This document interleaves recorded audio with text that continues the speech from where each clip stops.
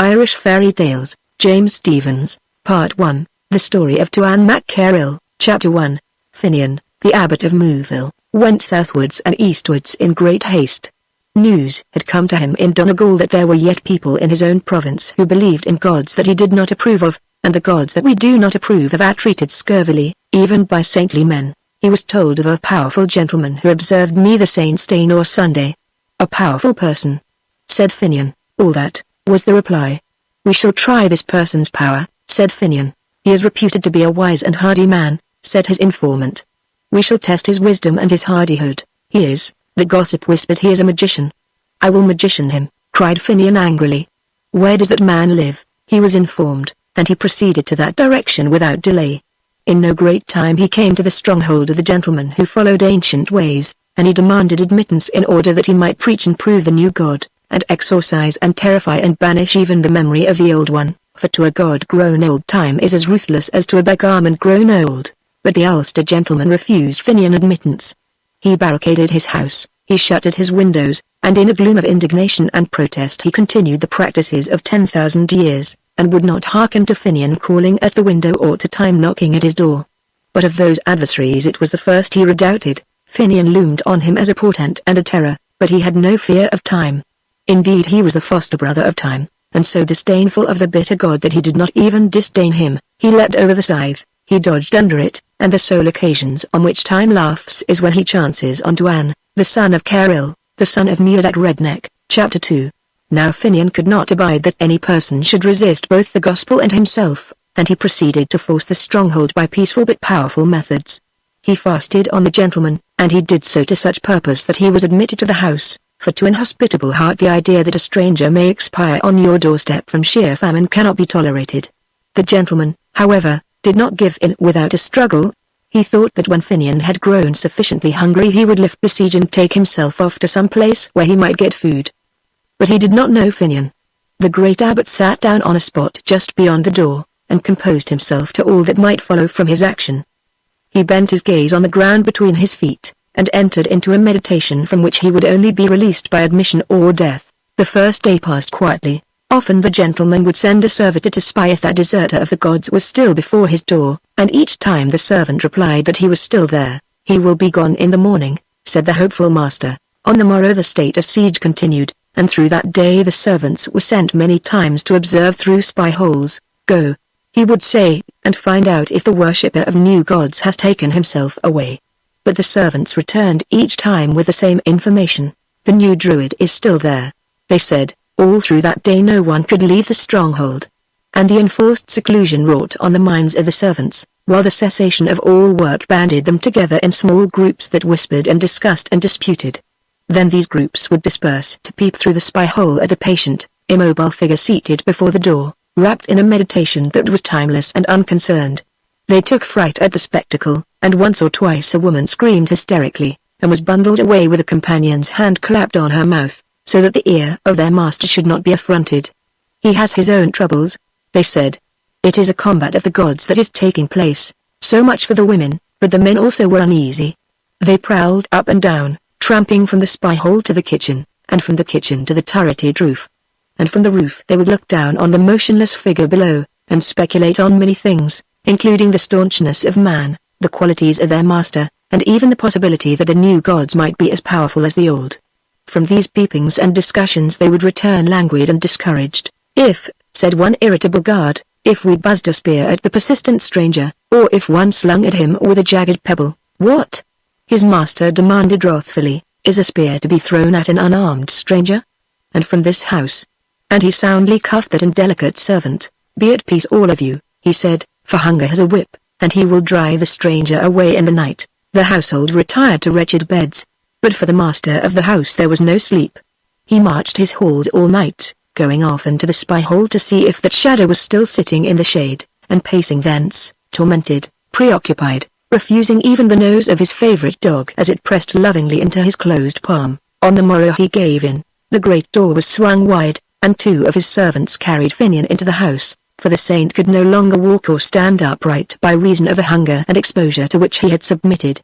But his frame was tough as the unconquerable spirit that dwelt within it, and in no long time he was ready for whatever might come of dispute or anathema. Being quite re-established, he undertook the conversion of the master of the house, and the siege he laid against that notable intelligence was long spoken of among those who were interested in such things. He had beaten the disease of Mugain, he had beaten his own pupil the great Comsil, he beat Tuan also, and just as the latter's door had opened to the persistent stranger, so his heart opened, and Finian marched to do the will of God, and his own will. Chapter 3.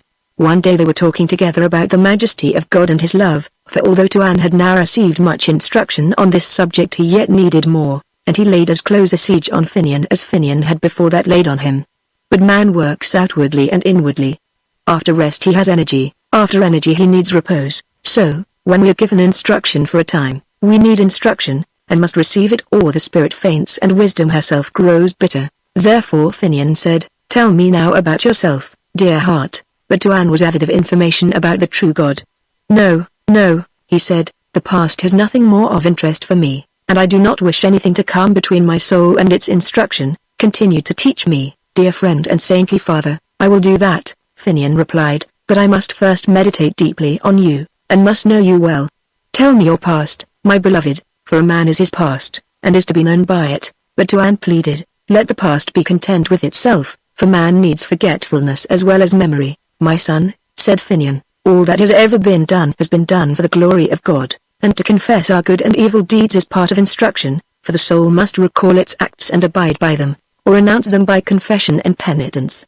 Tell me your genealogy first, and by what descent you occupy these lands and stronghold, and then I will examine your acts and your conscience." Tuan replied obediently, "I am known as Tuan, son of Keril, son of Muadak Redneck, and these are the hereditary lands of my father." The saint nodded. "I am not as well acquainted with Ulster genealogies as I should be, yet I know something of them. I am by blood Ulsterman."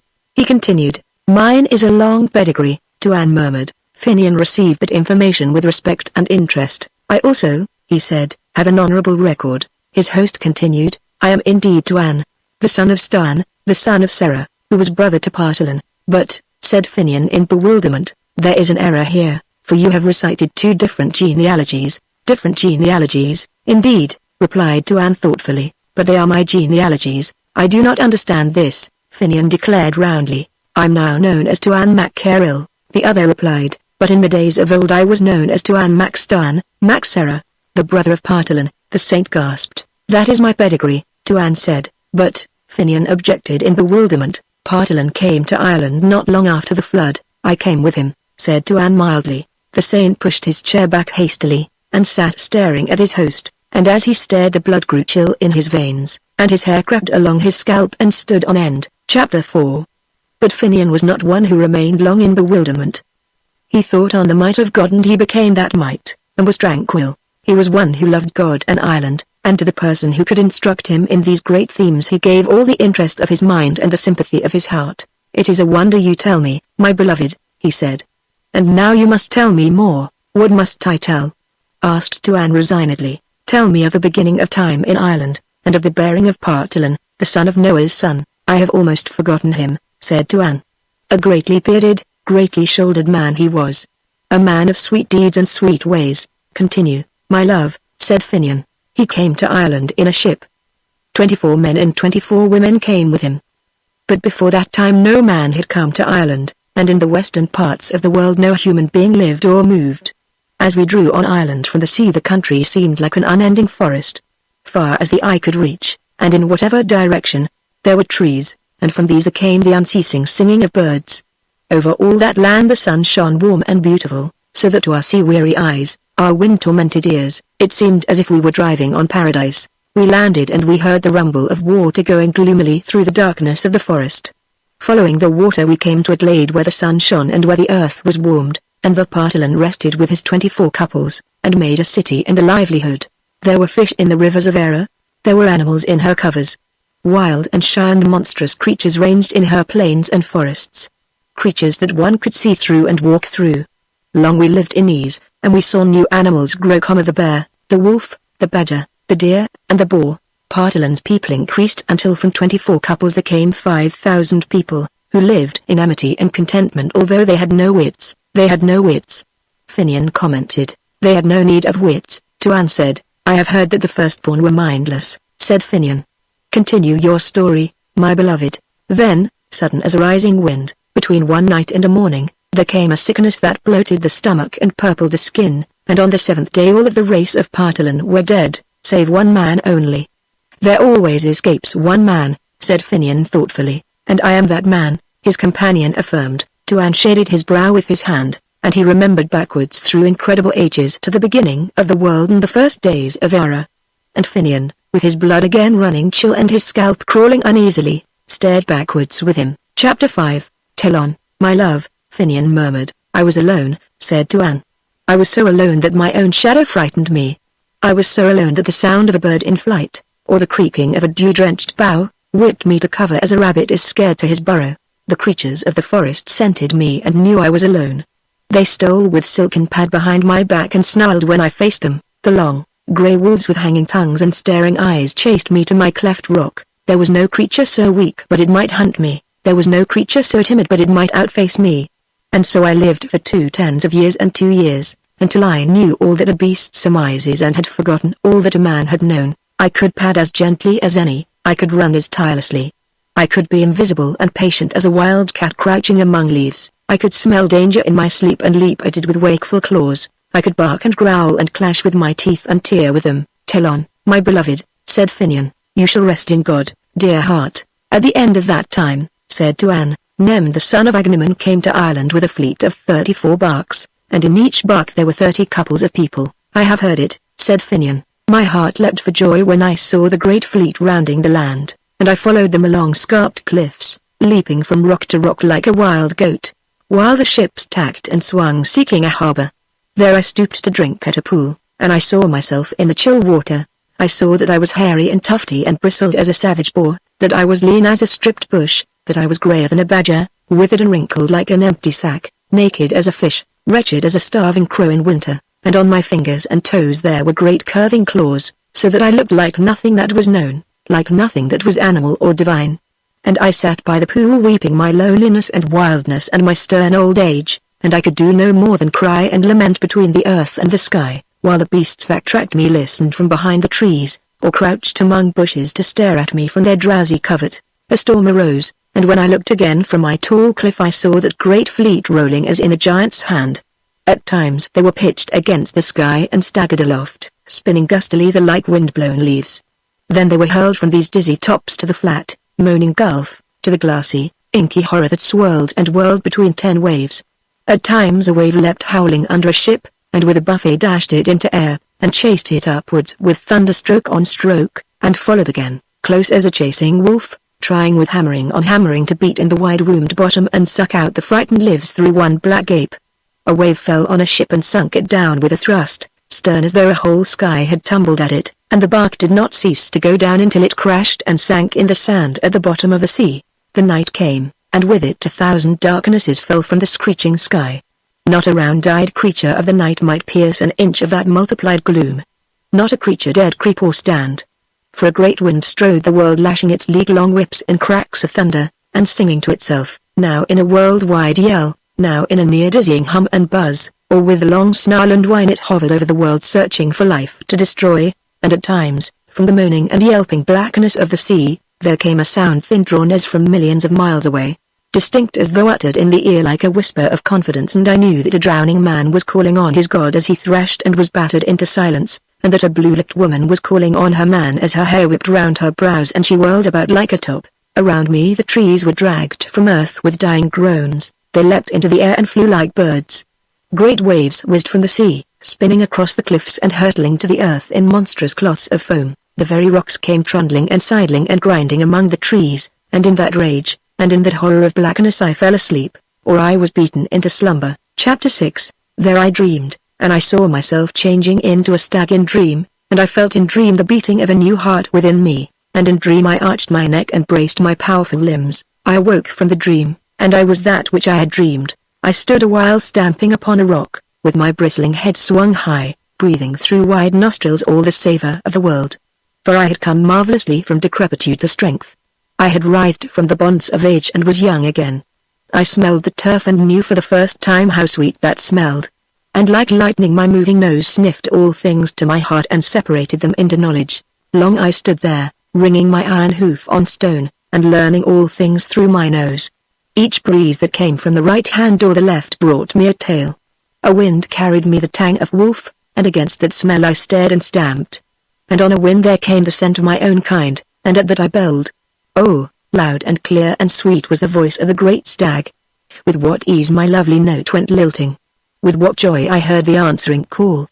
With what delight I bounded, bounded, bounded, light as a bird's plume, powerful as a storm, untiring as the sea. Here now was ease in 10-yard sprintings, with a swinging head, with the rise and fall of a swallow, with the curve and flow and urge of an otter of the sea. What a tingle dwelt about my heart. What a thrill spun to the lofty points of my antlers. How the world was new. How the sun was new. How the wind caressed me. With unswerving forehead and steady eye I met all that came. The old, lone wolf leapt sideways, snarling, and slunk away. The lumbering bear swung his head of hesitations and thought again. He trotted his small red eye away with him to a nearby brake. The stags of my race fled from my rocky forehead, or were pushed back and back until their legs broke under them and I trampled them to death. I was the beloved, the well-known, the leader of the herds of Ireland, and at times I came back from my boundings about Era, for the strings of my heart were drawn to Ulster, and, standing away, my wide nose took the air, while I knew with joy, with terror, that men were blown on the wind. A proud head hung to the turf then, and the tears of memory rolled from a large, bright eye. At times I drew near, delicately, standing among thick leaves or crouched in long-grown grasses, and I stared and mourned as I looked on men. For Nemd and 4 couples had been saved from that fierce storm, and I saw them increase and multiply until 4,000 couples lived and laughed and were riotous in the sun, for the people of Nemd had small minds but great activity. They were savage fighters and hunters.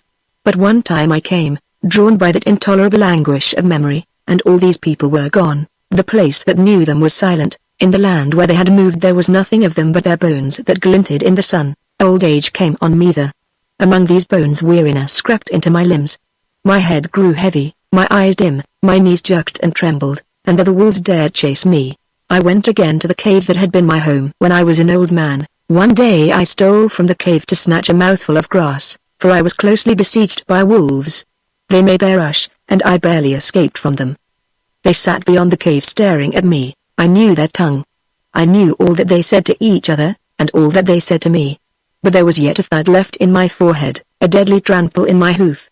They did not dare come into the cave. Tomorrow, they said, we will tear out your throat, and gnaw on your living haunch. Chapter 7. Then my soul rose to the height of doom, and I intended all that might happen to me, and agreed to it. Tomorrow, I said, I will go out among ye, and I will die. And at that the wolves howled joyfully, hungrily, impatiently. I slept, and I saw myself changing into a boar in dream, and I felt in dream the beating of a new heart within me, and in dream I stretched my powerful neck and braced my eager limbs. I awoke from my dream, and I was that which I had dreamed. The night wore away, the darkness lifted, the day came, and from without the cave the wolves called to me, come out, O skinny stag. Come out and die. And I, with joyful heart, thrust a black bristle through the hole of the cave, and when they saw that wriggling snout, those curving tusks, that red fierce eye, the wolves fled yelping, tumbling over each other, frantic with terror, and I behind them, a wild cat for leaping, a giant for strength, a devil for ferocity, a madness and gladness of lusty, unsparing life, a killer, a champion, a boar who could not be defied. I took the lordship of the boars of Ireland. Wherever I looked among my tribes I saw love and obedience. Whenever I appeared among the strangers they fled away. And the wolves feared me then, and the great, grim bear went bounding on heavy paws. I charged him at the head of my troop and rolled him over and over. But it is not easy to kill the bear, so deeply is his life packed under that stinking pelt. He picked himself up and ran, and was knocked down, and ran again blindly, butting into trees and stones. Not a claw did the big bear flash, not a tooth did he show, as he ran whimpering like a baby, or as he stood with my nose rammed against his mouth, snarling up into his nostrils. I challenged all that moved. All creatures but one. For men had again come to Ireland. Semyon, the son of Sterioth, with his people, from whom the men of Domnan and the Firbolg and the Gallioan are descended.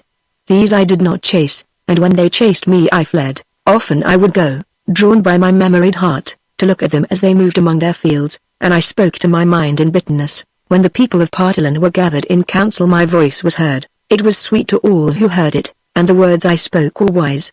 The eyes of women brightened and softened when they looked at me.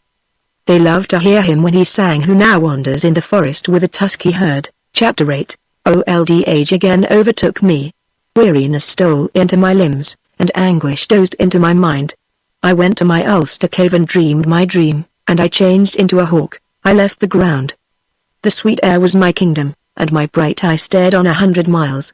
I soared, I swooped, I hung, motionless as a living stone, over the abyss. I lived in joy and slept in peace, and had my fill of the sweetness of life. During that time Bothach, the son of Yarban the prophet, came to Ireland with his people, and there was a great battle between his men and the children of Simeon. Long I hung over that combat, seeing every spear that hurtled, every stone that whizzed from a sling, every sword that flashed up and down, and the endless glittering of the shields. And at the end I saw that the victory was with Yarban.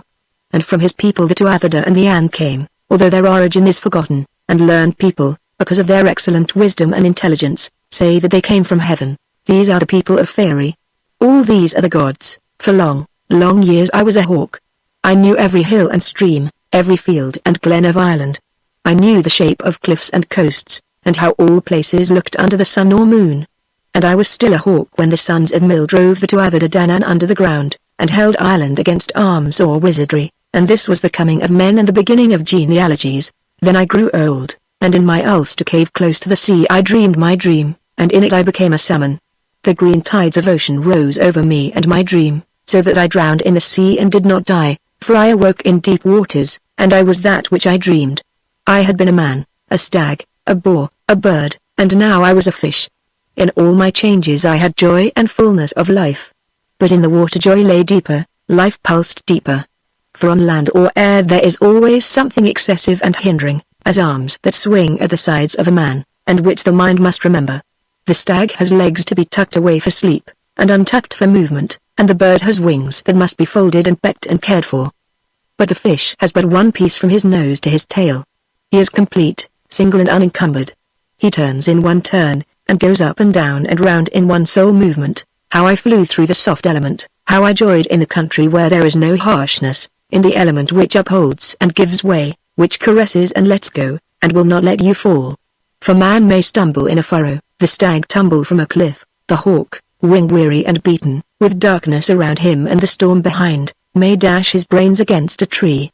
But the home of the salmon is his delight, and the sea guards all her creatures. Chapter 9. I became the king of the salmon, and, with my multitudes, I ranged on the tides of the world. Green and purple distances were under me, green and gold the sunlit regions above.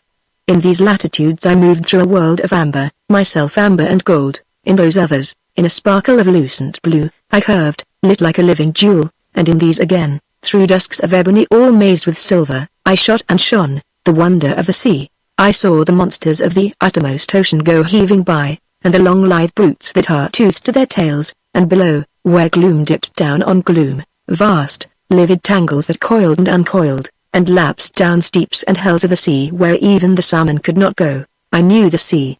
I knew the secret caves where ocean roars to ocean, the floods that are icy cold, from which the nose of a salmon leaps back as at a sting, and the warm streams in which we rocked and dozed and were carried forward without motion. I swam on the outermost rim of the great world, where nothing was but the sea and the sky and the salmon, where even the wind was silent, and the water was clear as clean grey rock. And then, far away in the sea, I remembered Ulster, and there came on me an instant, uncontrollable anguish to be there. I turned, and through days and nights I swam tirelessly, jubilantly, with terror awakening in me, too, and a whisper through my being that I must reach Ireland or die. I fought my way to Ulster from the sea. Ah, how that end of the journey was hard. A sickness was racking in every one of my bones, a languor and weariness creeping through my every fibre and muscle. The waves held me back and held me back, the soft waters seemed to have grown hard, and it was as though I were urging through a rock as I strained towards Ulster from the sea. So tired I was. I could have loosened my frame and been swept away. I could have slept and been drifted and wafted away, swinging on grey-green billows that had turned from the land and were heaving and mounting and surging to the far blue water. Only the unconquerable heart of the salmon could brave that end of toil.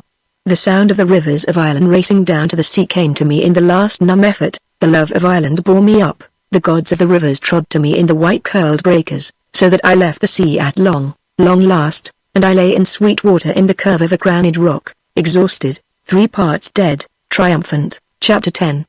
Delight and strength came to me again, and now I explored all the inland ways, the great lakes of Ireland, and her swift brown rivers. What joy to lie under an inch of water basking in the sun, or beneath a shady ledge to watch the small creatures that speed like lightning on the rippling top. I saw the dragonflies flash and dart and turn, with a poise, with a speed that no other winged thing knows. I saw the hawk hover and stare and swoop. He fell like a falling stone, but he could not catch the king of the salmon. I saw the cold-eyed cat stretching along about level with the water, eager to hook and lift the creatures of the river. And I saw men. They saw me also. They came to know me and look for me. They lay in wait at the waterfalls up which I leapt like a silver flash. They held out nets for me, they hid traps under leaves, they made cords of the color of water, of the color of weeds, but this salmon had nose that knew how a weed felt and how a string. They drifted meat on a sightless string. But I knew of the hook. They thrust spears at me, and threw lances which they drew back again with a cord. Many a wound I got from men, many a sorrowful scar. Every beast pursued me in the waters and along the banks. The barking, black-skinned otter came after me in lust and gust and swirl. The wild cat fished for me. The hawk and the steep-winged, spear-beaked birds dived down on me, and men crept on me with nets the width of a river, so that I got no rest. My life became a ceaseless scurry and wound and escape, a burden and anguish of watchfulness, and then I was caught. Chapter 11. The fisherman of Carrill, the king of Ulster, took me in his net. Ah, that was a happy man when he saw me. He shouted for joy when he saw the great salmon in his net. I was still in the water as he hauled delicately. I was still in the water as he pulled me to the bank.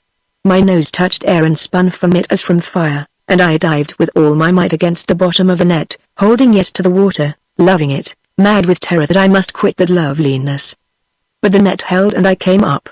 "Be quiet, king of the river," said the fisherman. "Give in to doom," said he. I was in air, and it was as though I were in fire. The air pressed on me like a fiery mountain. It beat on my scales and scorched them. It rushed down my throat and scalded me. It weighed on me and squeezed me, so that my eyes felt as though they must burst from my head as though it would leap from my body, and my body as though it would swell and expand and fly in 1,000 pieces. The light blinded me, the heat tormented me. The dry air made me shrivel and gasp, and, as he lay on the grass, the great salmon whirled his desperate nose once more to the river, and leapt, even under the mountain of air.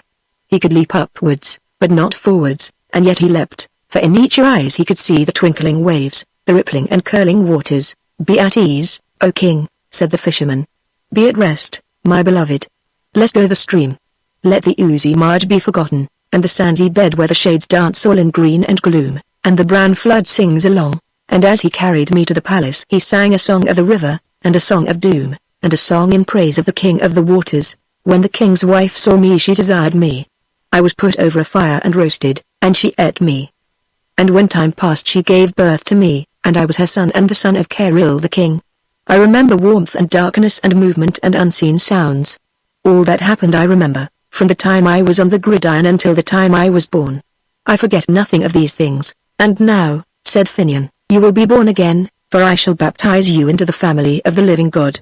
So far the story of Tuan, the son of Carrill. No man knows if he died in those distant ages when Finian was abbot of Mouville, or if he still keeps his fort in Ulster, watching all things, and remembering them for the glory of God and the honor of Ireland. Part 2. The Boyhood of Fian. Chapter 1. He was a king, a seer and a poet. He was a lord with a manifold and great train. He was our magician, our knowledgeable one, our soothsayer. All that he did was sweet with him.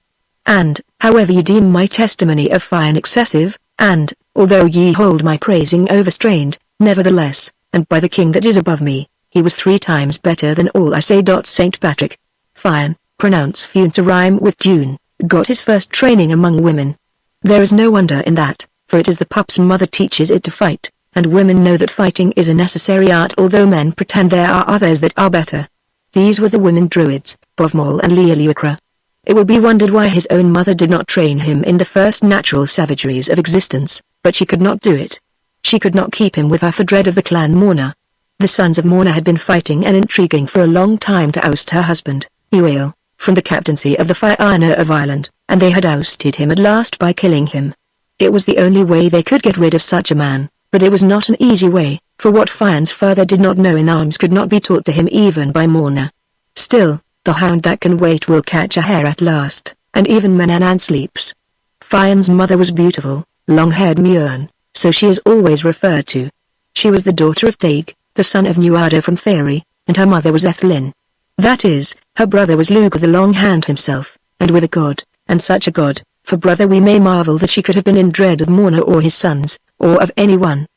But women have strange loves, strange fears, and these are so bound up with one another that the thing which is presented to us is not often the thing that is to be seen, however it may be. When old died, Muon got married again to the king of Kerry.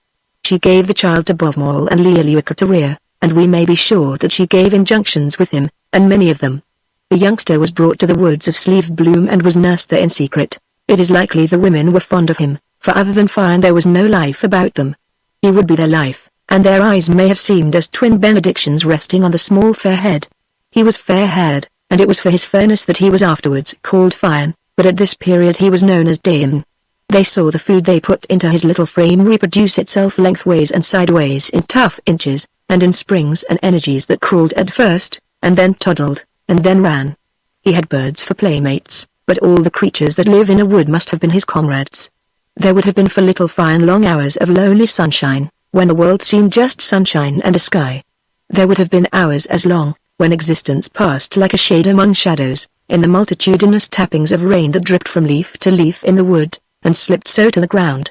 He would have known little snaky paths, narrow enough to be filled by his own small feet, or a goat's, and he would have wondered where they went, and have marveled again to find that, wherever they went, they came at last, through loops and twists of the branchy wood, to his own door.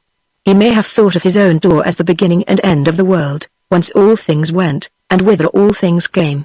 Perhaps he did not see the lark for a long time, but he would have heard him, far out of sight in the endless sky, thrilling and thrilling until the world seemed to have no other sound but that clear sweetness, and what a world it was to make that sound. Whistles and chirps, coos and caws and croaks, would have grown familiar to him. And he could at last have told which brother of the great brotherhood was making the noise he heard at any moment. The wind too, he would have listened to its thousand voices as it moved in all seasons and in all moods. Perhaps a horse would stray into the thick screen about his home, and would look as solemnly on Fian as Fian did on it. Or, coming suddenly on him, the horse might stare, all acock with eyes and ears and nose, one long-drawn facial extension, ere he turned and bounded away with manes all over him and hoofs all under him and tails all round him. A solemn-nosed, stern-eyed cow would amble and stamp in his wood to find a flyless shadow, or a strayed sheep would poke its gentle muzzle through leaves. A boy, he might think, as he stared on a staring horse, a boy cannot wag his tail to keep the flies off, and that lack may have saddened him. He may have thought that a cow can snort and be dignified at the one moment, and that timidity is comely in a sheep. He would have scolded the jackdaw, and tried to outwhistle the throstle, and wondered why his pipe got tired when the blackbirds didn't. There would be flies to be watched, slender atoms in yellow gauze that flew, and filmy specks that fluttered, and sturdy, thick-ribbed brutes that pounced like cats and bit like dogs and flew like lightning. He may have mourned for the spider in bad luck who caught that fly. There would be much to see and remember and compare, and there would be, always, his two guardians. The flies change from second to second, one cannot tell if this bird is a visitor or an inhabitant, and a sheep is just sister to a sheep, but the women were as rooted as the house itself. Chapter 2. Were his nurses comely or harsh-looking? Fian would not know. This was the one who picked him up when he fell, and that was the one who patted the bruise. This one said, "Mind you do not tumble in the well," and that one, "Mind the little knees among the nettles," but he did tumble and record that the only notable thing about a well is that it is wet. And as for nettles, if they hit him he hit back. He slashed into them with a stick and brought them low. There was nothing in wells or nettles, only women dreaded them. One patronized women and instructed them and comforted them, for they were afraid about one. They thought that one should not climb a tree. Next week, they said at last, "You may climb this one," and next week lived at the end of the world. But the tree that was climbed was not worth while when it had been climbed twice. There was a bigger one nearby. There were trees that no one could climb, with vast shadow on one side and vaster sunshine on the other. It took a long time to walk round them, and you could not see their tops. It was pleasant to stand on a branch that swayed and sprung, and it was good to stare at an impenetrable roof of leaves and then climb into it. How wonderful the loneliness was up there! When he looked down there was an undulating floor of leaves, green and greener to a very blackness of greeniness, and when he looked up there were leaves again, green and less green and not green at all, up to a very snow and blindness of greeniness, and above and below and around there was sway and motion, the whisper of leaf on leaf, and the eternal silence to which one listened and at which one tried to look. When he was 6 years of age his mother, beautiful, long-haired Mjörn, came to see him. She came secretly, for she feared the sons of Morna, and she had paced through lonely places in many counties before she reached the hut in the wood, and the cot where he lay with his fists shut and sleep gripped in them. He awakened to be sure. He would have one ear that would catch an unusual voice, one eye that would open, however sleepy the other one was. She took him in her arms and kissed him, and she sang a sleepy song until the small boy slept again.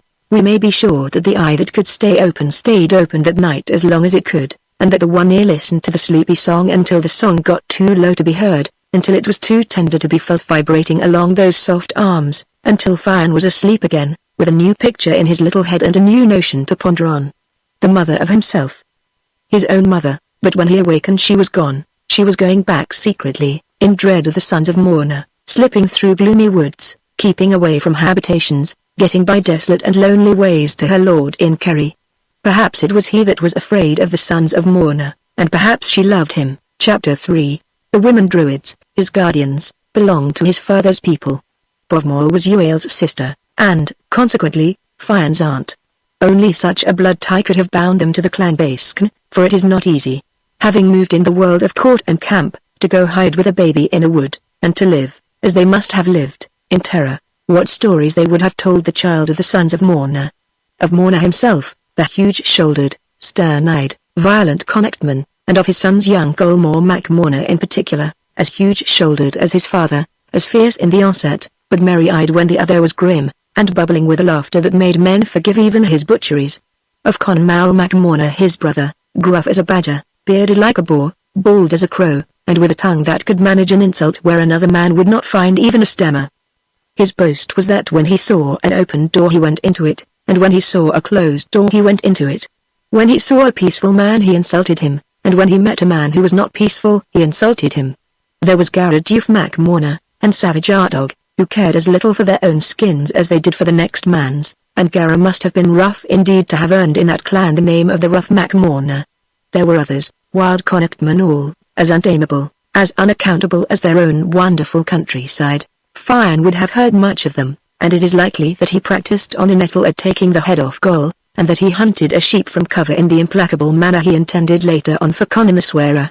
But it is of Uael Mac Baskn he would have heard most. With what a dilation of spirit the ladies would have told tales of him, Fian's father.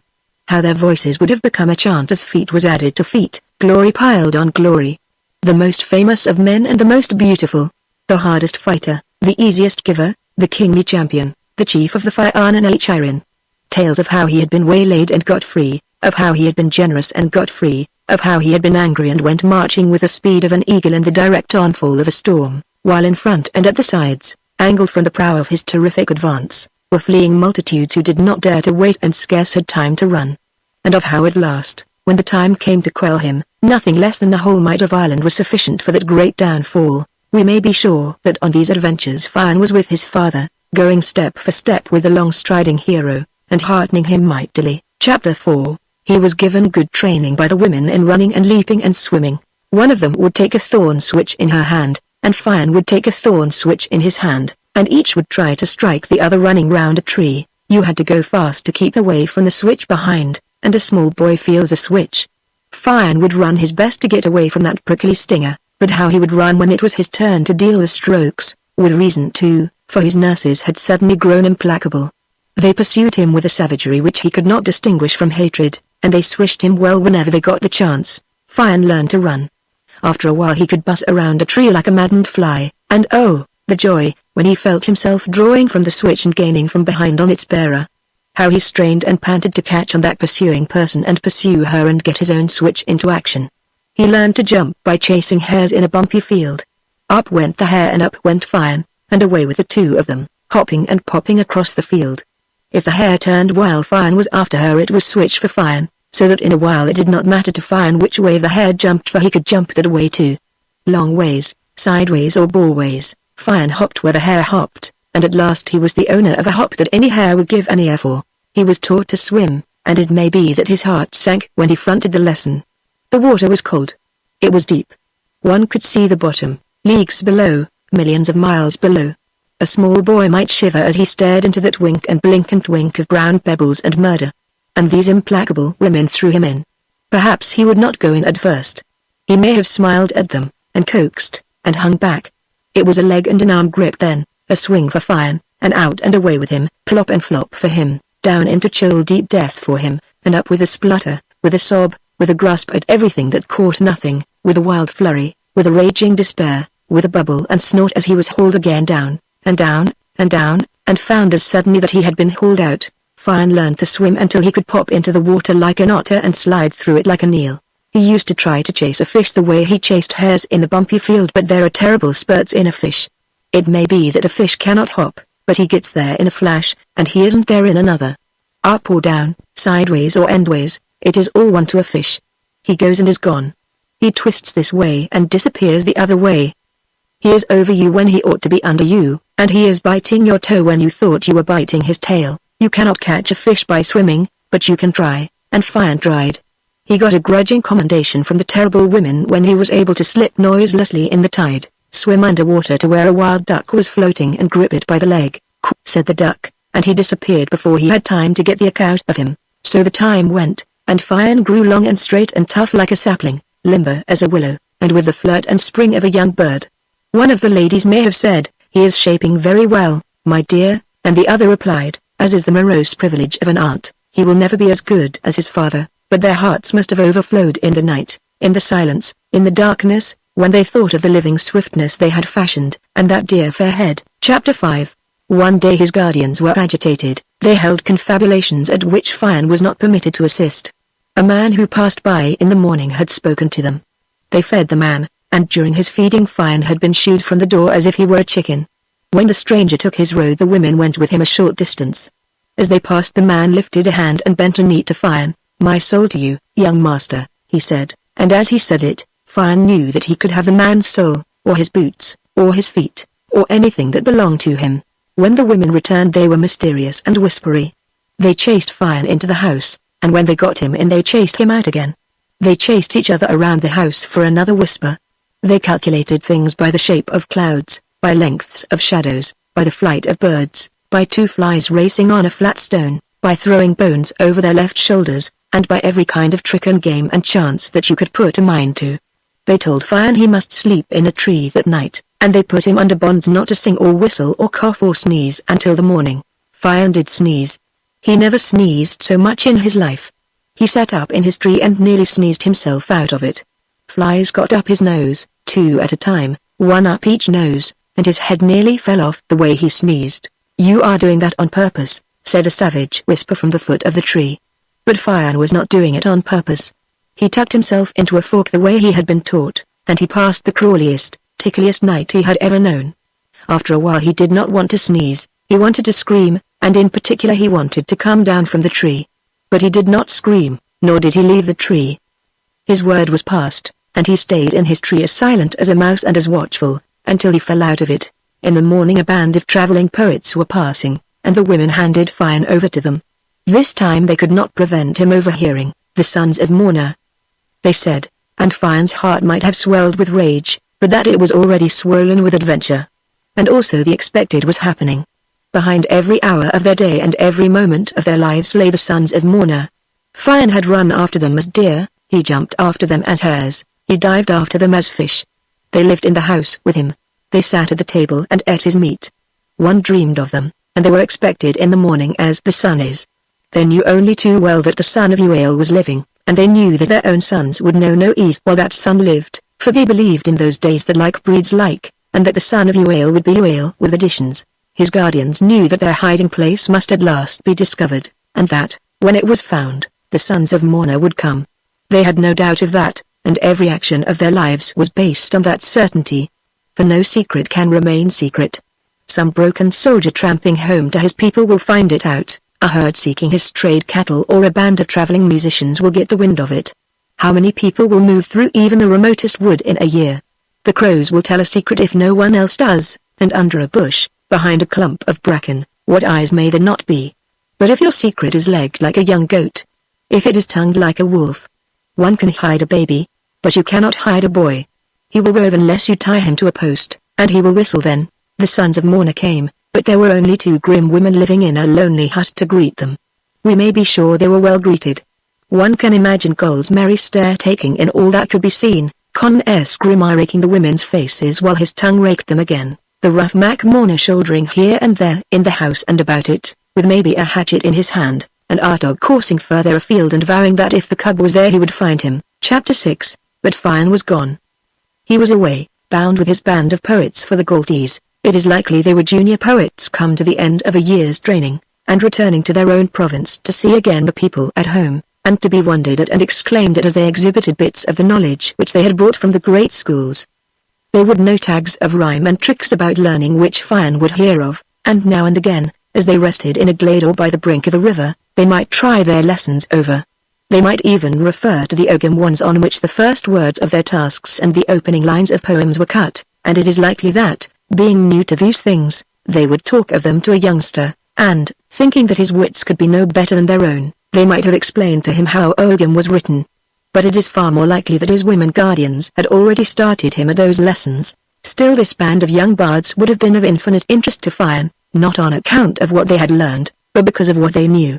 All the things that he should have known as by nature, the look, the movement, the feeling of crowds, the shouldering and intercourse of man with man, the clustering of houses and how people bore themselves in and about them, the movement of armed men, and the homecoming look of wounds, tales of births, and marriages and deaths, the chase with its multitudes of men and dogs, all the noise, the dust, the excitement of mere living. These, to Fian, new come from leaves and shadows and the dipple and dapple of a wood, would have seemed wonderful, and the tales they would have told of their masters, their looks, fads, severities, sillinesses, would have been wonderful also. That band should have chattered like a rookery. They must have been young, for one time Ulsterman came on them, a great robber named Fearkill Mac Connor, and he killed the poets. He chopped them up and chopped them down. He did not leave one poet to of them all. He put them out of the world and out of life, so that they stopped being, and no one could tell where they went or what had really happened to them, and it is a wonder indeed that one can do that to anything let alone a band. If they were not youngsters, the bold Fearkill could not have managed them all. Or, perhaps, he too had a band, although the record does not say so, but kill them he did, and they died that way. Fian saw that deed, and his blood may have been cold enough as he watched the great robber coursing the poets as a wild dog rages in a flock.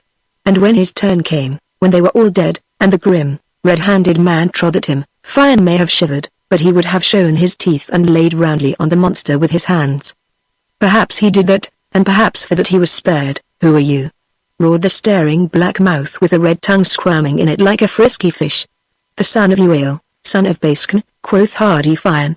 And at that the robber ceased to be a robber, the murderer disappeared, the black-rimmed chasm packed with red fish and precipices changed to something else, and the round eyes that had been popping out of their sockets and trying to bite, changed also.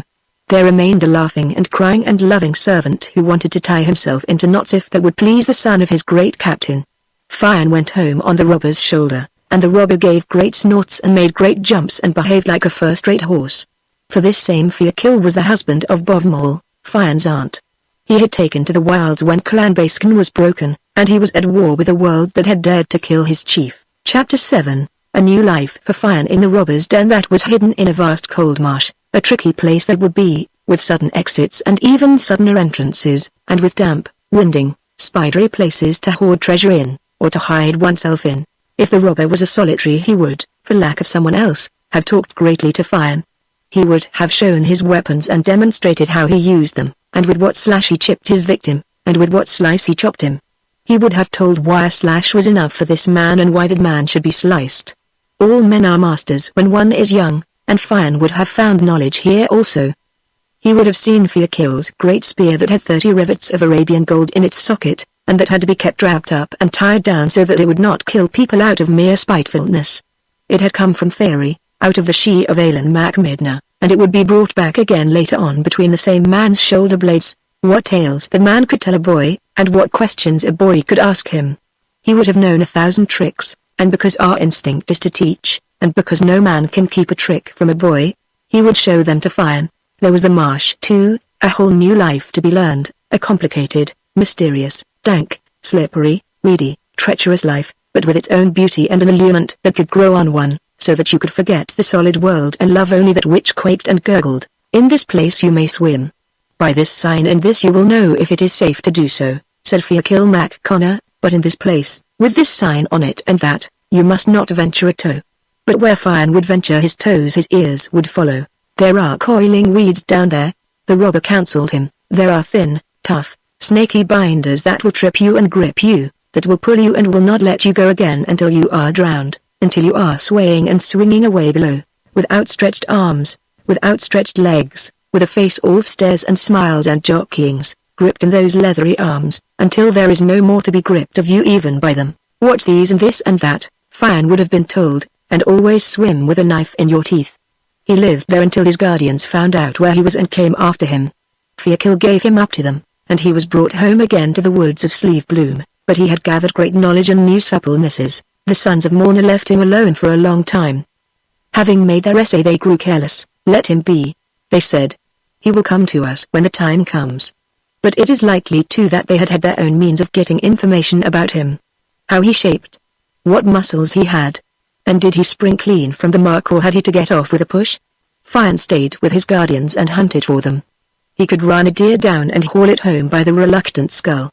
Come on, Gull, he would say to his stag, or, lifting it over a tussock with a tough grip on the snout, are you coming, bald Conan, or shall I kick you in the neck?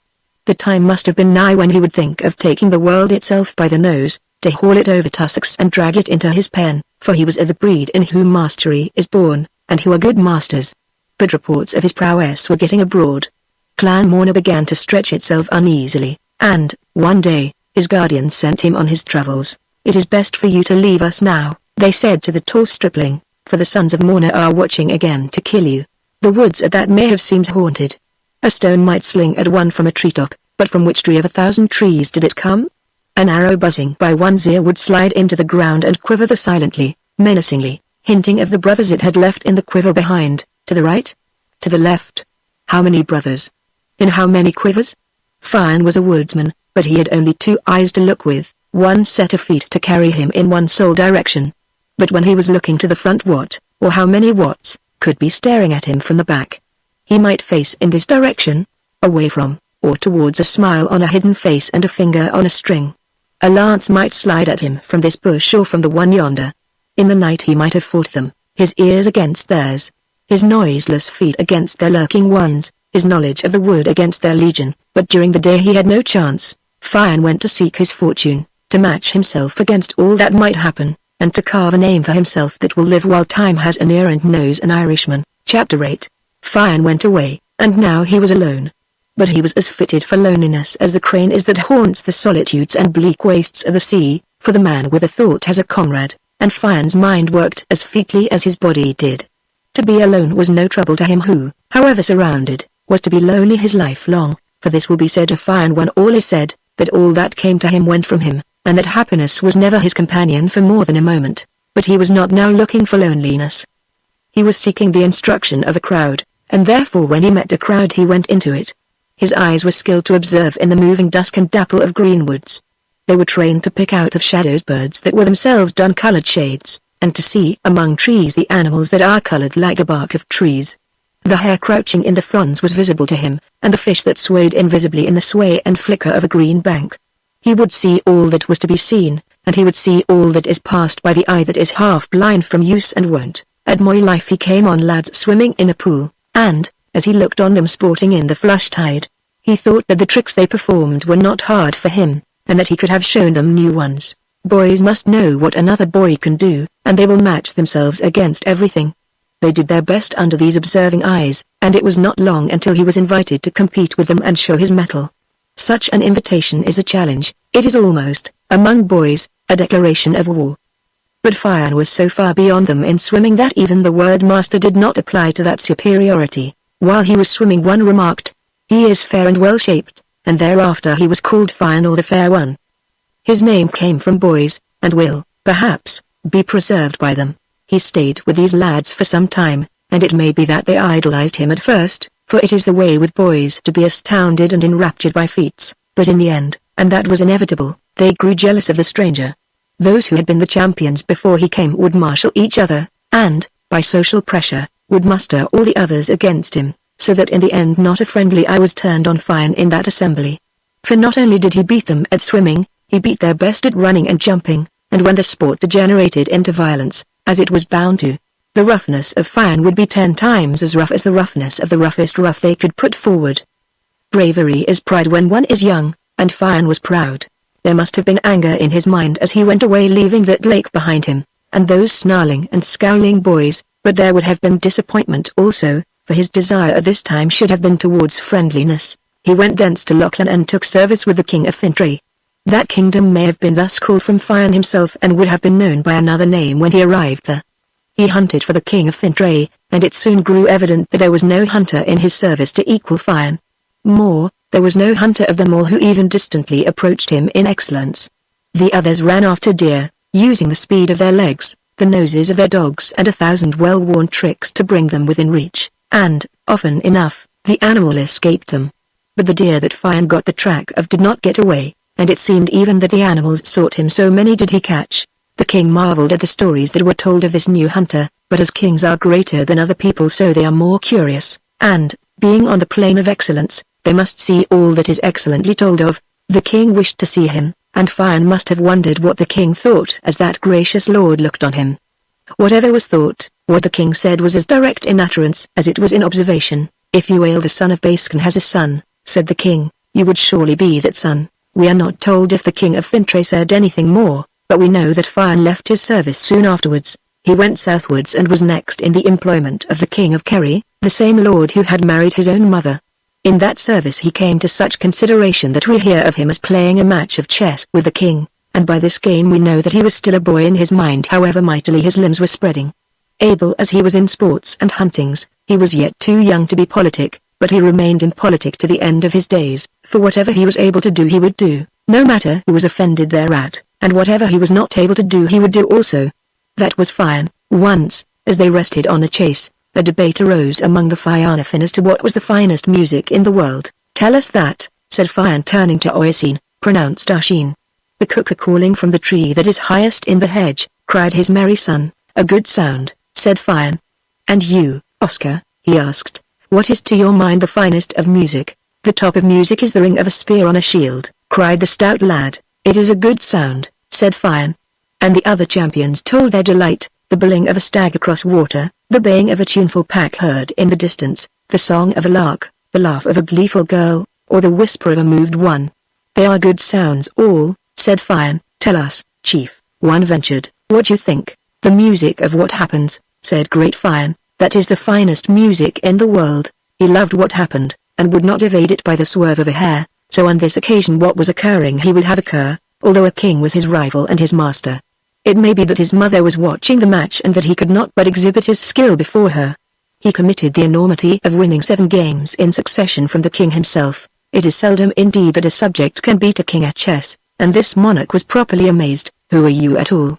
He cried, starting back from the chessboard and staring on Fian. I am the son of a countryman of the Luin of Tara, said Fian. He may have blushed as he said it, for the king, possibly for the first time, was really looking at him, and was looking back through 20 years of time as he did so. The observation of a king is faultless, it is proved 1,000 times over in the tales, and this king's equipment was as royal as the next. You are no such son, said the indignant monarch, but you are the son that me and my wife brought to Ulmac-Balscan. And at that Fian had no more to say, but his eyes may have flown to his mother and stayed there. You cannot remain here. His stepfather continued. I do not want you killed under my protection, he explained, or complained. Perhaps it was on Fian's account he dreaded the sons of Morna, but no one knows what Fian thought of him, for he never thereafter spoke of his stepfather. As for Muan, she must have loved her lord, or she may have been terrified in truth of the sons of Morna and for Fian, but it is so also, that if a woman loves her second husband she can dislike all that reminds her of the first one. Fian went on his travels again. Chapter 9. All desires save one are fleeting, but that one lasts forever. Fian, with all desires, had the lasting one, for he would go anywhere and forsake anything for wisdom, and it was in search of this that he went to the place where Finnegas lived on a bank of the boiling water. But for dread of the clan Morna he did not go as Fian. He called himself Damon on that journey. We get wise by asking questions, and even if these are not answered we get wise, for a well-packed question carries its answer on its back as a snail carries its shell. Fian asked every question he could think of, and his master, who was a poet, and so an honorable man, answered them all, not to the limit of his patience, for it was limitless, but to the limit of his ability. Why do you live on the bank of a river? Was one of these questions. Because a poem is a revelation, and it is by the brink of running water that poetry is revealed to the mind. How long have you been here? Was the next query. 7 years. The poet answered. It is a long time, said wondering Fian. I would wait twice as long for a poem, said the inveterate bard. Have you caught good poems? Fian asked him. The poems I am fit for, said the mild master. No person can get more than that, for a man's readiness is his limit. Would you have got as good poems by the Shannon or the Suir or by sweet Tarn life? They are good rivers, was the answer. They all belong to good gods, but why did you choose this river out of all the rivers? Finegas beamed on his pupil. I would tell you anything, said he, and I will tell you that. Fian sat at the kindly man's feet, his hands absent among tall grasses, and listening with all his ears. A prophecy was made to me, Finegas began. A man of knowledge foretold that I should catch the salmon of knowledge in the boiling water, and then? Said Fian eagerly. Then I would have all knowledge, and after that? The boy insisted. What should there be after that? The poet retorted. I mean, what would you do with all that knowledge? A weighty question, said Finegas smilingly. I could answer it if I had all knowledge, but not until then. What would you do, my dear? I would make a poem, Fian cried. I think too, said the poet, that is what would be done. In return for instruction Fian had taken over the service of his master's hut, and as he went about the household duties, drawing the water, lighting the fire, and carrying rushes for the floor and the beds, he thought over all the poet had taught him, and his mind dwelt on the rules of meter, the cunningness of words, and the need for a clean, brave mind. But in his thousand thoughts he yet remembered the salmon of knowledge as eagerly as his master did. He already venerated Finegas for his great learning, his poetic skill, for 100 reasons, but, looking on him as the ordained eater of the salmon of knowledge, he venerated him to the edge of measure. Indeed, he loved as well as venerated this master because of his unfailing kindness, his patience, his readiness to teach, and his skill in teaching. I have learned much from you, dear master, said Fian gratefully. All that I have is yours if you can take it, the poet answered, for you are entitled to all that you can take, but to no more than that. Take, so, with both hands, you may catch the salmon while I am with you, the hopeful boy mused. Would not that be a great happening? And he stared in ecstasy across the grass at those visions which a boy's mind knows. Let us pray for that, said Finegas fervently. Here is a question, Fian continued. How does this salmon get wisdom into his flesh? There is a hazel bush overhanging a secret pool in a secret place. The nuts of knowledge drop from the sacred bush into the pool, and as they float, a salmon takes them in his mouth and eats them. It would be almost as easy, the boy submitted, if one were to set on the track of the sacred hazel and eat the nuts straight from the bush. That would not be very easy, said the poet, and yet it is not as easy as that, for the bush can only be found by its own knowledge, and that knowledge can only be got by eating the nuts, and the nuts can only be got by eating the salmon. We must wait for the salmon, said Fian in a rage of resignation. Chapter 10. Life continued for him in a round of timeless time, wherein days and nights were uneventful and were yet filled with interest. As the day packed its load of strength into his frame, so it added its store of knowledge to his mind, and each night sealed the twain, for it is in the night that we make secure what we have gathered in the day. If he had told of these days he would have told of a succession of meals and sleeps, and of an endless conversation, from which his mind would now and again slip away to a solitude of its own, where, in large hazy atmospheres, it swung and drifted and reposed. Then he would be back again, and it was a pleasure for him to catch up on the thought that was forward and recreate for it all the matter he had missed. But he could not often make these sleepy sallies. His master was too experienced a teacher to allow any such bright-faced, eager-eyed abstractions, and as the druid women had switched his legs around a tree, so Finegas chased his mind, demanding sense in his questions and understanding in his replies. To ask questions can become the laziest and wobbliest occupation of a mind, but when you must yourself answer the problem that you have posed, you will meditate your question with care and frame it with precision. Fian's mind learned to jump in a bumpier field than that in which he had chased rabbits. And when he had asked his question, and given his own answer to it, Finegas would take the matter up and make clear to him where the query was badly formed or at what point the answer had begun to go astray, so that Fian came to understand by what successions a good question grows at last to a good answer. One day, not long after the conversation told of, Finegas came to the place where Fian was. The poet had a shallow osier basket on his arm, and on his face there was a look that was at once triumphant and gloomy. He was excited certainly, but he was sad also, and as he stood gazing on Fian his eyes were so kind that the boy was touched, and they were yet so melancholy that it almost made Fian weep. "What is it, my master?" said the alarmed boy. The poet placed his osier basket on the grass. "Look in the basket, dear son," he said. Fian looked. "There is a salmon in the basket." "It is the salmon," said Phinegas with a great sigh. Fian leapt for delight. "I am glad for you, master," he cried. "Indeed I am glad for you, and I am glad, my dear soul," the master rejoined, but, having said it, he bent his brow to his hand and for a long time he was silent and gathered into himself. What should be done now? Fian demanded, as he stared on the beautiful fish. Phinegas rose from where he sat by the osier basket. "I will be back in a short time," he said heavily. "While I am away you may roast the salmon, so that it will be ready against my return." "I will roast it indeed," said Fian. The poet gazed long and earnestly on him. "You will not eat any of my salmon while I am away?" he asked. "I will not eat the littlest piece," said Fian. "I am sure you will not," the other murmured, as he turned and walked slowly across the grass and behind the sheltering bushes on the ridge. Fian cooked the salmon. It was beautiful and tempting and savory as it smoked on a wooden platter among cool green leaves, and it looked all these to Phinegas when he came from behind the fringing bushes and sat in the grass outside his door. He gazed on the fish with more than his eyes. He looked on it with his heart, with his soul in his eyes, and when he turned to look on Fian the boy did not know whether the love that was in his eyes was for the fish or for himself. Yet he did know that a great moment had arrived for the poet. "So," said Phinegas, "you did not eat it on me after all?" "Did I not promise?" Fian replied, "and yet," his master continued, "I went away so that you might eat the fish if you felt you had to." "Why should I want another man's fish?" said proud Fian. "Because young people have strong desires. I thought you might have tasted it, and then you would have eaten it on me." "I did taste it by chance," Fian laughed, "for while the fish was roasting a great blister rose on its skin. I did not like the look of that blister, and I pressed it down with my thumb. That burned my thumb, so I popped it in my mouth to heal the smart. If your salmon tastes as nice as my thumb did," he laughed, "it will taste very nice." "What did you say your name was, dear heart?" the poet asked. "I said my name was Dame." "Your name is not Dame," said the mild man, "your name is Fian." "That is true," the boy answered, "but I do not know how you know it. Even if I have not eaten the salmon of knowledge, I have some small science of my own. It is very clever to know things as you know them." Fian replied wonderingly. "What more do you know of me, dear master?" "I know that I did not tell you the truth," said the heavy-hearted man. "What did you tell me instead of it?" "I told you a lie." "It is not a good thing to do," Fian admitted. "What sort of a lie was the lie, master?" "I told you that the salmon of knowledge was to be caught by me, according to the prophecy." "Yes, that was true indeed, and I have caught the fish.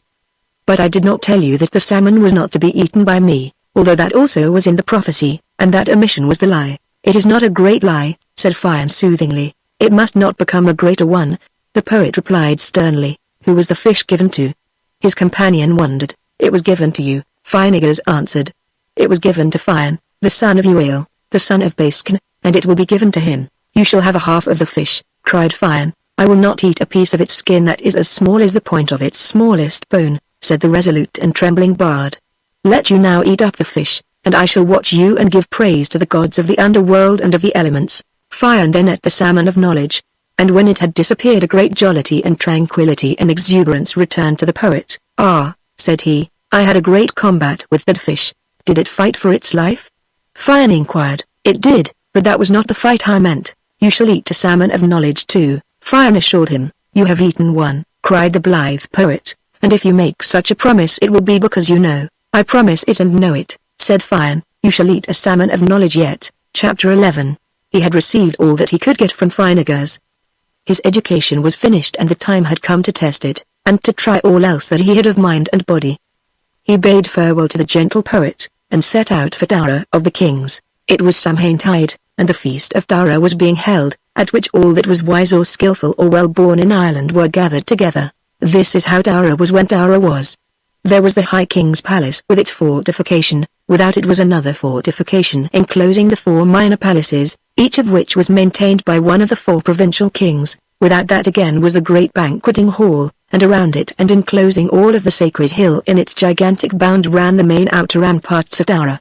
From it, the center of Ireland, 4 great roads went, north, south, east, and west, and along these roads, from the top and the bottom and the 2 sides of Ireland, there moved for weeks before Samhain an endless stream of passengers.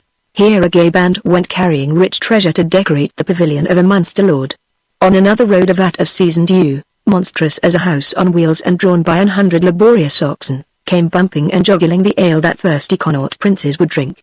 On a road again the learned men of Leinster, each with an idea in his head that would discomfit a northern Olaf and make a southern one gape and fidget, would be marching solemnly, each by a horse that was piled high on the back and widely at the sides with clean-peeled willow or oaken wands, that were carved from the top to the bottom with the ogham signs, the first lines of poems, for it was an offense against wisdom to commit more than initial lines to writing, the names and dates of kings, the procession of laws of Tara and of the sub-kingdoms, the names of places and their meanings. On the brown stallion ambling peacefully yonder there might go the warring of the gods for 2 or 10,000 years. This mare with a dainty pace and a vicious eye might be sidling under a load of oaken odes in honor of her owner's family, with a few bundles of tales of wonder added in case they might be useful, and perhaps the restive piebald was backing the history of Ireland into a ditch. On such a journey all people spoke together, for all were friends, and no person regarded the weapon in another man's hand other than as an implement to poke a reluctant cow with, or to pacify with loud wallops some hoof-proud colt. Into this teem and profusion of jolly humanity Fian slipped, and if his mood had been as bellicose as a wounded boar he would yet have found no man to quarrel with, and if his eye had been as sharp as a jealous husband's he would have found no eye to meet it with calculation or menace or fear, for the peace of Ireland was in being, and for 6 weeks man was neighbor to man, and the nation was the guest of the High King. Fian went in with the notables. His arrival had been timed for the opening day and the great feast of welcome. He may have marveled, looking on the bright city, with its pillars of gleaming bronze and the roofs that were painted in many colors, so that each house seemed to be covered by the spreading wings of some gigantic and gorgeous bird. And the palaces themselves, mellow with red oak, polished within and without by the wear and the care of 1,000 years, and carved with the patient skill of unending generations of the most famous artists of the most artistic country of the Western world, would have given him much to marvel at also. It must have seemed like a city of dream, a city to catch the heart, when, coming over the great plain, Fian saw Tara of the kings held on its hill as in a hand to gather all the gold of the falling sun, and to restore a brightness as mellow and tender as that universal largesse. In the great banqueting hall everything was in order for the feast. The nobles of Ireland with their winsome consorts, the learned and artistic professions represented by the pick of their time were in place. The Ardric Corm of the 100 Battles had taken his place on the raised dais which commanded the whole of that vast hall.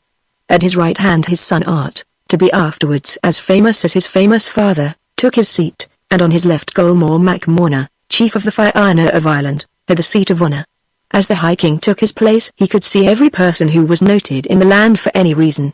He would know every one who was present, for the fame of all men is sealed at Tara, and behind his chair a herald stood to tell anything the king might not know or had forgotten.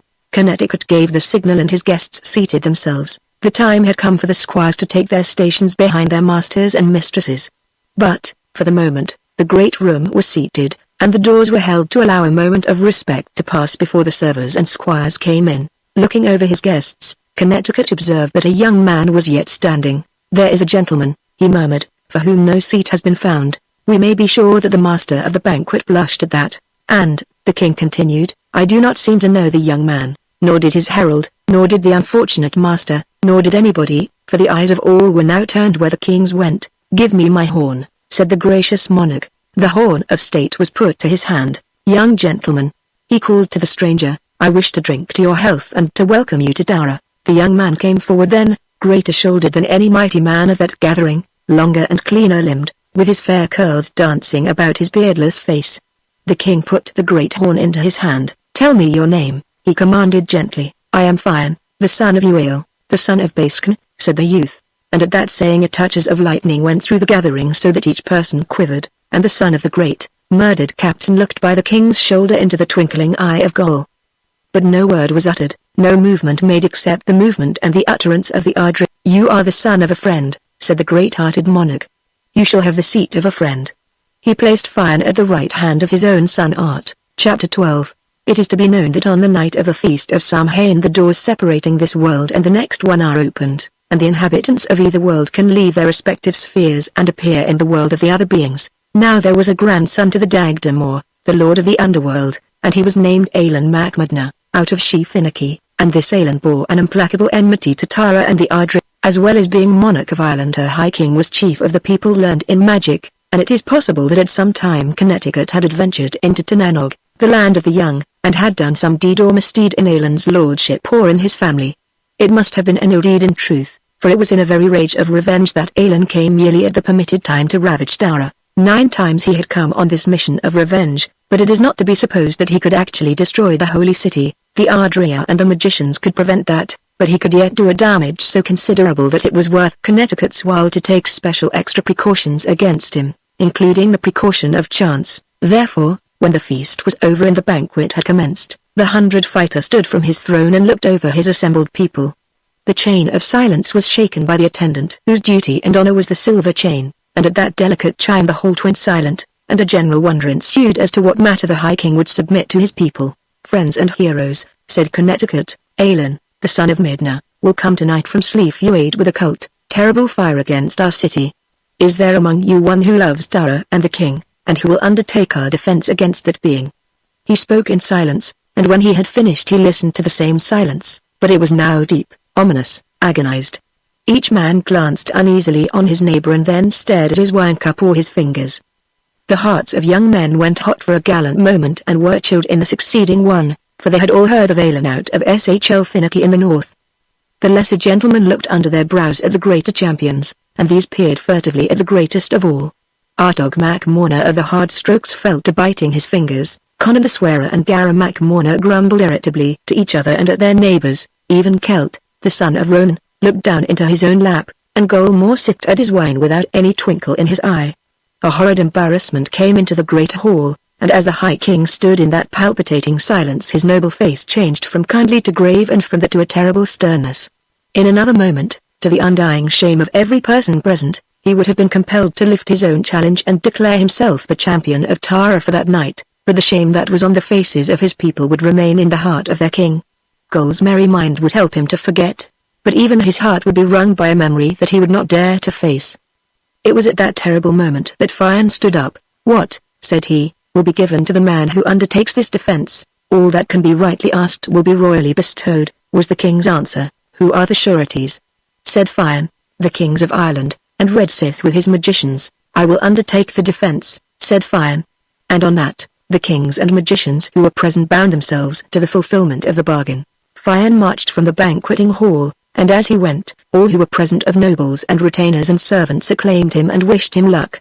But in their hearts they were bidding him goodbye, for all were assured that the lad was marching to a death so unescapable that he might already be counted as a dead man. It is likely that Fian looked for help to the people of the Sidhe themselves, for, through his mother, he belonged to the tribes of Dana, although, on the father's side, his blood was well compounded with mortal clay. It may be, too, that he knew how events would turn, for he had eaten the salmon of knowledge. Yet it is not recorded that on this occasion he invoked any magical art as he did on other adventures. Fian's way of discovering whatever was happening and hidden was always the same and is many times referred to. A shallow, oblong dish of pure, pale gold was brought to him. This dish was filled with clear water. Then Fian would bend his head and stare into the water, and as he stared he would place his thumb in his mouth under his tooth of knowledge. His wisdom tooth, knowledge, may it be said, is higher than magic and is more to be sought. It is quite possible to see what is happening and yet not know what is forward, for while seeing is believing it does not follow that either seeing or believing is knowing. Many a person can see a thing and believe a thing and know just as little about it as the person who does neither. But Fian would see and know, or he would understand a decent ratio of his visions. That he was versed in magic is true, for he was ever known as the knowledgeable man, and later he had 2 magicians in his household named Dirham and Macreath to do the rough work of knowledge for their busy master. It was not from the Sidhe, however, that assistance came to Fian. Chapter 13.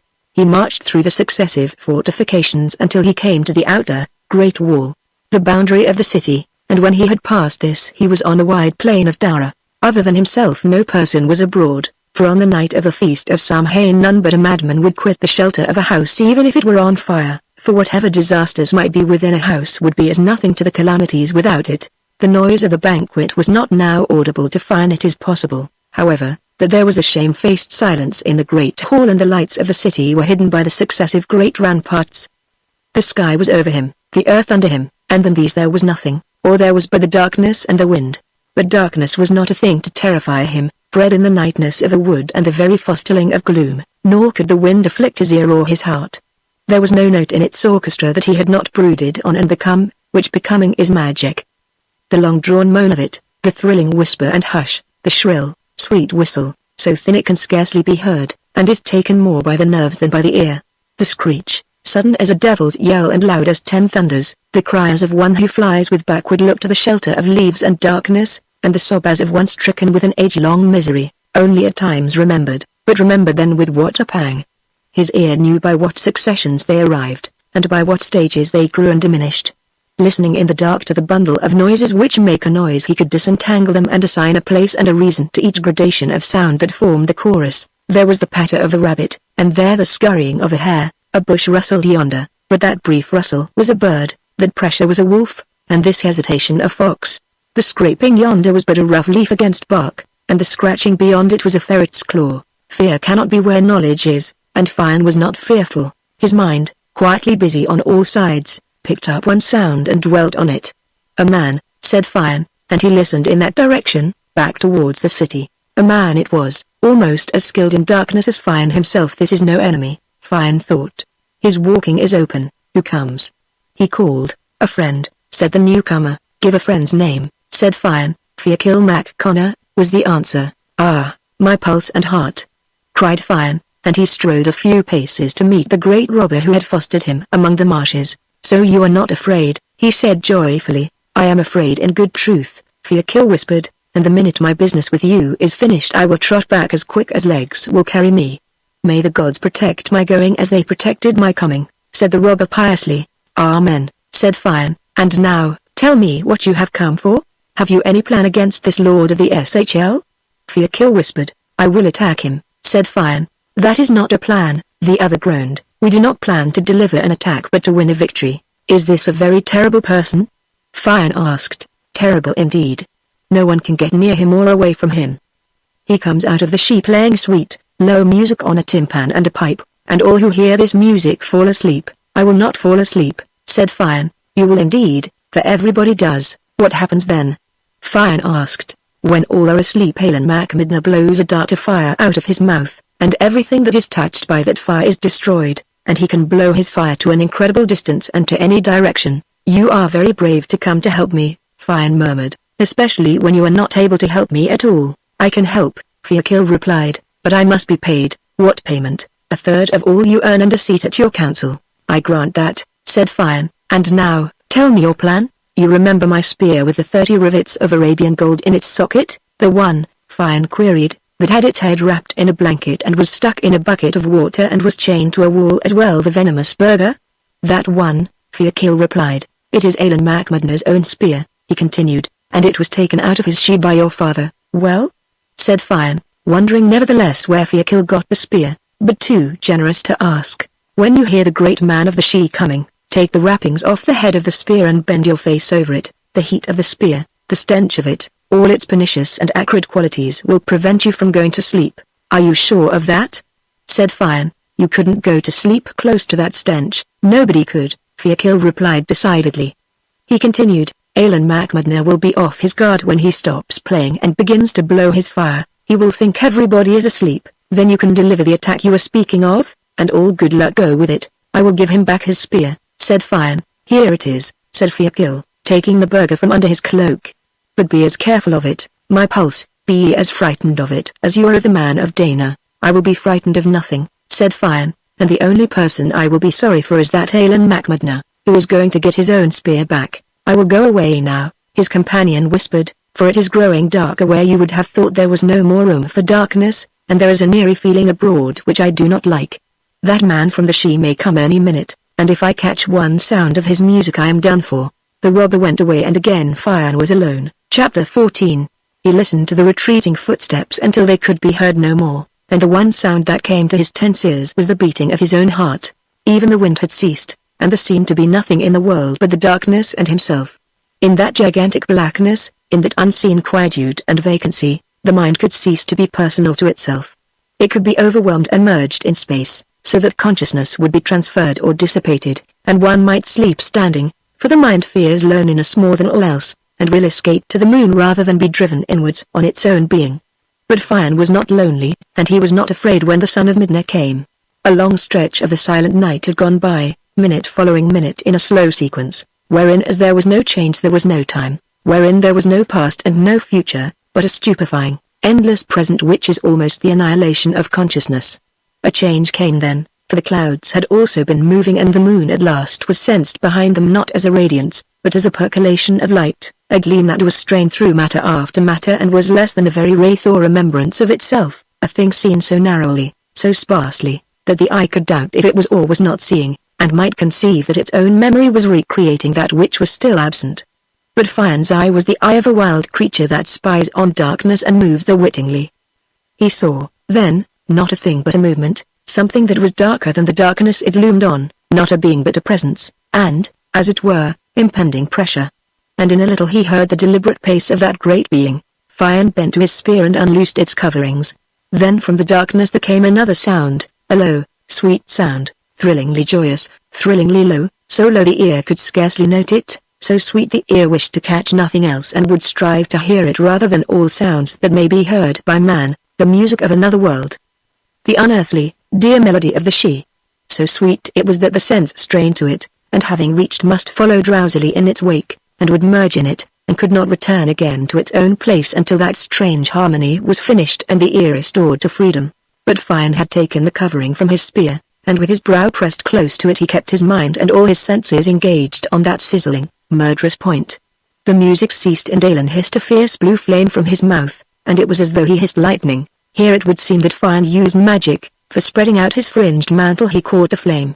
Rather he stopped it, for it slid from the mantle and sped down into the earth to the depth of 26 spans, from which that slope is still called the glen of the mantle, and the rise on which Alan stood is known as the Ard of Fire. One can imagine the surprise of Alan MacMedna, seeing his fire caught and quenched by an invisible hand. And one can imagine that at this check he might be frightened, for who would be more terrified than a magician who sees his magic fail, and who, knowing of power, will guess at powers of which he has no conception and may well dread. Everything had been done by him as it should be done. His pipe had been played and his timpan, all who heard that music should be asleep, and yet his fire was caught in full course and was quenched.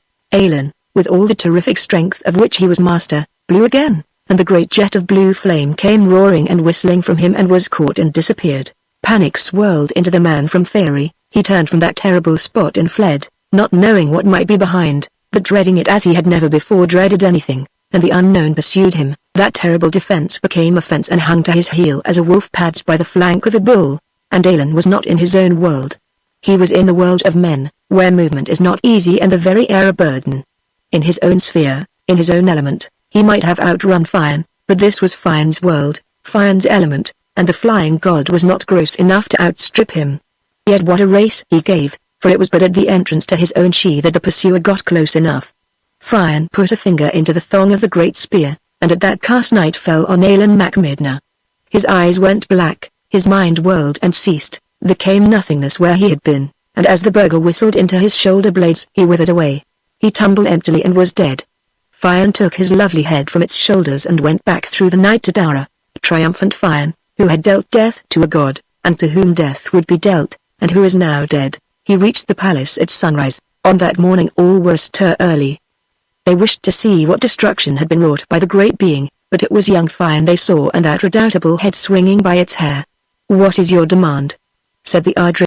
"The thing that it is right I should ask," said Fian, "the command of the Fire Ironer of Ireland." "Make your choice," said Connecticut to Golmore. "You will leave Ireland, or you will place your hand in the hand of this champion and be his man." Gol could do a thing that would be hard for another person, and he could do it so beautifully that he was not diminished by any action. "Here is my hand," said Gol.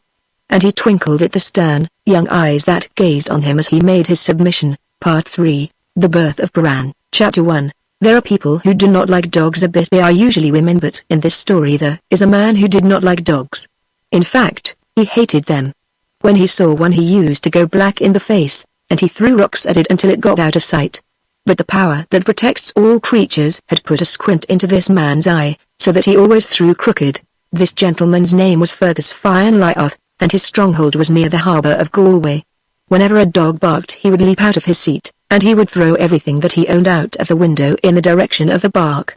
He gave prizes to servants who disliked dogs, and when he heard that a man had drowned a litter of pups he used to visit that person and try to marry his daughter. Now Fion, the son of Uail, was the reverse of Fergus Fion Lyaoth in this matter, for he delighted in dogs, and he knew everything about them from the setting of the first little white tooth to the rocking of the last long yellow one.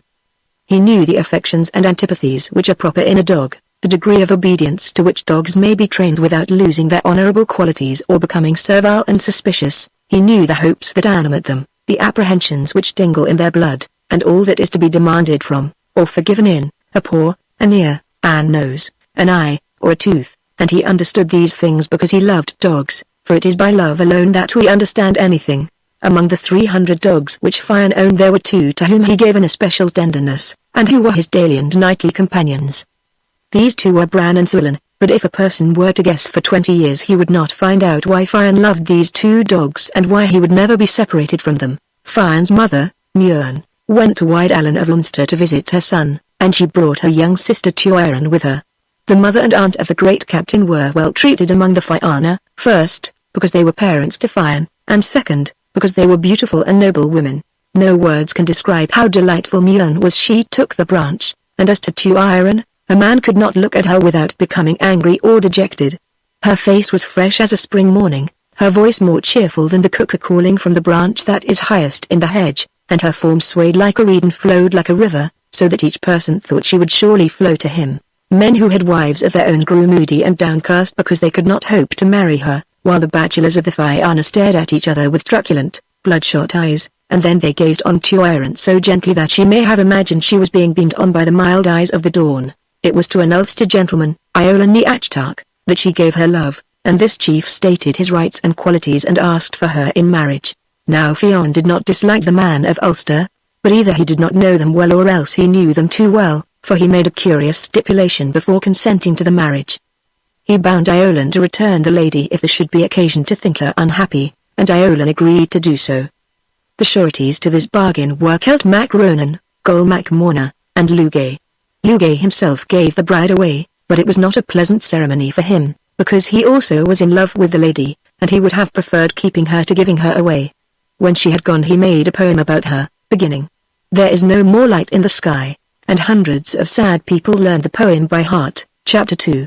When Iolan and Tuireann were married they went to Ulster, and they lived together very happily. But the law of life is change, nothing continues in the same way for any length of time. Happiness must become unhappiness, and will be succeeded again by the joy it had displaced. The past also must be reckoned with. It is seldom as far behind us as we could wish, it is more often in front, blocking the way, and the future trips over it just when we think that the road is clear and joy our own. Iolan had a past. He was not ashamed of it, he merely thought it was finished, although in truth it was only beginning, for it is that perpetual beginning of the past that we call the future. Before he joined the Fianna he had been in love with a lady of the Sidhe, named Ucht Diolf, Fair Breast, and they had been sweethearts for years. How often he had visited his sweetheart in Faery. With what eagerness and anticipation he had gone there. The lover's whistle that he used to give was known to every person in that Sidhe, and he had been discussed by more than one of the delicate sweet ladies of Faery.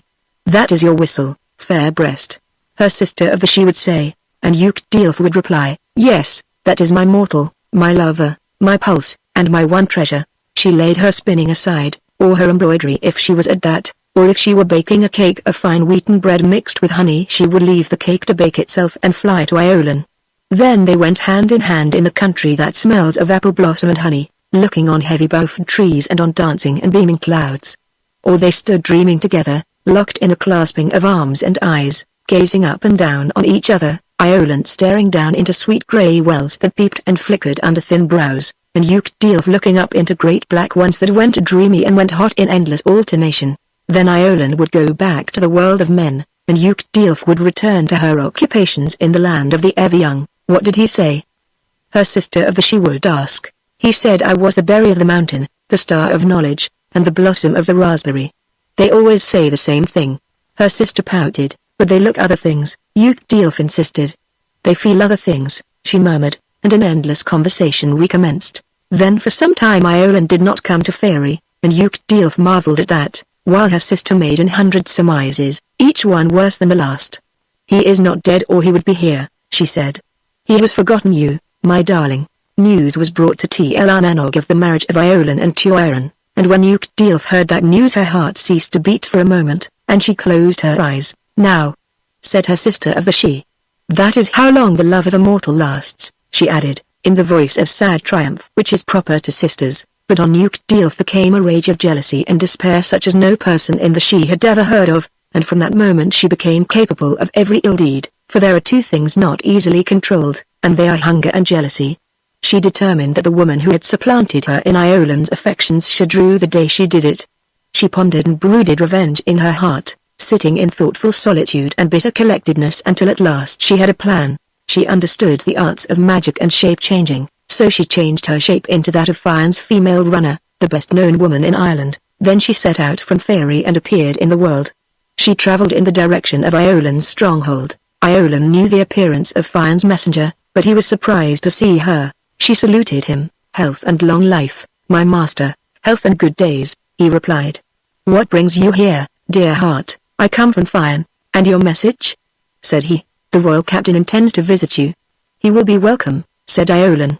"We shall give him an Ulster feast." "The world knows what that is," said the messenger courteously. "And now," she continued, "I have messages for your queen."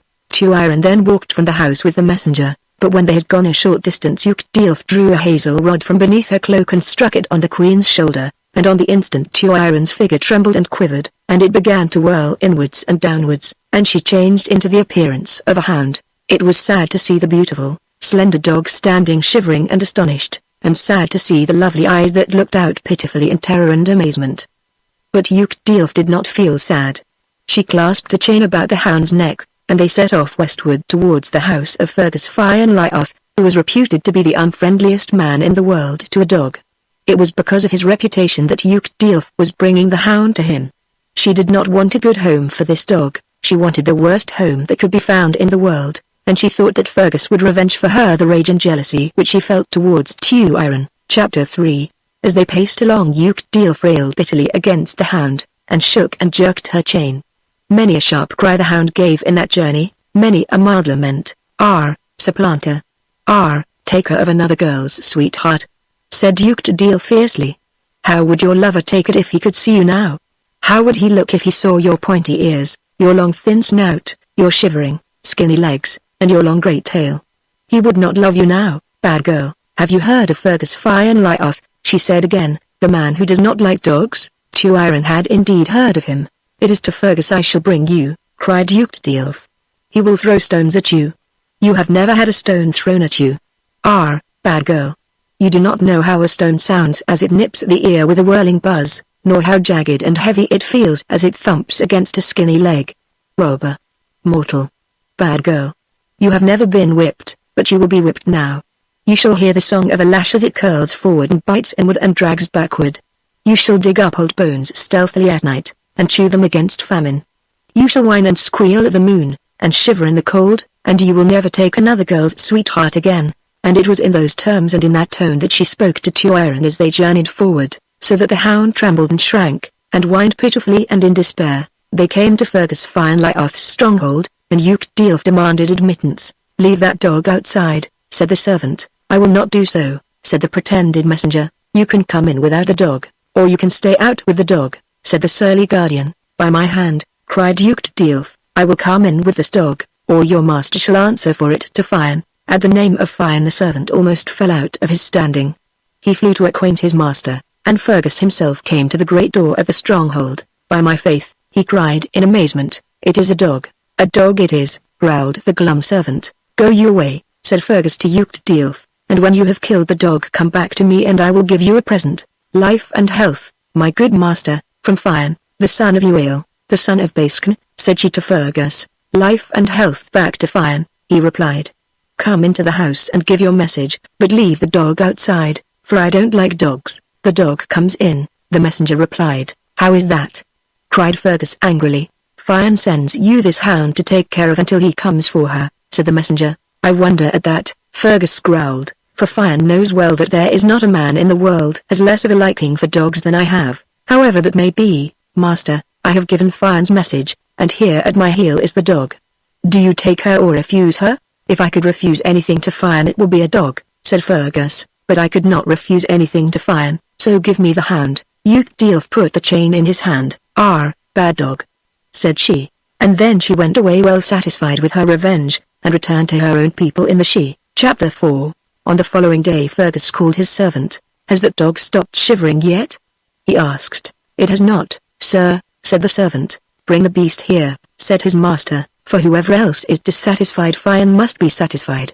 The dog was brought, and he examined it with a jaundiced and bitter eye. It has the shivers indeed, he said. The shivers it has, said the servant. How do you cure shivers? His master demanded, for he thought that if the animal's legs dropped off Fian would not be satisfied. There is a way, said the servant doubtfully. If there is a way, tell it to me, cried his master angrily. If you were to take the beast up in your arms and hug it and kiss it, the shivers would stop, said the man. Do you mean? His master thundered, and he stretched his hand for a club. I heard that, said the servant humbly. Take that dog up, Fergus commanded, and hug it and kiss it, and if I find a single shiver left in the beast I'll break your head. The man bent to the hound, but it snapped a piece out of his hand, and nearly bit his nose off as well. That dog doesn't like me, said the man. Nor do I, roared Fergus. Get out of my sight. The man went away and Fergus was left alone with the hound, but the poor creature was so terrified that it began to tremble 10 times worse than before. Its legs will drop off, said Fergus. Fian will blame me, he cried in despair. He walked to the hound. If you snap at my nose, or if you put as much as the start of a tooth into the beginning of a finger. He growled. He picked up the dog, but it did not snap, it only trembled. He held it gingerly for a few moments. If it has to be hugged, he said, I'll hug it. I'd do more than that for Fian. He tucked and tightened the animal into his breast, and marched moodily up and down the room. The dog's nose lay along his breast under his chin, and as he gave it dutiful hugs, one hug to every 5 paces, the dog put out its tongue and licked him timidly under the chin. Stop, roared Fergus, stop that forever, and he grew very red in the face, and stared truculently down along his nose. A soft brown eye looked up at him and the shy tongue touched again on his chin. If it has to be kissed, said Fergus gloomily, I'll kiss it. I'd do more than that for Fian, he groaned. He bent his head, shut his eyes, and brought the dog's jaw against his lips. And at that the dog gave little wriggles in his arms, and little barks, and little licks, so that he could scarcely hold her. He put the hound down at last. There is not a single shiver left in her, he said, and that was true. Everywhere he walked the dog followed him, giving little prances and little pats against him, and keeping her eyes fixed on his with such eagerness and intelligence that he marveled. The dog likes me, he murmured in amazement. By my hand, he cried next day, I like that dog. The day after that he was calling her my one treasure, my little branch. And within a week he could not bear her to be out of his sight for an instant. He was tormented by the idea that some evil person might throw a stone at the hound, so he assembled his servants and retainers and addressed them. He told them that the hound was the queen of creatures, the pulse of his heart, and the apple of his eye, and he warned them that the person who as much as looked sideways on her, or knocked one shiver out of her, would answer for the deed with pains and indignities.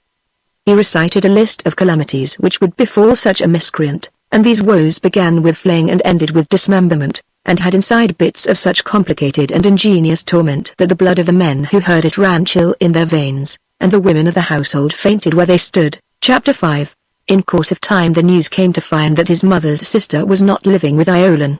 He at once sent a messenger calling for fulfillment of the pledge that had been given to the Fianna, and demanding the instant return of Duiran. Iolan was in a sad condition when this demand was made. He guessed that Uchtdilf had a hand in the disappearance of his queen, and he bade that time should be given him in which to find the lost girl. He promised if he could not discover her within a certain period that he would deliver his body into Fian's hands, and would abide by whatever judgment Fian might pronounce. The great captain agreed to that. Tell the wife loser that I will have the girl or I will have his head, said Fian. Iolan set out then for Fairy. He knew the way, and in no great time he came to the hill where Uchtdilf was. It was hard to get Uchtdilf to meet him, but at last she consented, and they met under the apple boughs of Fairy. Well, said Uchtdilf. Ah, breaker of vows and traitor to love, said she. Hail and a blessing, said Iolan humbly. By my hand, she cried, I will give you no blessing, for it was no blessing you left with me when we parted. I am in danger, said Iolan. What is that to me? She replied fiercely. Fian may claim my head, he murmured. Let him claim what he can take, said she. No, said Iolan proudly, he will claim what I can give. "Tell me your tale," said she coldly. Iolan told his story then, and, he concluded, "I am certain that you have hidden the girl. If I save your head from fire," the woman of the she replied, "then your head will belong to me." "That is true," said Iolan, "and if your head is mine, the body that goes under it is mine.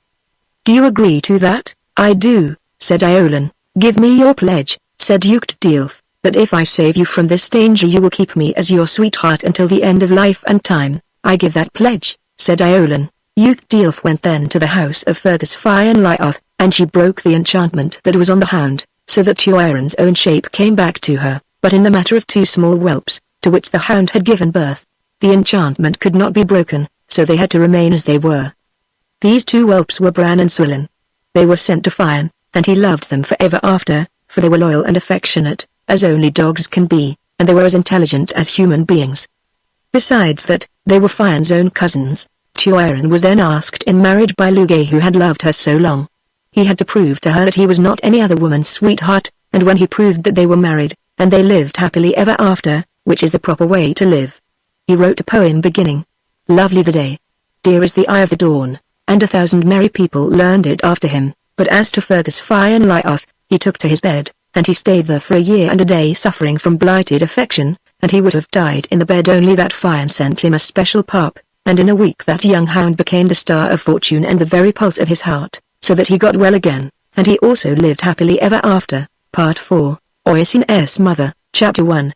Evening was drawing nigh, and the Fionafin had decided to hunt no more that day. The hounds were whistled to heel, and a sober, homeward march began. For men will walk soberly in the evening. However they go in the day, and dogs will take the mood from their masters. They were pacing so, through the golden-shafted, tender-colored eve, when a fawn leapt suddenly from covert, and, with that leap, all quietness vanished. The men shouted, the dogs gave tongue, and a furious chase commenced. Fion loved a chase at any hour, and, with Bran and Swillen, he outstripped the men and dogs of his troop, until nothing remained in the limpid world but Fion, the two hounds, and the nimble, beautiful fawn.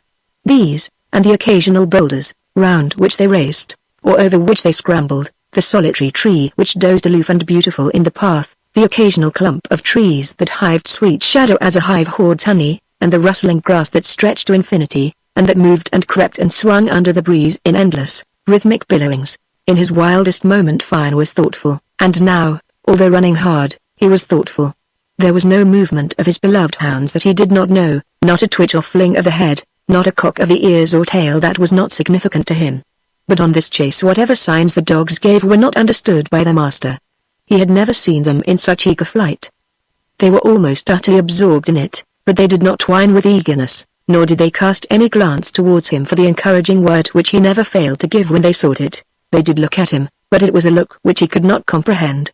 There was a question and a statement in those deep eyes, and he could not understand what that question might be, nor what it was they sought to convey. Now and again one of the dogs turned ahead in full flight, and stared, not at Fion, but distantly backwards, over the spreading and swelling plain where their companions of the hunt had disappeared. "They are looking for the other hounds," said Fion, "and yet they do not give tongue. Tongue it, a Varan!" He shouted, "Bell it out, Aholan!" It was then they looked at him. The look which he could not understand and had never seen on a chase. They did not tongue it, nor bell it, but they added silence to silence and speed to speed, until the lean grey bodies were one pucker and lashing of movement. Fion marveled.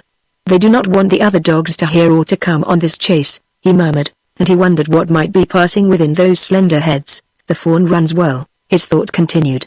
"What is it, a Varan, my heart?" "After her, Aholan." "Hist and away, my loves. There is going and to spare in that beast yet," his mind went on. "She is not stretched to the full, nor half stretched. She may outrun even Bran." He thought ragingly. They were racing through a smooth valley in a steady, beautiful, speedy flight when, suddenly, the fawn stopped and lay on the grass, and it lay with the calm of an animal that has no fear, and the leisure of one that is not pressed. "Here is a change," said Fion, staring in astonishment. "She is not winded," he said. "What is she lying down for?"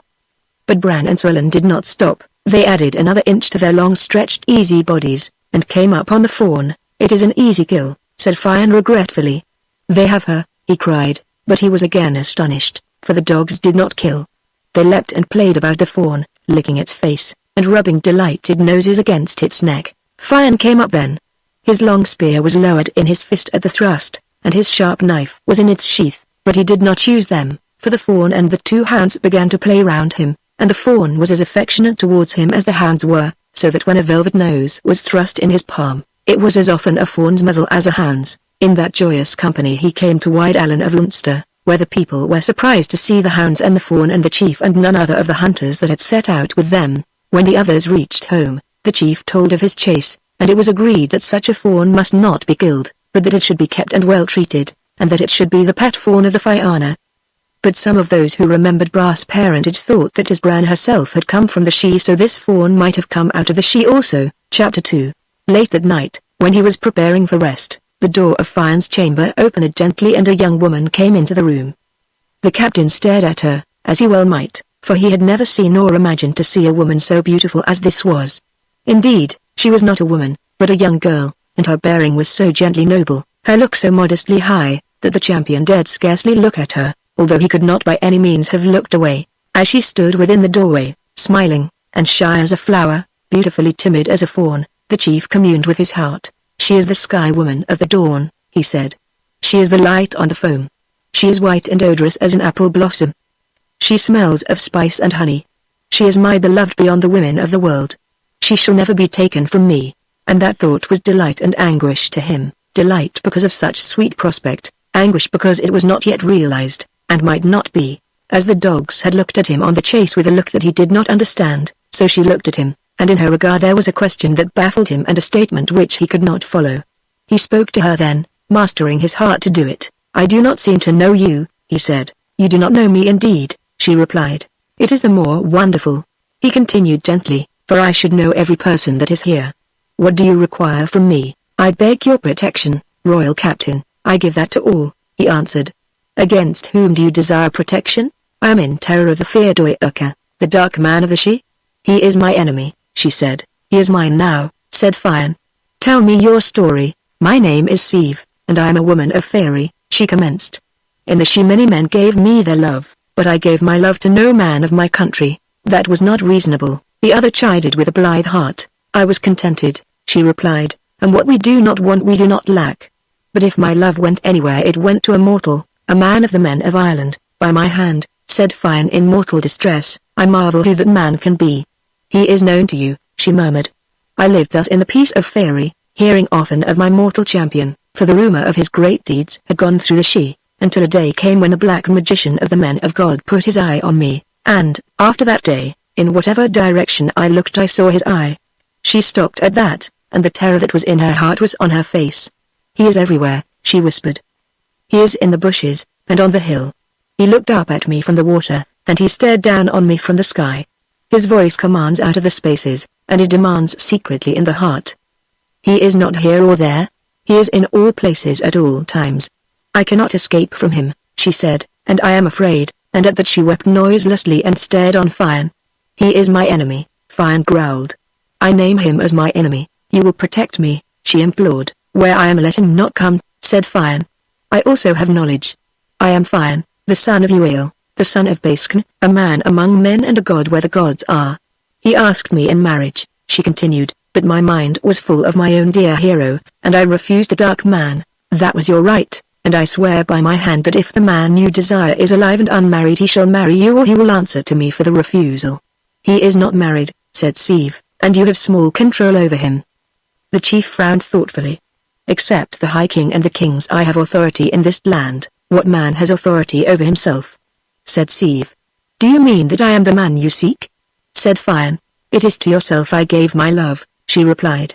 This is good news, Fian cried joyfully, for the moment you came through the door I loved and desired you, and the thought that you wished for another man went into my heart like a sword. Indeed, Fian loved Sieve as he had not loved a woman before and would never love one again. He loved her as he had never loved anything before. He could not bear to be away from her. When he saw her he did not see the world, and when he saw the world without her it was as though he saw nothing, or as if he looked on a prospect that was bleak and depressing. The bellowing of a stag had been music to Fian, but when Sieve spoke that was sound enough for him. He had loved to hear the cuckoo calling in the spring from the tree that is highest in the hedge, or the blackbird's jolly whistle in an autumn bush, or the thin, Sweet enchantment that comes to the mind when a lark thrills out of sight in the air and the hushed fields listen to the song. But his wife's voice was sweeter to Fion than the singing of a lark. She filled him with wonder and surmise. There was magic in the tips of her fingers. Her thin palm ravished him. Her slender foot set his heart beating, and whatever way her head moved became a new shape of beauty to her face. She is always new, said Fion. She is always better than any other woman, she is always better than herself. He attended no more to the Fianna. He ceased to hunt. He did not listen to the songs of poets or the curious sayings of magicians, for all of these were in his wife, and something that was beyond these was in her also. She is this world and the next one, she is completion, said Fion. Chapter 3. It happened that the men of Lochlan came on an expedition against Ireland. A monstrous fleet rounded the bluffs of Ben Neder, and the Danes landed there, to prepare an attack which would render them masters of the country. Fion and the Fianna marched against them. He did not like the men of Lochlan at any time, but this time he moved against them in wrath, for not only were they attacking Ireland, but they had come between him and the deepest joy his life had known. It was a hard fight, but a short one. The Lochlannochs were driven back to their ships, and within a week the only Danes remaining in Ireland were those that had been buried there. That finished, he left the victorious Fianna and returned swiftly to the plain of Alan, for he could not bear to be one unnecessary day parted from Sieve. You are not leaving us, exclaimed Gol Mac Morna. I must go, Fion replied. You will not desert the victory feast, Conan reproached him. Stay with us, chief, Celt begged. What is a feast without Fion? They complained, but he would not stay. By my hand, he cried, I must go. She will be looking for me from the window. That will happen indeed, Gol admitted. That will happen, cried Fion. And when she sees me far out on the plain, she will run through the great gate to meet me. It would be the queer wife would neglect that run, Con growled. I shall hold her hand again. Fion entrusted to Celt's ear. You will do that, surely. I shall look into her face, his lord insisted. But he saw that not even beloved Celt understood the meaning of that, and he knew sadly and yet proudly that what he meant could not be explained by anyone and could not be comprehended by anyone. You are in love, dear heart, said Celt. In love he is, Con grumbled. A cordial for women, a disease for men, a state of wretchedness, wretched in truth. The chief murmured. Love makes us poor. We have not eyes enough to see all that is to be seen, nor hands enough to seize the tenth of all we want. When I look in her eyes I am tormented because I am not looking at her lips, and when I see her lips my soul cries out, look at her eyes, look at her eyes. That is how it happens, said Gol rememberingly. That way and no other, Celt agreed, and the champions looked backwards in time on these lips and those, and knew their chief would go. When Fion came in sight of the great keep his blood and his feet quickened, and now and again he waved a spear in the air. She does not see me yet.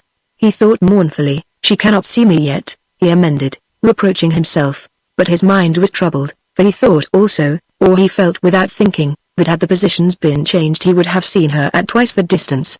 She thinks I have been unable to get away from the battle, or that I was forced to remain for the feast, and, without thinking it, he thought that had the positions been changed he would have known that nothing could retain the one that was absent. Women, he said, are shamefaced. They do not like to appear eager when others are observing them, but he knew that he would not have known if others were observing him, and that he would not have cared about it if he had known. And he knew that his Sieve would not have seen, and would not have cared for any eyes than his. He gripped his spear on that reflection, and ran as he had not run in his life, so that it was a panting, dishevelled man that raced heavily through the gates of the great dun. Within the dun there was disorder. Servants were shouting to one another, and women were running to and fro aimlessly, wringing their hands and screaming, and, when they saw the champion, those nearest to him ran away, and there was a general effort on the part of every person to get behind every other person. But Fion caught the eye of his butler, Gareth Cronin, the rough buzzer, and held it. Come you here, he said, and the rough buzzer came to him without a single buzz in his body. Where is the flower of Alan? His master demanded. I do not know, master, the terrified servant replied. You do not know? Said Fion. Tell what you do know. And the man told him this story. Chapter 4. When you had been away for a day the guards were surprised. They were looking from the heights of the dun, and the flower of Alan was with them. She, for she had a quest sigh, called out that the master of the Fianna was coming over the ridges to the dun, and she ran from the keep to meet you. It was not I, said Fion. It bore your shape, replied Gareth Cronin. It had your armor and your face, and the dogs, Bran and Sulan, were with it. They were with me, said Fion. They seem to be with it, said the servant humbly. Tell us this tale, cried Fian. We were distrustful, the servant continued. We had never known Fian to return from a combat before it had been fought, and we knew you could not have reached Ben Edar or encountered the Loch Lannox. So we urged Our Lady to let us go out to meet you, but to remain herself in the dun. It was good urging, Fian assented. She would not be advised, the servant wailed. She cried to us, let me go to meet my love, alas.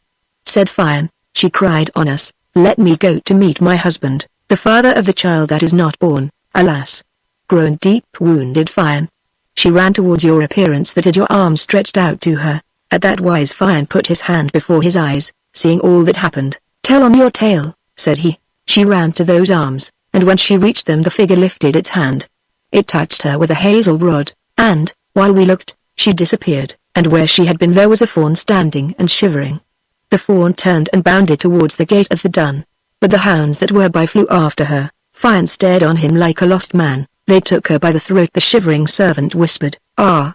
cried Fian in a terrible voice, and they dragged her back to the figure that seemed to be Fian.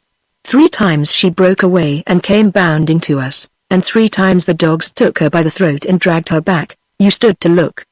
The chief snarled, "No, master, we ran, but she vanished as we got to her." The great hounds vanished away, and that being that seemed to be Fian disappeared with them. We were left in the rough grass, staring about us and at each other, and listening to the moan of the wind and the terror of our hearts. "Forgive us, dear master," the servant cried. But the great captain made him no answer. He stood as though he were dumb and blind, and now and again he beat terribly on his breast with his closed fist, as though he would kill that within him which should be dead and could not die. He went so, beating on his breast, to his inner room in the dun, and he was not seen again for the rest of that day, nor until the sun rose over my life in the morning. Chapter 5. For many years after that time, when he was not fighting against the enemies of Ireland, Fian was searching and hunting through the length and breadth of the country in the hope that he might again chance on his lovely lady from the Shee. Through all that time he slept in misery each night and he rose each day to grief. Whenever he hunted he brought only the hounds that he trusted, Bran and Suillen, Lomea, Brod, and Lomlu, for if a fawn was chased each of these 5 great dogs would know if that was a fawn to be killed or one to be protected, and so there was small danger to Sieve and a small hope of finding her. Once, when 7 years had passed in fruitless search, Fian and the chief nobles of the Fianna were hunting Ben Gulbane. All the hounds of the Fianna were out, for Fian had now given up hope of encountering the flower of Ellen. As the hunt swept along the sides of the hill there arose a great outcry of hounds from a narrow place high on the slope, and over all that uproar there came the savage baying of Fian's own dogs. "What is this for?" said Fian, and with his companions he pressed to the spot whence the noise came. "They are fighting all the hounds of the Fianna," cried a champion, and they were. The 5 wise hounds were in a circle and were giving battle to 100 dogs at once. They were bristling and terrible, and each bite from those great, keen jaws was woe to the beast that received it. Nor did they fight in silence as was their custom and training, but between each onslaught the great heads were uplifted, and they pealed loudly, mournfully, urgently, for their master. "They're calling on me," he roared, and with that he ran, as he had only once before run, and the men who were nigh to him went racing as they would not have run for their lives. They came to the narrow place on the slope of the mountain, and they saw the 5 great hounds in a circle keeping off the other dogs, and in the middle of the ring a little boy was standing. He had long, beautiful hair, and he was naked. He was not daunted by the terrible combat and clamor of the hounds. He did not look at the hounds, but he stared like a young prince at Fian and the champions as they rushed towards him, scattering the pack with the butts of their spears. When the fight was over, Bran and Suillen ran whining to the little boy and licked his hands. "They do that to no one," said a bystander. "What new master is this they have found?" Fian bent to the boy. "Tell me, my little prince and pulse, what your name is, and how you have come into the middle of a hunting pack, and why you are naked." But the boy did not understand the language of the men of Ireland. He put his hand into Fian's, and the chief felt as if that little hand had been put into his heart. He lifted the lad to his great shoulder. "We have caught something on this hunt," said he to Gulfmacron. "We must bring this treasure home. You shall be one of the Fianna Finn, my darling," he called upwards.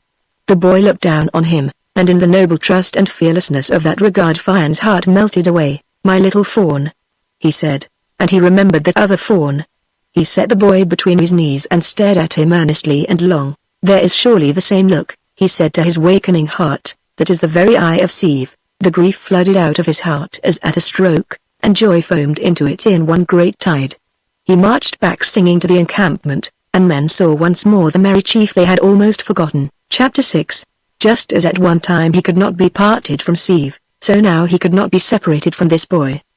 He had 1,000 names for him, each one more tender than the last: my fawn, my pulse, my secret little treasure, or he would call him my music, my blossoming branch, my store in the heart, my soul. And the dogs were as wild for the boy as Fian was. He could sit in safety among a pack that would have torn any man to pieces, and the reason was that Bran and Suellen, with their 3 whelps, followed him about like shadows.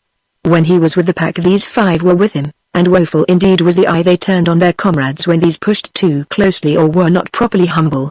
They thrashed the pack severally and collectively until every hound in Fian's kennels knew that the little lad was their master, and that there was nothing in the world so sacred as he was. In no long time the 5 wise hounds could have given over their guardianship, so complete was the recognition of their young lord. But they did not so give over, for it was not love they gave the lad but adoration. Fian even may have been embarrassed by their too close attendance. If he had been able to do so he might have spoken harshly to his dogs, but he could not. It was unthinkable that he should, and the boy might have spoken harshly to him if he had dared to do it. For this was the order of Fian's affection: first there was the boy, next, Bran and Suellen with their 3 whelps, then Celt Macron, and from him down through the champions. He loved them all, but it was along that precedence his affections ran. The thorn that went into Bran's foot ran into Fian's also. The world knew it, and there was not a champion but admitted sorrowfully that there was reason for his love. Little by little the boy came to understand their speech and to speak it himself, and at last he was able to tell his story to Fian. There were many blanks in the tale, for a young child does not remember very well. Deeds grow old in a day and are buried in a night.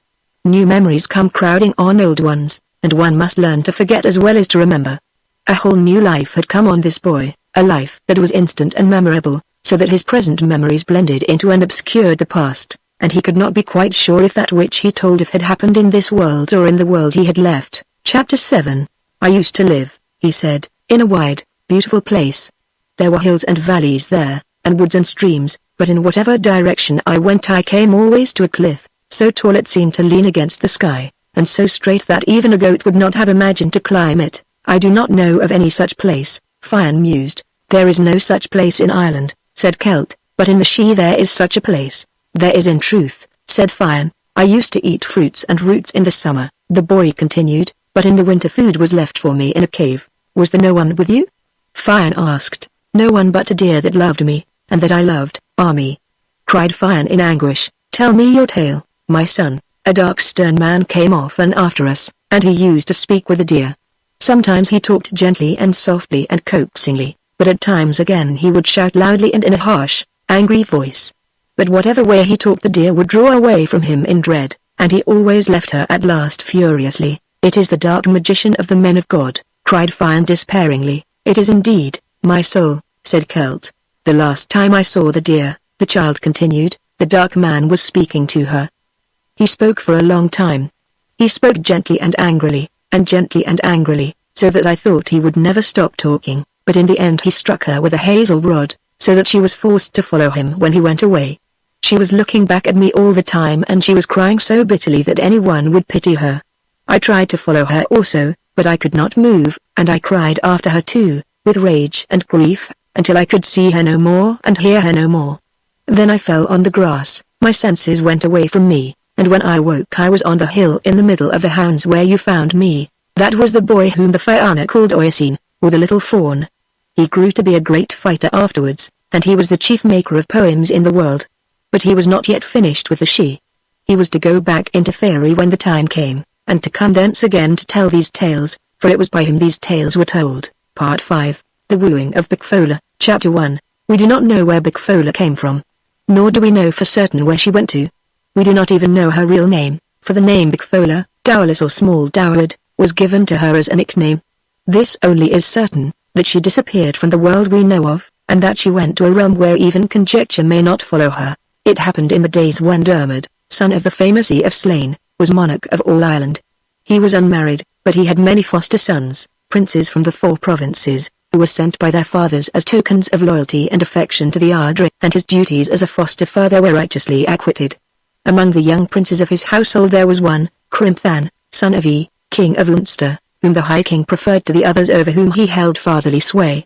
Nor was this wonderful, for the lad loved him also, and was as eager and intelligent and modest as becomes a prince. The High King and Crimthan would often set out from Tara to hunt and hawk, sometimes unaccompanied even by a servant, and on these excursions the king imparted to his foster son his own wide knowledge of forest craft, and advised him generally as to the bearing and duties of a prince, the conduct of a court, and the care of a people. Dermot Mackay delighted in these solitary adventures, and when he could steal a day from policy and affairs he would send word privily to Crimthan.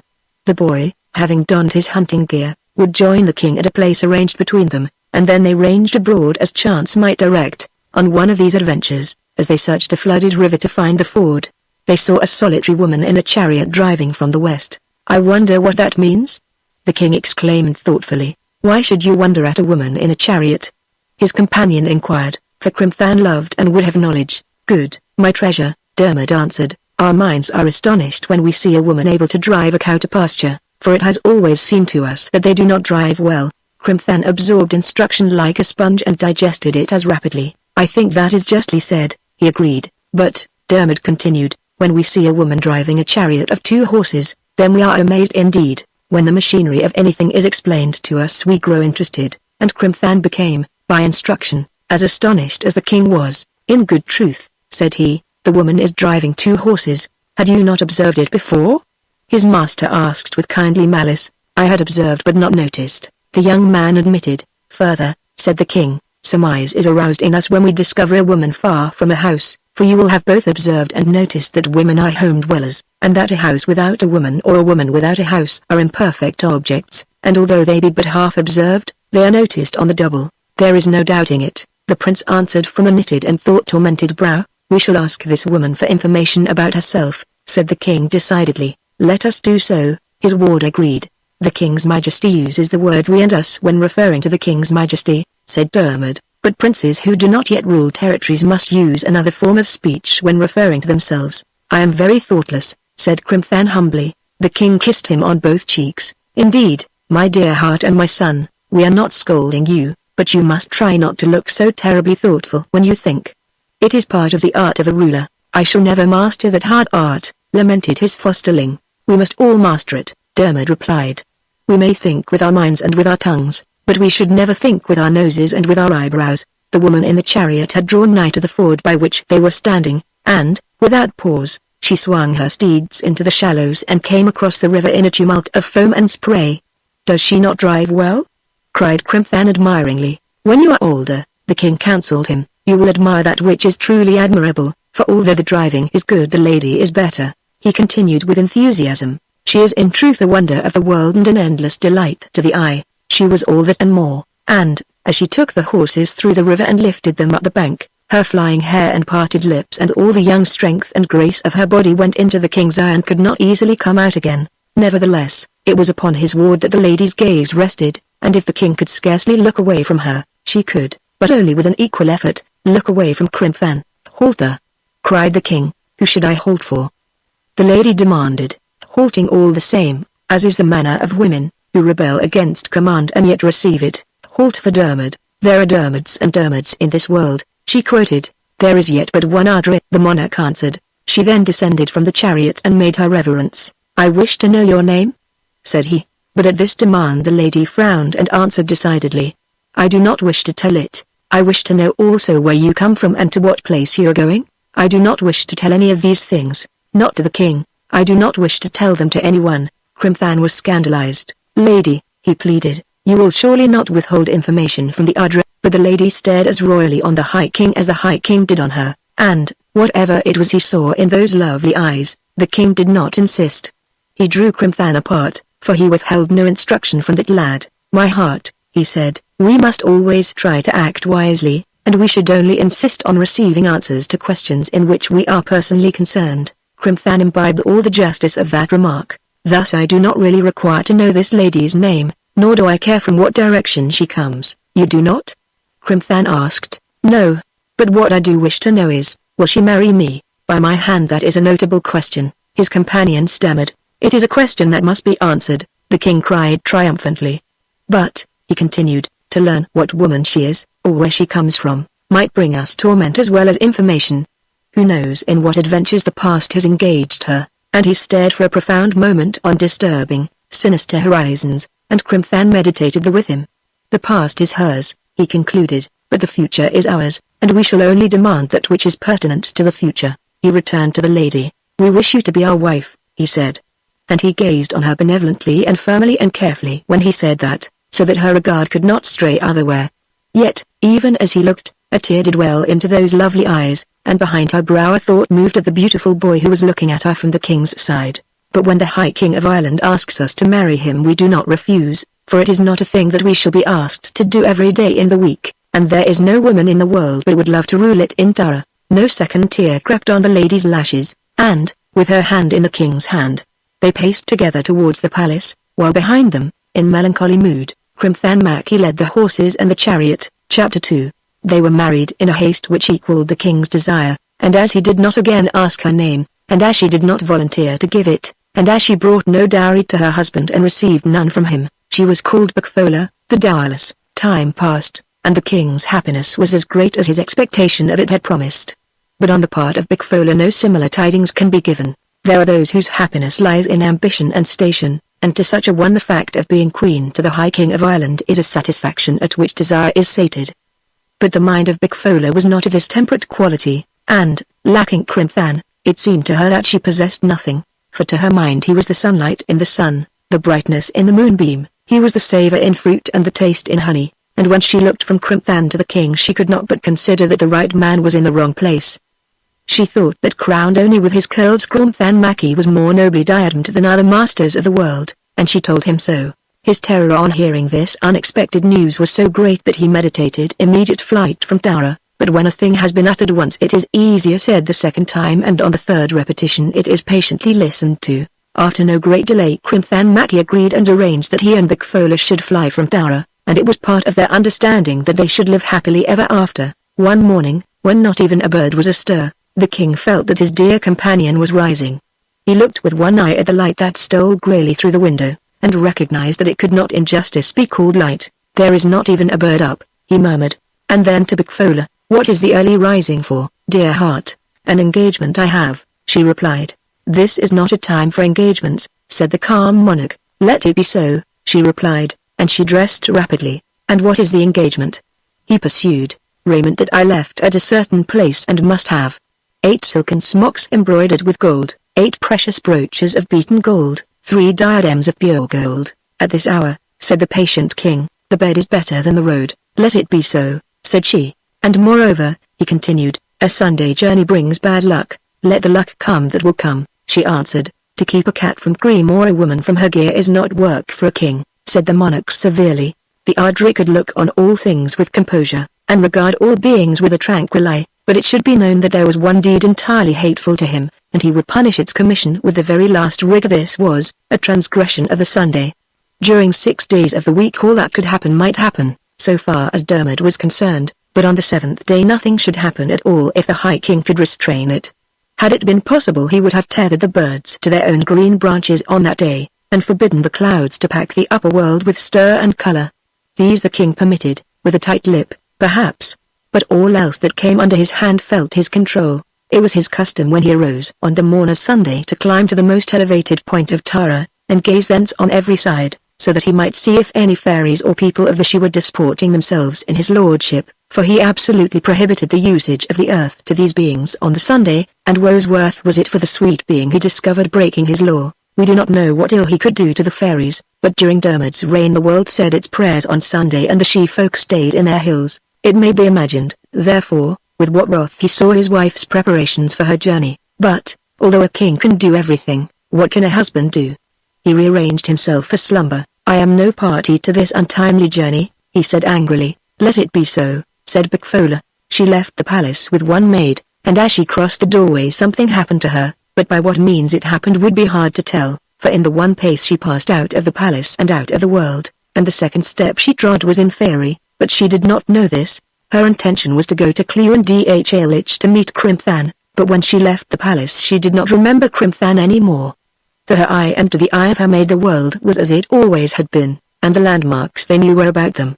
But the object for which they were travelling was different, although unknown, and the people they passed on the roads were unknown, and were yet people that they knew.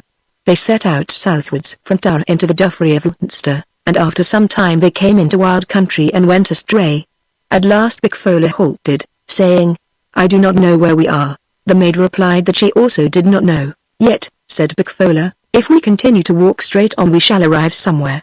They went on, and the maid watered the road with her tears. Night drew on them, a great chill, a grey silence, and they were enveloped in that chill and silence, and they began to go in expectation and terror, for they both knew and did not know that which they were bound for. As they toiled desolately up the rustling and whispering side of a low hill the maid chanced to look back, and when she looked back she screamed and pointed, and clung to Big Fowler's arm. Big Fowler followed the pointing finger, and saw below a large black mass that moved jerkily forward. "Wolves!" cried the maid. "Run to the trees yonder," her mistress ordered. "We will climb them and sit among the branches." They ran then, the maid moaning and lamenting all the while. "I cannot climb a tree," she sobbed, "I shall be eaten by the wolves." And that was true, but her mistress climbed a tree, and drew by a hand's breadth from the rap and snap and slaver of those steel jaws. Then, sitting on a branch, she looked with angry woe at the straining and snarling horde below, seeing many a white fang in those grinning jowls, and the smouldering, red blink of those leaping and prowling eyes. Chapter 3. But after some time the moon arose and the wolves went away, for their leader, a sagacious and crafty chief, declared that as long as they remained where they were, the lady would remain where she was, and so, with a hearty curse on trees, the troop departed. Big Fowler had pains in her legs from the way she had wrapped them about the branch, but there was no part of her that did not ache, for a lady does not sit with any ease upon a tree. For some time she did not care to come down from the branch. "Those wolves may return," she said, "for their chief is crafty and sagacious, and it is certain, from the look I caught in his eye as he departed, that he would rather taste of me than cat any woman he has met." She looked carefully in every direction to see if one might discover them in hiding. She looked closely and lingeringly at the shadows under distant trees to see if these shadows moved, and she listened on every wind to try if she could distinguish a yap or a yawn or a sneeze. But she saw or heard nothing, and little by little tranquility crept into her mind, and she began to consider that a danger which is past is a danger that may be neglected. Yet ere she descended she looked again on the world of jet and silver that dozed about her, and she spied a red glimmer among distant trees. "There is no danger where there is light," she said, and she thereupon came from the tree and ran in the direction that she had noted. In a spot between three great oaks she came upon a man who was roasting a wild boar over a fire. She saluted this youth and sat beside him. But after the first glance and greeting he did not look at her again, nor did he speak. When the boar was cooked he ate of it and she had her share. Then he arose from the fire and walked away among the trees. Big Fowler followed, feeling ruefully that something new to her experience had arrived, for, she thought, it is usual that young men should not speak to me now that I am the mate of a king, but it is very unusual that young men should not look at me. But if the young man did not look at her she looked well at him, and what she saw pleased her so much that she had no time for further cogitation. For if Crimthan had been beautiful, this youth was 10 times more beautiful. The curls on Crimthan's head had been indeed as a benediction to the queen's eye, so that she had eaten the better and slept the sounder for seeing him. But the sight of this youth left her without the desire to eat, and, as for sleep, she dreaded it, for if she closed an eye she would be robbed of the one delight in time, which was to look at this young man, and not to cease looking at him while her eye could peer or her head could remain upright. They came to an inlet of the sea all sweet and calm under the round, silver flooding moon, and the young man, with Big Fowler treading on his heel, stepped into a boat and rowed to a high jutting, pleasant island. That they went inland towards a vast palace, in which there was no person but themselves alone, and that the young man went to sleep, while Big Fowler sat staring at him until the unavoidable peace pressed down her eyelids and she too slumbered. She was awakened in the morning by a great shout, "Come out, Flan, come out, my heart." The young man leapt from his couch, girded on his harness, and strode out. 3 young men met him, each in battle harness, and these 4 advanced to meet 4 other men who awaited them at a little distance on the lawn. Then these 2 sets of 4 fought together with every warlike courtesy but with every warlike severity, and at the end of that combat there was but 1 man standing, and the other 7 lay trussed in death. Big Fowler spoke to the youth. "Your combat has indeed been gallant," she said. "Alas," he replied, "if it has been a gallant deed it has not been a good one, for my 3 brothers are dead and my 4 nephews are dead." "Army!" cried Big Fowler, "why did you fight that fight?" "For the lordship of this island, the Isle of Fadaj, son of Dali." But, although Big Fowler was moved and horrified by this battle, it was in another direction that her interest lay, Therefore she soon asked the question which lay next her heart. Why would you not speak to me or look at me? Until I have won the kingship of this land from all claimants, I am no match for the mate of the High King of Ireland, he replied, and that reply was like balm to the heart of Bokfola. What shall I do? She inquired radiantly. Return to your home, he counseled.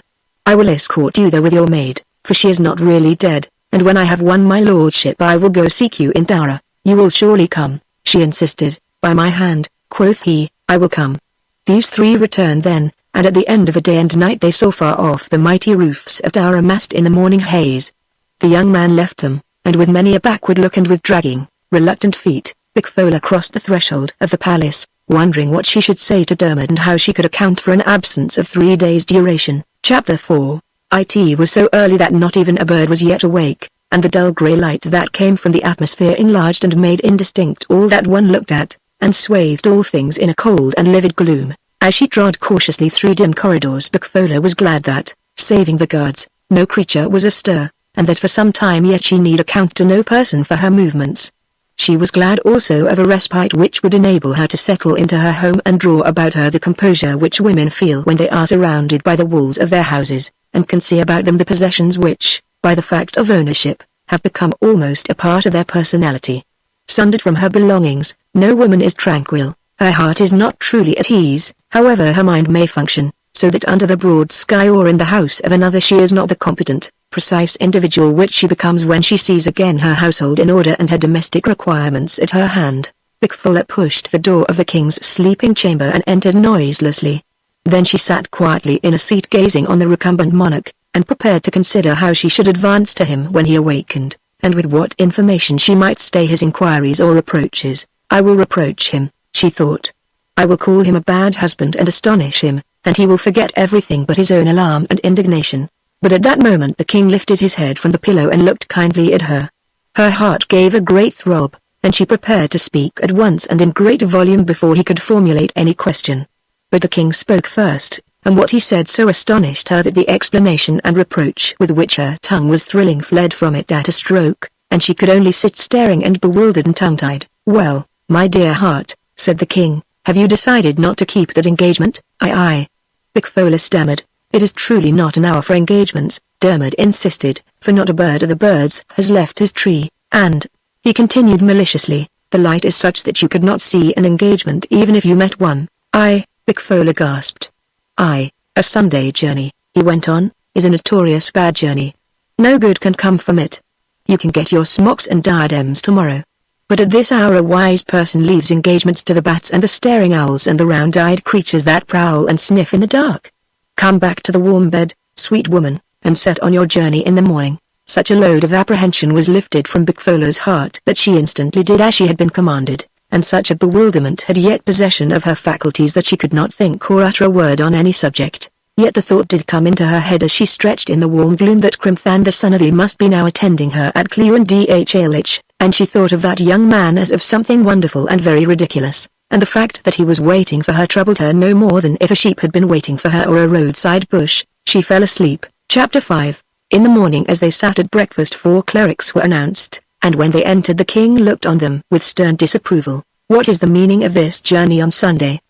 He demanded. A lank-jawed, thin-browed brother, with uneasy, intertwining fingers, and a deep-set, venomous eye, was the spokesman of those 4. Indeed, he said, and the fingers of his right hand strangled and did to death the fingers of his left hand. Indeed, we have transgressed by order. Explain that. We have been sent to you hurriedly by our master, Molasius of Divinish, a pious, a saintly man, the king interrupted, and one who does not countenance transgressions of the Sunday. We were ordered to tell you as follows, said the grim cleric, and he buried the fingers of his right hand in his left fist, so that one could not hope to see them resurrected again.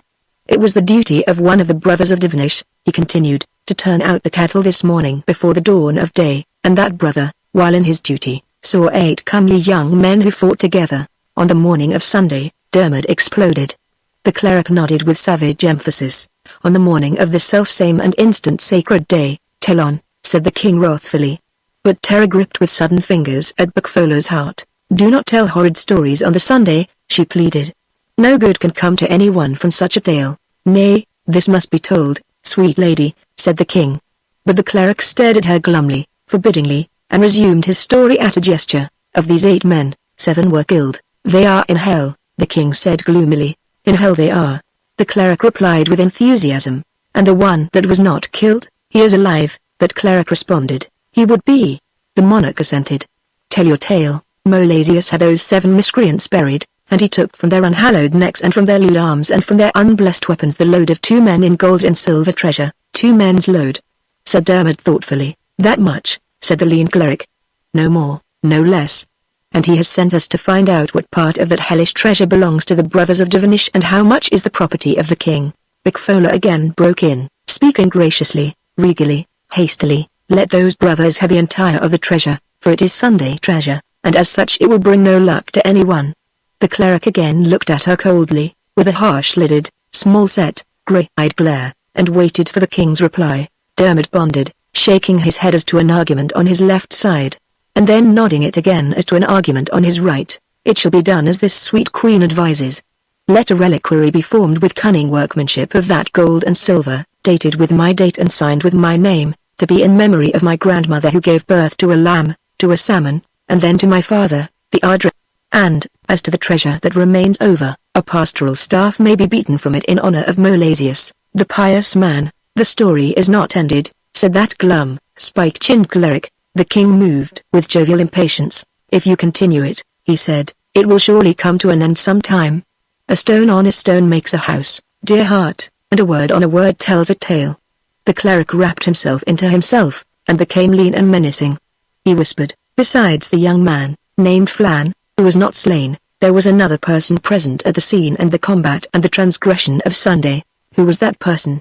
Said the alarmed monarch. The cleric spiked forward his chin, and then butted forward his brow. It was the wife of the king, he shouted. It was the woman called Bigfola. It was that woman, he roared. And he extended a lean, inflexible, unending first finger at the queen. Dog. The king stammered, starting up. If that be in truth a woman, the cleric screamed. What do you mean? The king demanded in wrath and terror. Either she is a woman of this world to be punished, or she is a woman of the she to be banished. But this holy morning she was in the she, and her arms were about the neck of Flan. The king sank back in his chair stupefied, gazing from one to the other, and then turned an unseeing, fear-dimmed eye towards Bigfola. Is this true, my pulse? He murmured. It is true, Bigfola replied, and she became suddenly to the king's eye a whiteness and a stare. He pointed to the door. Go to your engagement, he stammered. Go to that Flan. He is waiting for me, said Bigfola with proud shame, and the thought that he should wait wrings my heart. She went out from the palace then. She went away from Tara, and in all Ireland and in the world of living men she was not seen again, and she was never heard of again. Part 6. The Little Brawl at Hallen. Chapter 1. I think, said Kell Whiteeskin, that although judgment was given against Fian, it was Fian had the rights of it. He had 1100 killed, said Conan amiably, and you may call that the rights of it if you like. All the same, Kell began argumentatively, and it was you that commenced it. Conan continued. Ho! Ho! Kell cried. Why, you are as much to blame as I am. No, said Conan, for you hit me first, and if we had not been separated, the other growled. Separated? Said Conan, with a grin that made his beard poke all around his face. Yes, separated. If they had not come between us, I still think. Don't think out loud, dear heart, for you and I are at peace by law. That is true, said Kell, and a man must stick by a judgment. Come with me, my dear, and let us see how the youngsters are shaping in the school. One of them has rather a way with him as a swordsman. No youngster is any good with a sword, Conan replied. You are right there, said Kell. It takes a good ripe man for that weapon. Boys are good enough with slings, Confra continued, but except for eating their fill and running away from a fight, you can't count on boys. The two bulky men turned towards the school of the Fianna. It happened that Fian Macuail had summoned the gentlemen of the Fianna and their wives to a banquet. Everybody came, for a banquet given by Fian was not a thing to be missed. There was Golmore MacMorna and his people, Fian's son Oisin and his grandson Oscar. There was Dermot of the Gay Face, Celt Macronan, but indeed there were too many to be told of, for all the pillars of war and battle torches of the gale weather. The banquet began. Fian sat in the chief captain's seat in the middle of the fort, and facing him, in the place of honor, he placed the mirthful Gol MacMorna, and from these, ranging on either side, the nobles of the Fianna took each the place that fitted his degree and patrimony.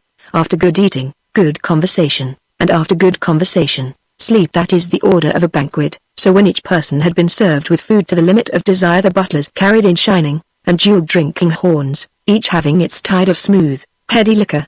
Then the young heroes grew merry and audacious. The ladies became gentle and kind, and the poets became wonders of knowledge and prophecy. Every eye beamed in that assembly, and on fire every eye was turned continually in the hope of a glance from the great, mild hero. Gull spoke to him across the table enthusiastically. "There is nothing wanting to this banquet, O chief," said he, and Fion smiled back into that eye which seemed a well of tenderness and friendship. "Nothing is wanting," he replied, "but a well-shaped poem." Akra stood up then, holding in one hand a length of coarse iron links and in the other a chain of delicate, antique silver. He shook the iron chain so that the servants and followers of the household should be silent, and he shook the silver one so that the nobles and poets should hearken also. Fergus, called True Lips, the poet of the Fianna Fáin, then sang of Fion and his ancestors and their deeds. When he had finished, Fion and Oisin and Oscar and the Maclugach of the Terrible Hand gave him rare and costly presents, so that every person wondered at their munificence, and even the poet, accustomed to the liberality of kings and princes, was astonished at his gifts. Fergus then turned to the side of Gol Macmorna, and he sang of the forts, the destructions, the raids, and the wooings of Clan Morna, and as the poems succeeded each other, Gol grew more and more jovial and contented. When the songs were finished, Gol turned in his seat. "Where is my runner?" he cried. He had a woman runner, a marvel for swiftness and trust. She stepped forward. "I am here, royal captain. Have you collected my tribute from Denmark? It is here," and, with help, she laid beside him the load of 3 men of doubly refined gold. Out of this treasure, and from the treasure of rings and bracelets and torques that were with him, Gol Macmorna paid Fergus for his songs, and, much as Fion had given, Gol gave twice as much. But, as the banquet proceeded, Gol gave, whether it was to harpers or prophets or jugglers, more than anyone else gave, so that Fion became displeased, and as the banquet proceeded he grew stern and silent. Chapter 2. The wonderful gift-giving of Gol continued, and an uneasiness and embarrassment began to creep through the great banqueting hall. Gentlemen looked at each other questioningly, and then spoke again on indifferent matters, but only with half of their minds. The singers, the harpers, and jugglers submitted to that constraint, so that every person felt awkward and no one knew what should be done or what would happen, and from that doubt dullness came, with silence following on its heels. There is nothing more terrible than silence. Shame grows in that blank, or anger gathers there, and we must choose which of these is to be our master. That choice lay before Fion, who never knew shame. "Gol," said he, "how long have you been taking tribute from the people of Lachlan?" "A long time now," said Gol, and he looked into an eye that was stern and unfriendly. "I thought that my rent was the only one those people had to pay," Fion continued. "Your memory is at fault," said Gol. "Let it be so," said Fion. "How did your tribute arise?" "Long ago, Fion, in the days when your father forced war on me." "Ah," said Fion, "when he raised the High King against me and banished me from Ireland." "Continue," said Fion, and he held Gol's eye under the great beetle of his brow. "I went into Britain," said Gol, "and your father followed me there. I went into White Lachlan, Norway, and took it. Your father banished me thence also." "I know it," said Fion. "I went into the land of the Saxons and your father chased me out of that land. And then, in Lachlan, at the Battle of Knocker your father and I met at last, foot to foot, eye to eye, and there, Fion, and there, Gol, and there I killed your father." Fion sat rigid and unmoving, his face stony and terrible as the face of a monument carved on the side of a cliff. "Tell all your tale," said he. "At that battle I beat the Lachlannochs. I penetrated to the hold of the Danish king, and I took out of his dungeon the men who had lain there for a year and were awaiting their deaths. I liberated 15 prisoners, and one of them was Fion." "It is true," said Fion. Gol's anger fled at the word. "Do not be jealous of me, dear heart, for if I had twice the tribute I would give it to you and to Ireland." But at the word jealous the chief's anger revived. "It is an impertinence," he cried, "to boast at this table that you killed my father." "By my hand," Gol replied, "if Fion were to treat me as his father did I would treat Fion the way I treated Fion's father." Fion closed his eyes and beat away the anger that was rising within him.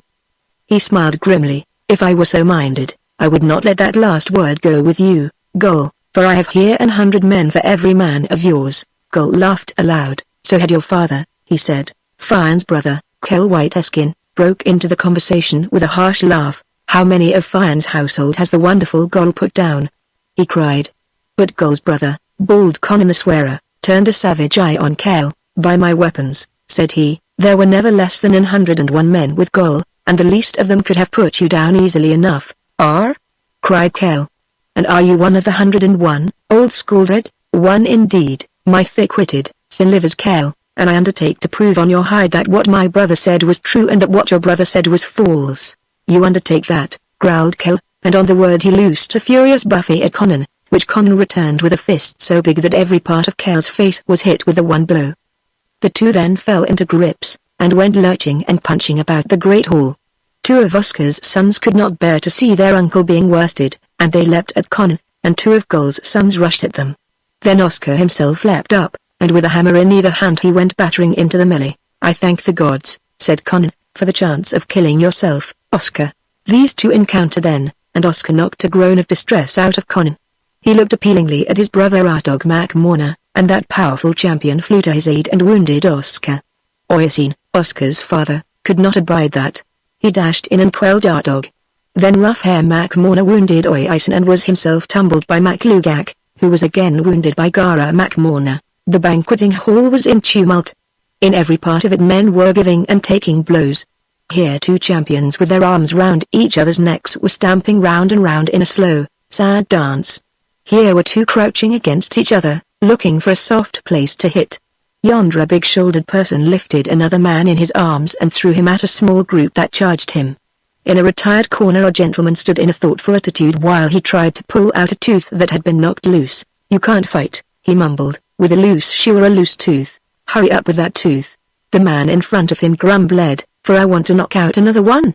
Pressed against the wall was a bevy of ladies, some of whom were screaming and some laughing and all whom were calling on the men to go back to their seats. Only two people remained seated in the hall. Gol sat twisted round watching the progress of the brawl critically, and Fian, sitting opposite, watched Gol. Just then Fian, another of Fian's sons, stormed the hall with 300 of the Fianna, and by this force all Gol's people were put out of doors, where the fight continued. Gol looked then calmly on Fian. "Your people are using their weapons," said he. "Are they?"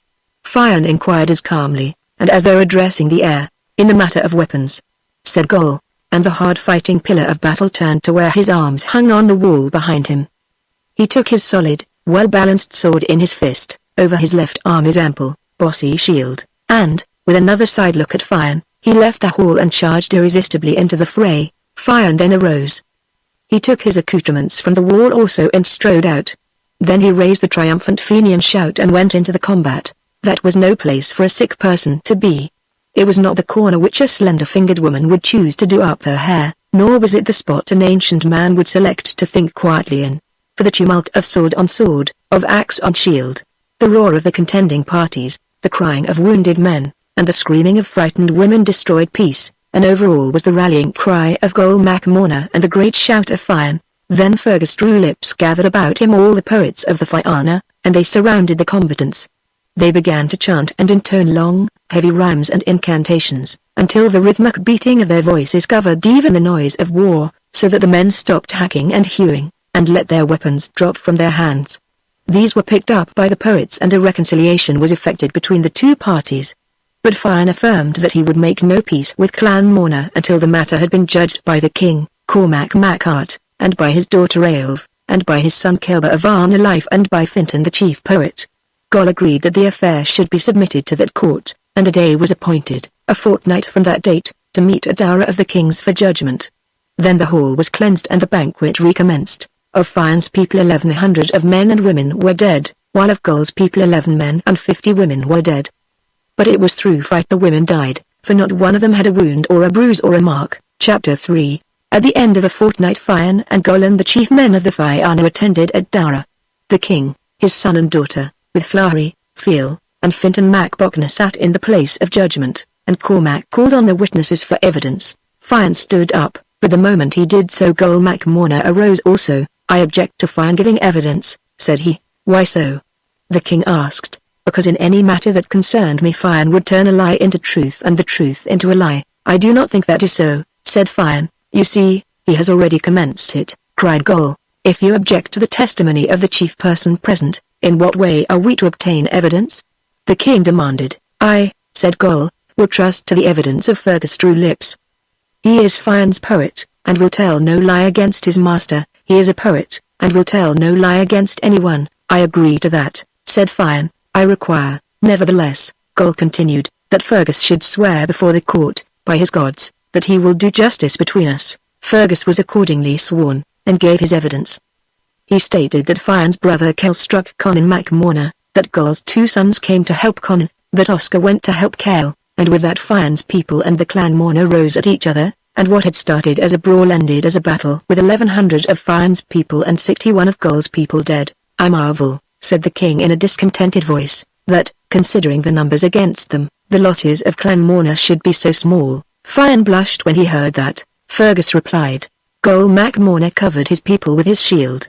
All that slaughter was done by him. The press was too great, Fian grumbled. I could not get at him in time or what? Said Gull with a great laugh. Fian shook his head sternly and said no more. What is your judgment? Cormac demanded of his fellow judges. Flahey pronounced first. I give damages to clan Morna. Why? Said Cormac. Because they were attacked first. Cormac looked at him stubbornly. I do not agree with your judgment, he said. What is there faulty in it? Flahey asked. You have not considered, the king replied, that a soldier owes obedience to his captain, and that, given the time and the place, Fian was the captain and Gull was only a simple soldier. Flahey considered the king's suggestion, that, he said, would hold good for the white striking or blows of fists, but not for the red striking or sword strokes. What is your judgment? The king asked Fiel. Fiel then pronounced, I hold that clan Morna were attacked first, and that they are to be free from payment of damages, and as regards Fian, said Cormac, I hold that on account of his great losses Fian is to be exempt from payment of damages, and that his losses are to be considered as damages. I agree in that judgment, said Finton. The king and his son also agreed, and the decision was imparted to the Fianna. One must abide by a judgment, said Fian. Do you abide by it? Gull demanded. I do, said Fian. Gull and Fian then kissed each other, and thus peace was made. For, notwithstanding the endless bicker of these 2 heroes, they loved each other well. Yet, now that the years have gone by, I think the fault lay with Gull and not with Fian, and that the judgment given did not consider everything. For at that table Gull should not have given greater gifts than his master and host did. And it was not right of Gull to take by force the position of greatest gift-giver of the Fianna, for there was never in the world one greater at giving gifts, or giving battle, or making poems than Fian was. That side of the affair was not brought before the court. But perhaps it was suppressed out of delicacy for Fian, for if Gull could be accused of ostentation, Fian was open to the uglier charge of jealousy. It was, nevertheless, Gull's forward and impish temper which commenced the brawl, and the verdict of time must be to exonerate Fian and to let the blame go where it is merited. There is, however, this to be added and remembered, that whenever Fian was in a tight corner it was Gull that plucked him out of it, and, later on, when time did his worst on the moorland the Fianna were sent to hell as unbelievers, it was Gull MacMorna who assaulted hell, with a chain in his great fist and 3 iron balls swinging from it, and it was he who attacked the hosts of great devils and brought Fian and the Fianna Fin out with him. Part 7. The Carl of the Drabcoat, Chapter 1. One day something happened to Fian, the son of Uael, that is, he departed from the world of men, and was set wandering in great distress of mind through Faerie. He had days and nights there and adventures there, and was able to bring back the memory of these. That, by itself, is wonderful, for there are few people who remember that they have been to Faerie or aught of all that happened to them in that state. In truth we do not go to Faerie, we become Faerie, and in the beating of a pulse we may live for a year or 1,000 years. But when we return the memory is quickly clouded, and we seem to have had a dream or seen a vision, although we have verily been in Faerie. It was wonderful, then, that Fian should have remembered all that happened to him in that wide-spun moment, but in this tale there is yet more to marvel at, for not only did Fian go to Faerie, but the great army which he had marshalled to Ben Adair, the hill of Howth, were translated also, and neither he nor they were aware that they had departed from the world until they came back to it. 14 battles, 7 of the reserve and 7 of the regular Fianna, had been taken by the chief on a great march and maneuver. When they reached Ben Adair it was decided to pitch camp so that the troops might rest in view of the warlike plan which Fian had imagined for the morrow.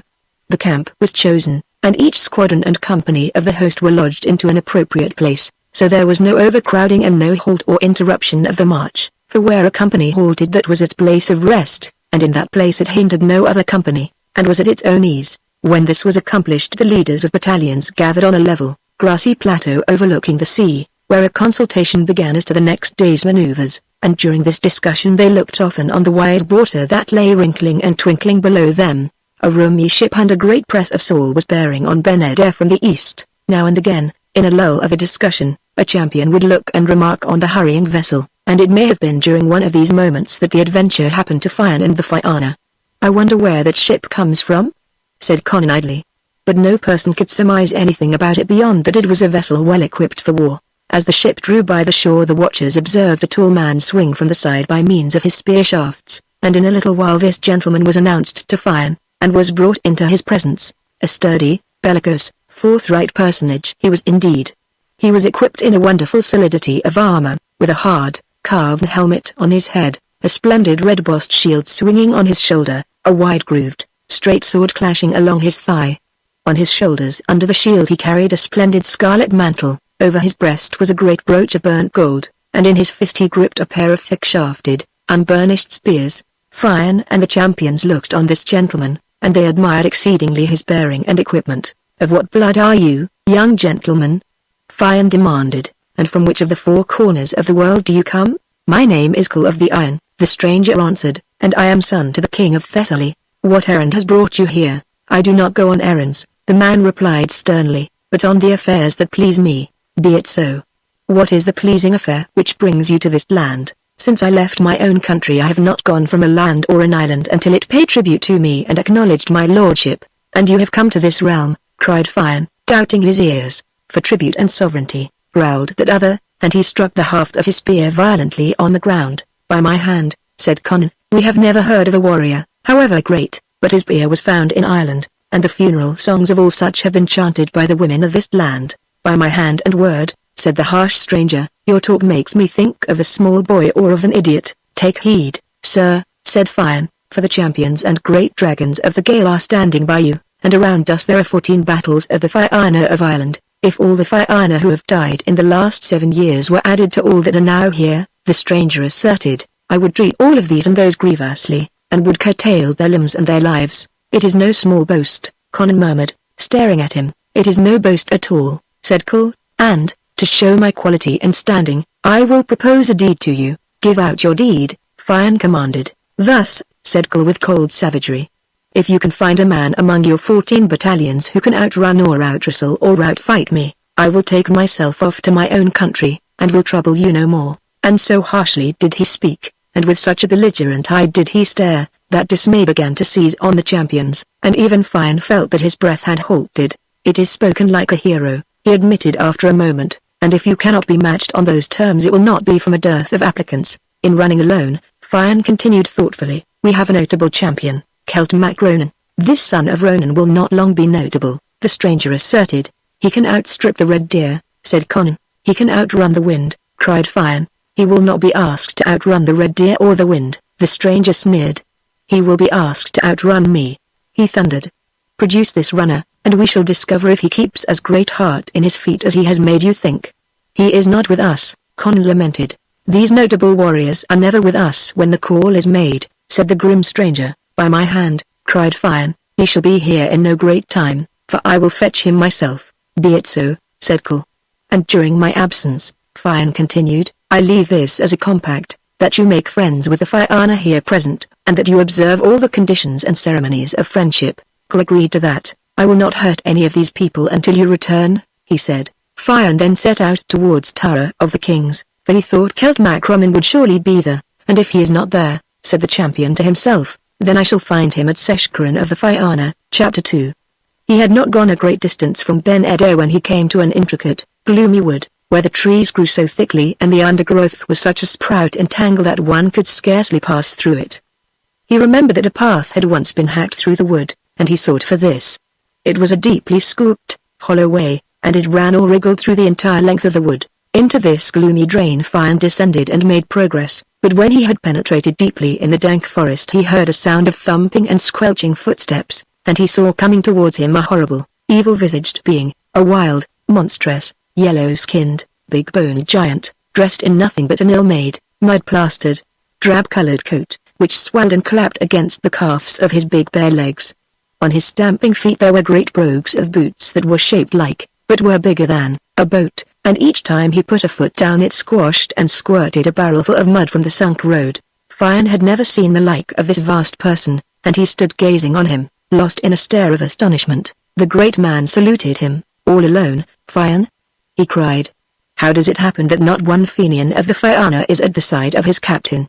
At this inquiry Fian he got back his wits. "That is too long a story and it is too intricate and pressing to be told. Also I have no time to spare now." "Yet tell it now," the monstrous man insisted. Fian, thus pressed, told of the coming of Kull of the Iron, of the challenge the latter had issued, and that he, Fian, was off to Tower of the Kings to find Mac-Ronan. "I know that foreigner well," the big man commented. "Is he the champion he makes himself out to be?"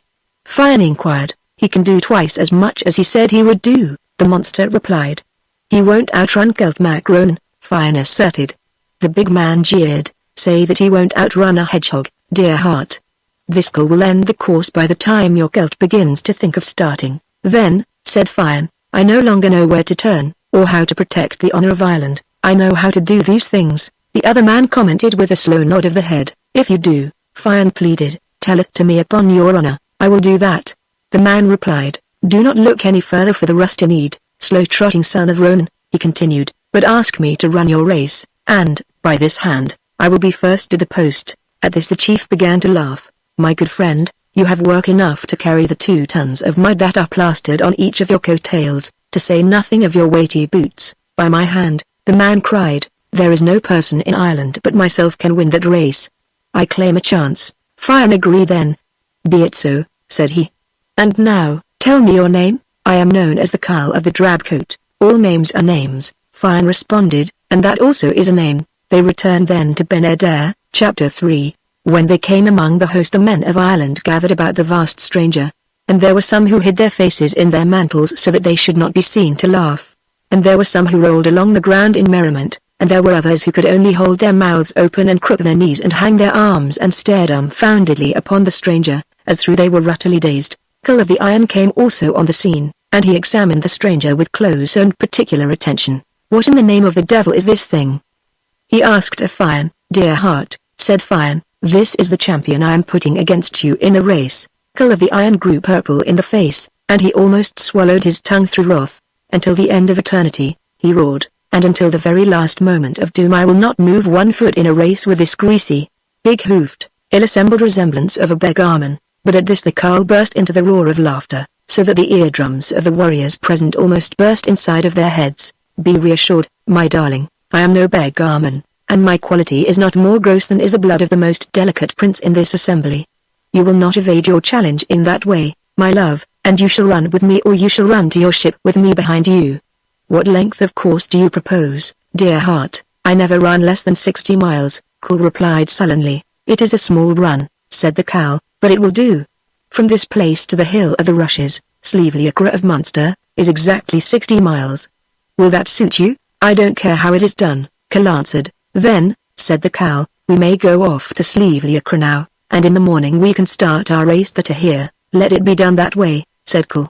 These two set out then for Munster, and as the sun was setting they reached Slieveljacre and prepared to spend the night there. Chapter 4. "Kull, my pulse," said the Carl, "we had better build a house or a hut to pass the night in." "I'll build nothing," Kull replied, looking on the Carl with great disfavor. "No, I won't build house or hut for the sake of passing one night here, for I hope never to see this place again." "I'll build a house myself," said the Carl, "and the man who does not help in the building can stay outside of the house." The Carl stumped to a nearby wood, and he never rested until he had felled and tied together 24 couples of big timber. He thrust these under one arm and under the other he tucked a bundle of rushes for his bed, and with that one load he rushed up a house, well thatched and snug, and with the timber that remained over he made a bonfire on the floor of the house. His companion sat at a distance regarding the work with rage and aversion. "Now Kull, my darling," said the Carl, "if you are a man help me to look for something to eat, for there is game here." "Help yourself," roared Kull, "for all that I want is not to be near you." "The tooth that does not help gets no helping," the other replied. In a short time the Carl returned with a wild boar which he had run down. He cooked the beast over his bonfire and ate one half of it, leaving the other half for his breakfast. Then he lay down on the rushes, and in 2 turns he fell asleep. But Kull lay out on the side of the hill, and if he went to sleep that night he slept fasting. It was he, however, who awakened the Carl in the morning. Get up, beggarman, if you're going to run against me. The Carl rubbed his eyes. I never get up until I have had my fill of sleep, and there is another hour of it due to me. But if you are in a hurry, my delight, you can start running now with the blessing. I will trot on your track when I waken up. Carl began to race then, and he was glad of the start, for his antagonist made so little account of him that he did not know what to expect when the Carl would begin to run. Yet, said Carl to himself, with an hour's start the beggarman will have to move his bones if he wants to catch on me, and he settled down to a good, pelting race. Chapter 5. At the end of an hour the Carl awoke. He ate the second half of the boar, and he tied the unpicked bones in the tail of his coat.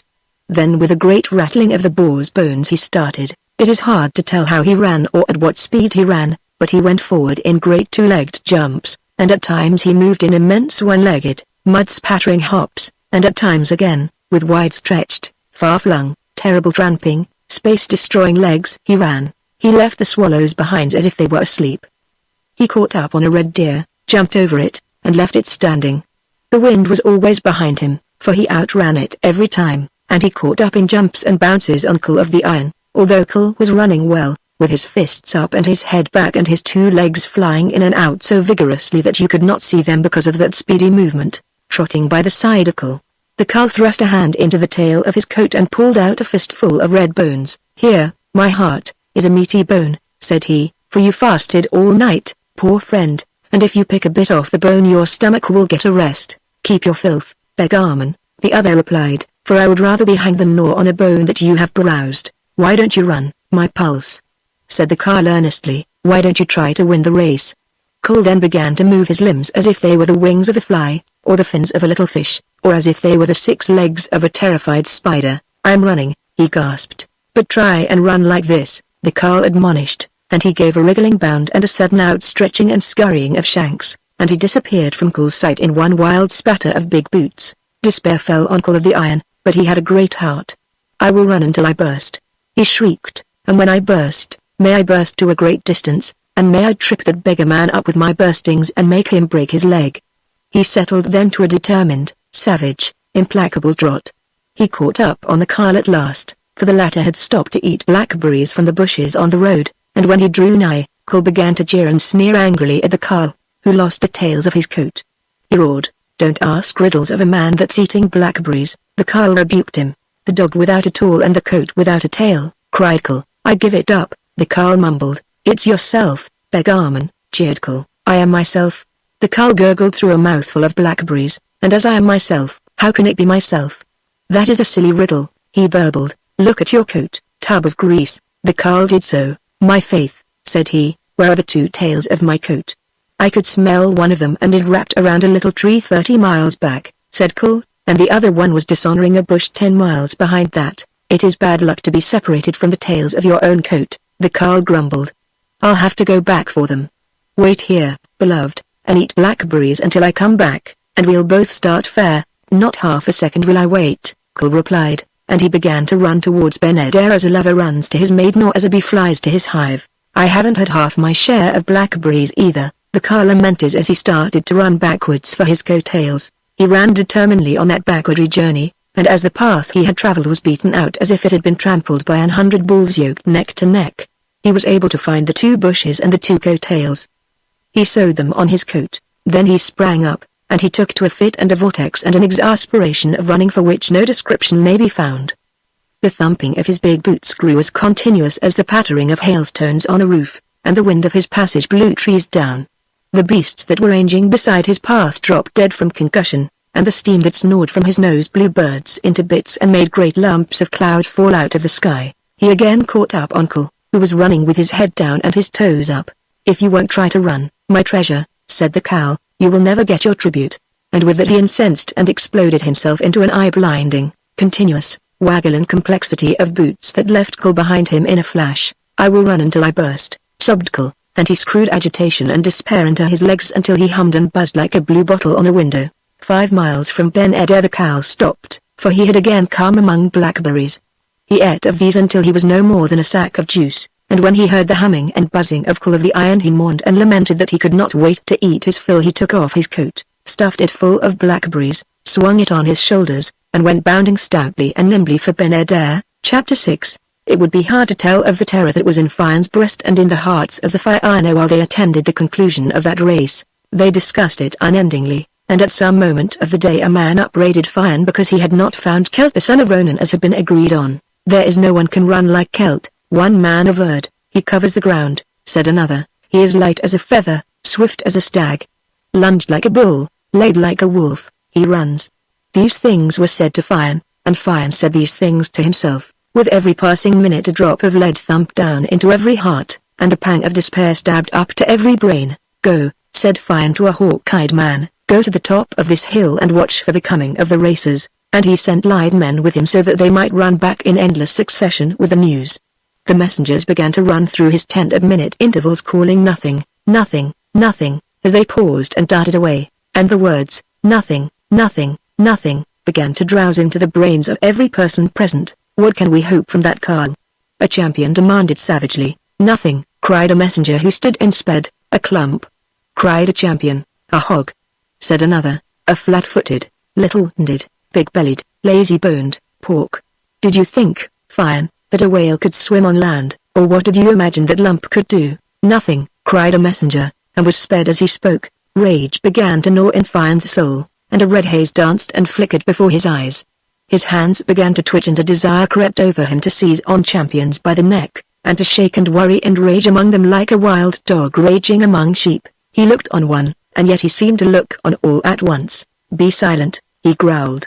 "Let each man be silent as a dead man," and he sat forward, seeing all, seeing none, with his mouth drooping open, and such a wildness and bristle lowering from that great glum brow that the champions shivered as though already in the chill of death, and were silent. He rose and stalked to the tent door. "Where to, O Fian?" said a champion humbly. "To the hill-top," said Fian, and he stalked on. They followed him, whispering among themselves, keeping their eyes on the ground as they climbed. Chapter 7. What do you see? Fian demanded of the watcher. "Nothing," that man replied. "Look again," said Fian. The eagle-eyed man lifted a face, thin and sharp as though it had been carved on the wind, and he stared forward with an immobile intentness. "What do you see?" said Fian. "Nothing," the man replied. "I will look myself," said Fian, and his great brow bent forward and gloomed afar. The watcher stood beside, staring with his tense face and unwinking, lidless eye. "What can you see, O Fian?" said the watcher. "I can see nothing," said Fian, and he projected again his grim, gaunt forehead. For it seemed as if the watcher stared with his whole face, eye, and with his hands, but Fian brooded weightedly on distance with his puckered and granite brow. They looked again. "What can you see?" said Fian. "I see nothing," said the watcher. "I do not know if I see or if I surmise, but something moves," said Fian.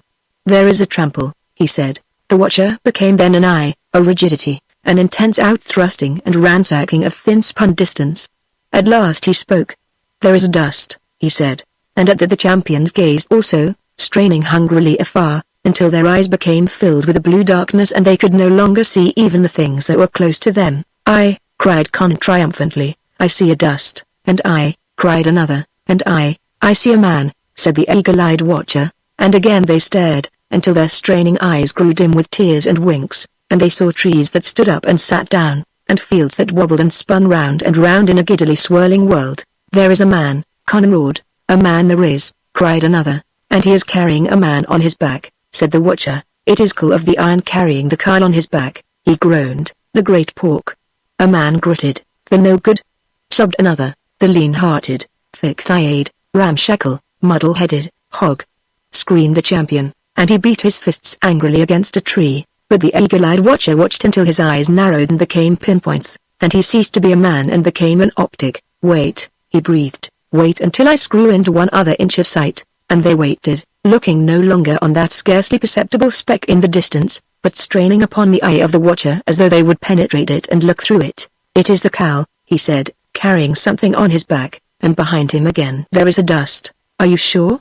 said Fian in a voice that rumbled and vibrated like thunder. "It is the cow," said the watcher, "and the dust behind him is Carl of the Iron trying to catch him up." Then the Fianna gave a roar of exultation, and each man seized his neighbor and kissed him on both cheeks, and they gripped hands about Fian, and they danced round and round in a great circle, roaring with laughter and relief, in the ecstasy which only comes where grisly fear has been and whence that bony jowl has taken itself away. Chapter 8. The Carl of the Drabcoat came bumping and stumping and clumping into the camp, and was surrounded by a multitude that adored him and hailed him with tears. Meal. He bawled, meal for the love of the stars, and he bawled, meal, meal. Until he bawled everybody into silence, Fian addressed him. What for the meal, dear heart? For the inside of my mouth, said the cow, for the recesses and crannies and deep down profundities of my stomach. Meal, meal. He lamented. Meal was brought. The Carl put his coat on the ground, opened it carefully, and revealed a store of blackberries, squashed, crushed, mangled, democratic, ill-looking. The meal. He groaned. The meal. It was given to him. What of the race, my pulse? Said Fian. Wait, wait, cried the Carl. I die for meal and blackberries. Into the center of the mess of blackberries he discharged a barrel of meal, and mixed the two up and through, and round and down, until the pile of white-black, red-brown slobber reached up to his shoulders. Then he commenced to pour and impel and project and cram the mixture into his mouth, and between each mouthful he sighed a contented sigh, and during every mouthful he gurgled an oozy gurgle.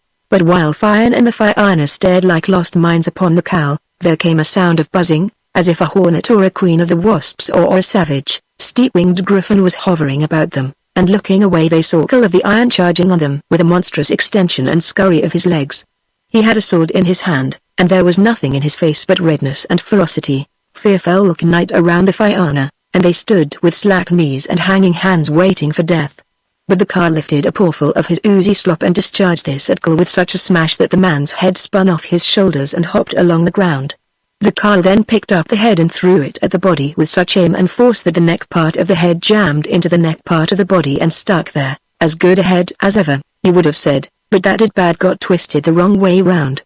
The Carl then lashed his opponent hand and foot. Now, dear heart, do you still claim tribute and lordship of Ireland?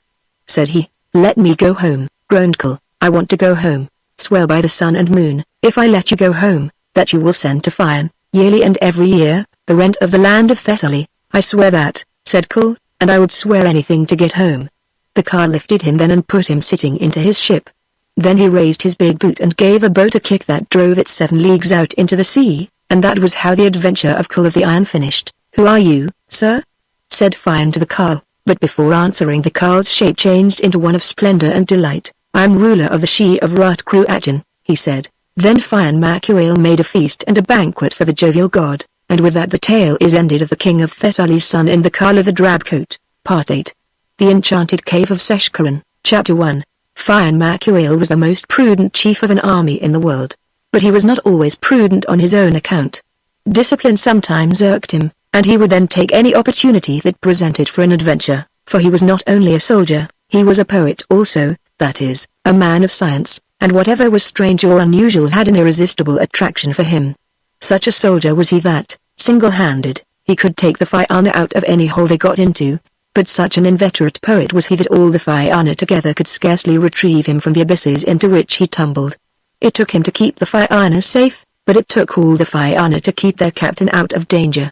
They did not complain of this, for they loved every hair of Fian's head more than they loved their wives and children. And that was reasonable, for there was never in the world a person more worthy of love than Fian was. Gol MacMorna did not admit so much in words, but he admitted it in all his actions, for although he never lost an opportunity of killing a member of Fian's family, there was deadly feud between Clan Baskin and Clan Morna, yet a call from Fian brought Gol raging to his assistance like a lion that rages tenderly by his mate. Not even a call was necessary, for Gol felt in his heart when Fian was threatened, and he would leave Fian's own brother only half killed to fly where his arm was wanted.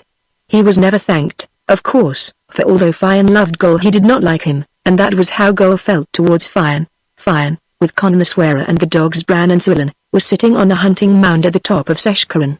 Below and around, on every side the Fianna were beating the covers in Lenny and Breffni, ranging the fastnesses of Glendalin, creeping in the nut and beech forests of Carberry, spying among the woods of Kyle Connor, and ranging the wide plain of Moyconnell. The great captain was happy, his eyes were resting on the sights he liked best: the sunlight of a clear day, the waving trees, the pure sky, and the lovely movement of the earth, and his ears were filled with delectable sounds: the baying of eager dogs, the clear calling of young men, the shrill whistling that came from every side, and each sound of which told a definite thing about the hunt. There was also the plunge and scurry of the deer, the yapping of badgers, and the whir of birds driven into reluctant flight. Chapter 2.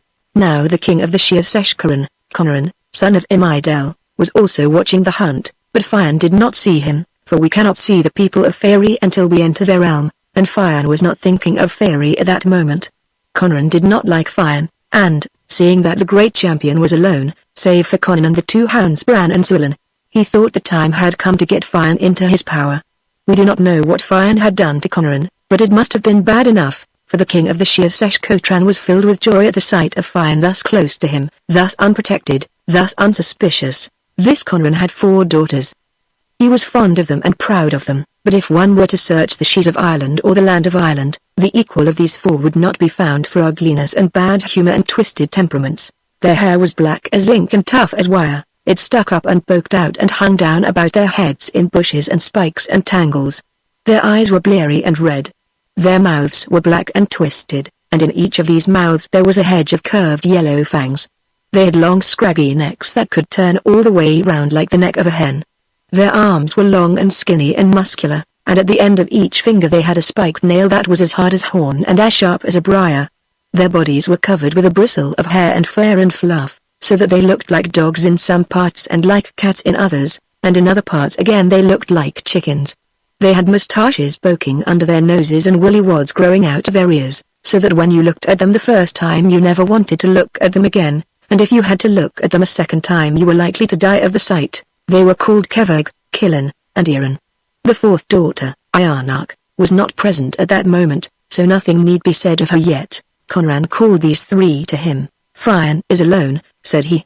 Fian is alone, my treasures, said Keveg, and her jaw crunched upwards and stuck outwards, as was usual with her when she was satisfied. When the chance comes take it, Conaran continued, and he smiled a black, beetle-browed, unbenevolent smile. It's a good word, quoth Killen, and she swung her jaw loose and made it waggle up and down, for that was the way she smiled. And here is the chance, her father added. The chance is here, Iran echoed, with a smile that was very like her sister's, only that it was worse, and the wen that grew on her nose joggled to and fro and did not get its balance again for a long time. Then they smiled a smile that was agreeable to their own eyes, but which would have been a deadly thing for anybody else to see. But Fian cannot see us, Kevig objected, and her brow set downwards and her chin set upwards and her mouth squeezed sidewards, so that her face looked like a badly disappointed nut. And we are worth seeing, Killen continued, and the disappointment that was set in her sister's face got carved and twisted into hers, but it was worse in her case. That is the truth, said Iran in a voice of lamentation, and her face took on an island a writhe and a solidity of ugly woe that beat the other 2 and made even her father marvel. He cannot see us now, Conan replied, but he will see us in a minute. Won't Fian be glad when he sees us? Said the 3 sisters, and then they joined hands and danced joyfully around their father, and they sang a song, the first line of which is, Fian thinks he is safe. But who knows when the sky will fall? Lots of the people in the She learned that song by heart, and they applied it to every kind of circumstance. Chapter 3. By his arts Conaran changed the sight of Fian's eyes, and he did the same for Conan. In a few minutes Fian stood up from his place on the mount. Everything was about him as before, and he did not know that he had gone into Fairy. He walked for a minute up and down the hillock. Then, as by chance, he stepped down the sloping end of the mound and stood with his mouth open, staring. He cried out, Come down here, Conan, my darling. Conan stepped down to him. Am I dreaming? Fian demanded, and he stretched out his finger before him. If you are dreaming, said Conan, I'm dreaming too. They weren't here a minute ago, he stammered. Fian looked up at the sky and found that it was still there.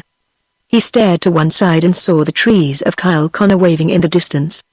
He bent his ear to the wind and heard the shouting of hunters, the yapping of dogs, and the clear whistles, which told how the hunt was going. Well, said Fian to himself, by my hand, quoth Conan to his own soul, and the 2 men stared into the hillside as though what they were looking at was too wonderful to be looked away from. Who are they? Said Fian. What are they? Conan gasped. And they stared again, for there was a great hole like a doorway in the side of the mound, and in that doorway the daughters of Conaran sat spinning. They had 3 crooked sticks of holly set up before the cave, and they were reeling yarn off these. But it was enchantment they were weaving. One could not call them handsome, said Conan. One could, Fian replied, but it would not be true. I cannot see them properly, Fian complained. They are hiding behind the holly. I would be contented if I could not see them at all, his companion grumbled. But the chief insisted. I want to make sure that it is whiskers they are wearing. Let them wear whiskers or not wear them, Conan counseled. But let us have nothing to do with them. One must not be frightened of anything, Fian stated. I am not frightened, Conan explained. I only want to keep my good opinion of women, and if the three yonder are women, then I feel sure I shall begin to dislike females from this minute out. Come on, my love, said Fian, for I must find out if these whiskers are true. He strode resolutely into the cave. He pushed the branches of holly aside and marched up to Conran's daughters, with Conan behind him. Chapter 4. The instant they passed the holly a strange weakness came over the heroes. Their fists seemed to grow heavy as lead, and went dingle-dangle at the ends of their arms. Their legs became as light as straws and began to bend in and out. Their necks became too delicate to hold anything up, so that their heads wibbled and wobbled from side to side. What's wrong at all? Said Conan, as he tumbled to the ground. Everything is, Fian replied, and he tumbled beside him. The three sisters then tied the heroes with every kind of loop and twist and knot that could be thought of. Those are whiskers, said Fian. Alas, said Conan, what a place you must hunt whiskers in. He mumbled savagely. Who wants whiskers? He groaned. But Fian was thinking of other things. If there was any way of warning the Fianna not to come here, Fian murmured. There is no way, my darling, said Kevag, and she smiled a smile that would have killed Fian, only that he shut his eyes in time. After a moment he murmured again. Conan, my dear love, give the warning whistle so that the Fianna will keep out of this place. A little woof, like the sound that would be made by a baby and it asleep, came from Conan. Fian, said he, there isn't a whistle in me. We are done for, said he. You are done for, indeed, said Killen, and she smiled a hairy and twisty and feiny smile that almost finished Conan. By that time some of the Fianna had returned to the mound to see White Bran and Suellen were barking so outrageously. They saw the cave and went into it, but no sooner had they passed the holly branches than their strength went from them, and they were seized and bound by the vicious hags. Little by little all the members of the Fianna returned to the hill, and each of them was drawn into the cave, and each was bound by the sisters. Oisin and Oscar and the Maclugak came, with the nobles of Clan Baskin, and with those of Clan Corcoran and Clan Small. They all came, and they were all bound. It was a wonderful sight and a great deed this binding of the Fianna, and the three sisters laughed with a joy that was terrible to hear and was almost death to see. As the men were captured they were carried by the hags into dark mysterious holes and black perplexing labyrinths. Here is another one, cried Kevag as she bundled a trust champion along. This one is fat, said Killen, and she rolled a bulky Fenian along like a wheel. Here, said Erin, is a love of a man. One could eat this kind of man, she murmured, and she licked a lip that had whiskers growing inside as well as out, and the corded champion whimpered in her arms, for he did not know but eating might indeed be his fate, and he would have preferred to be coffined anywhere in the world rather than to be coffined inside of that face. So far for them. Chapter 5. Within the cave there was silence except for the voices of the hags and the scarcely audible moaning of the Fianna Finn, but without there was a dreadful uproar, for as each man returned from the chase his dogs came with him, and although the men went into the cave the dogs did not. They were too wise. They stood outside, filled with savagery and terror, for they could scent their masters and their masters' danger, and perhaps they could get from the cave smells till then unknown and full of alarm. From the troop of dogs there arose a baying and barking, a snarling and howling and growling, a yelping and squealing and bawling for which no words can be found. Now and again a dog nosed among 1,000 smells and scented his master. The ruff of his neck stood up like a hog's bristles and a netty ridge prickled along his spine. Then with red eyes, with bared fangs, with a hoarse, deep snort and growl he rushed at the cave, and then he halted and sneaked back again with all his ruffles smoothed, his tail between his legs, his eyes screwed sideways in miserable apology and alarm, and a long thin whine of woe dribbling out of his nose. The three sisters took their wide-channeled, hard-tempered swords in their hands, and prepared to slay the Fianna, but before doing so they gave one more look from the door of the cave to see if there might be a straggler of the Fianna who was escaping death by straggling, and they saw one coming towards them with Bran and Suellen leaping beside him, while all the other dogs began to burst their throats with barks and split their noses with snorts and wag their tails off at sight of the tall, valiant, white-toothed champion, Golmore MacMorna. We will kill that one first, said Kevag. There is only one of him, said Killen, and each of us three is the match for 100, said Erin. The uncanny, misbehaved, and outrageous Harridans advanced then to meet the son of Morna, and when he saw these three Gol whipped the sword from his thigh, swung his buckle around, and got to them in 10 great leaps. Silence fell on the world during that conflict. The wind went down. The clouds stood still, the old hill itself held its breath, the warriors within ceased to be men and became each an ear, and the dogs sat in a vast circle round the combatants, with their heads all to one side, their noses poked forward, their mouths half open, and their tails forgotten. Now and again a dog whined in a whisper and snapped a little snap on the air, but except for that there was neither sound nor movement. It was a long fight.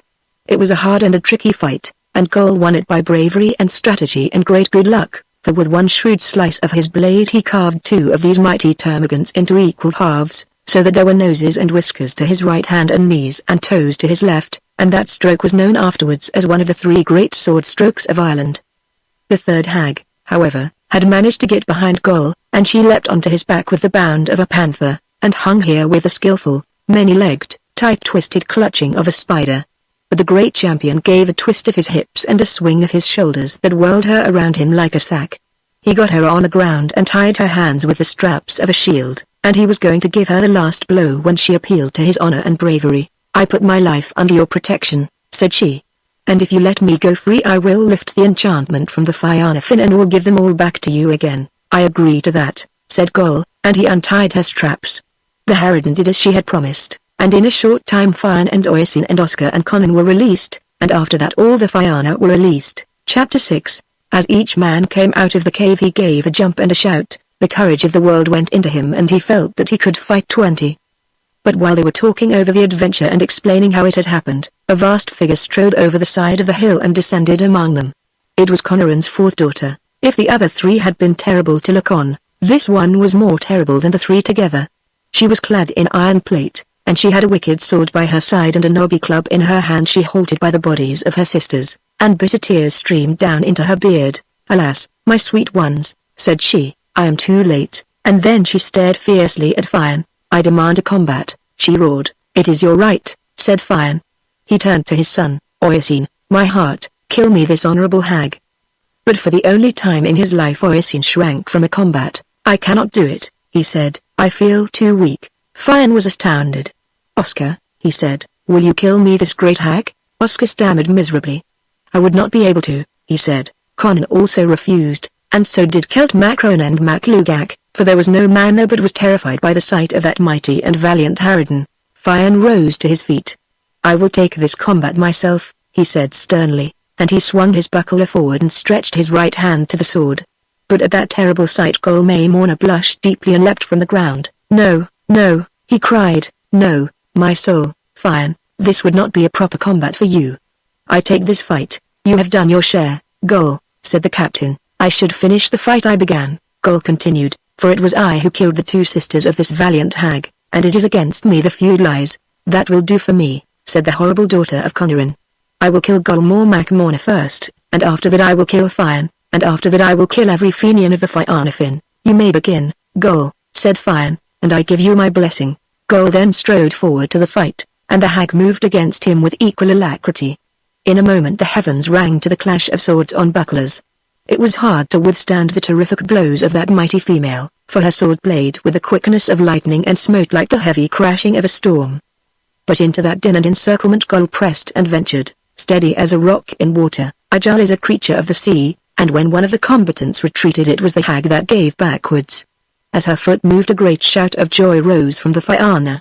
A snarl went over the huge face of the monster and she leapt forward again, but she met Gol's point in the road. It went through her, and in another moment Gol took her head from its shoulders and swung it on high before Fianna. As the Fianna turned homewards Fianna spoke to his great champion and enemy. "Gol," he said, "I have a daughter, a lovely girl, a blossom of the dawn," said Gol. "Would she please you as a wife?"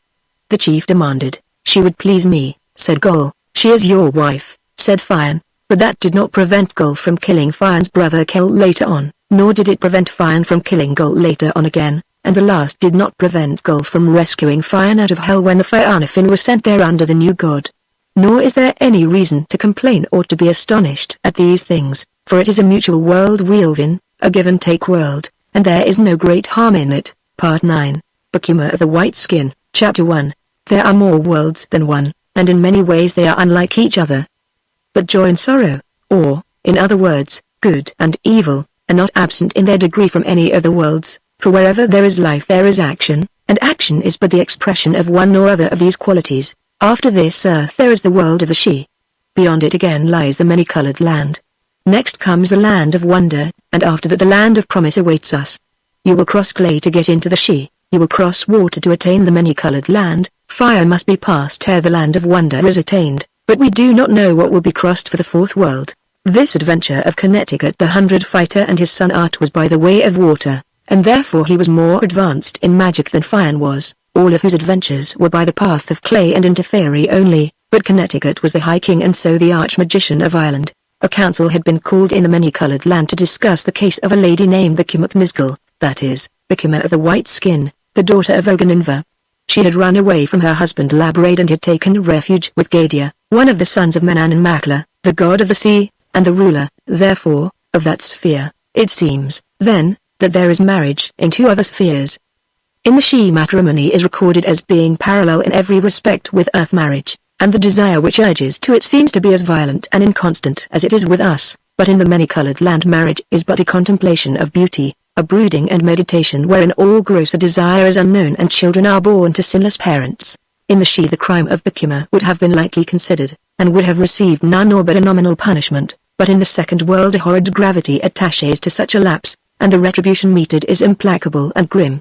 It may be dissolution by fire, and that can note a destruction too final for the mind to contemplate, or it may be banishment from that sphere to a lower and worse one. This was the fate of Bikima of the white skin. One may wonder how, having attained to that sphere, she could have carried with her so strong a memory of the earth.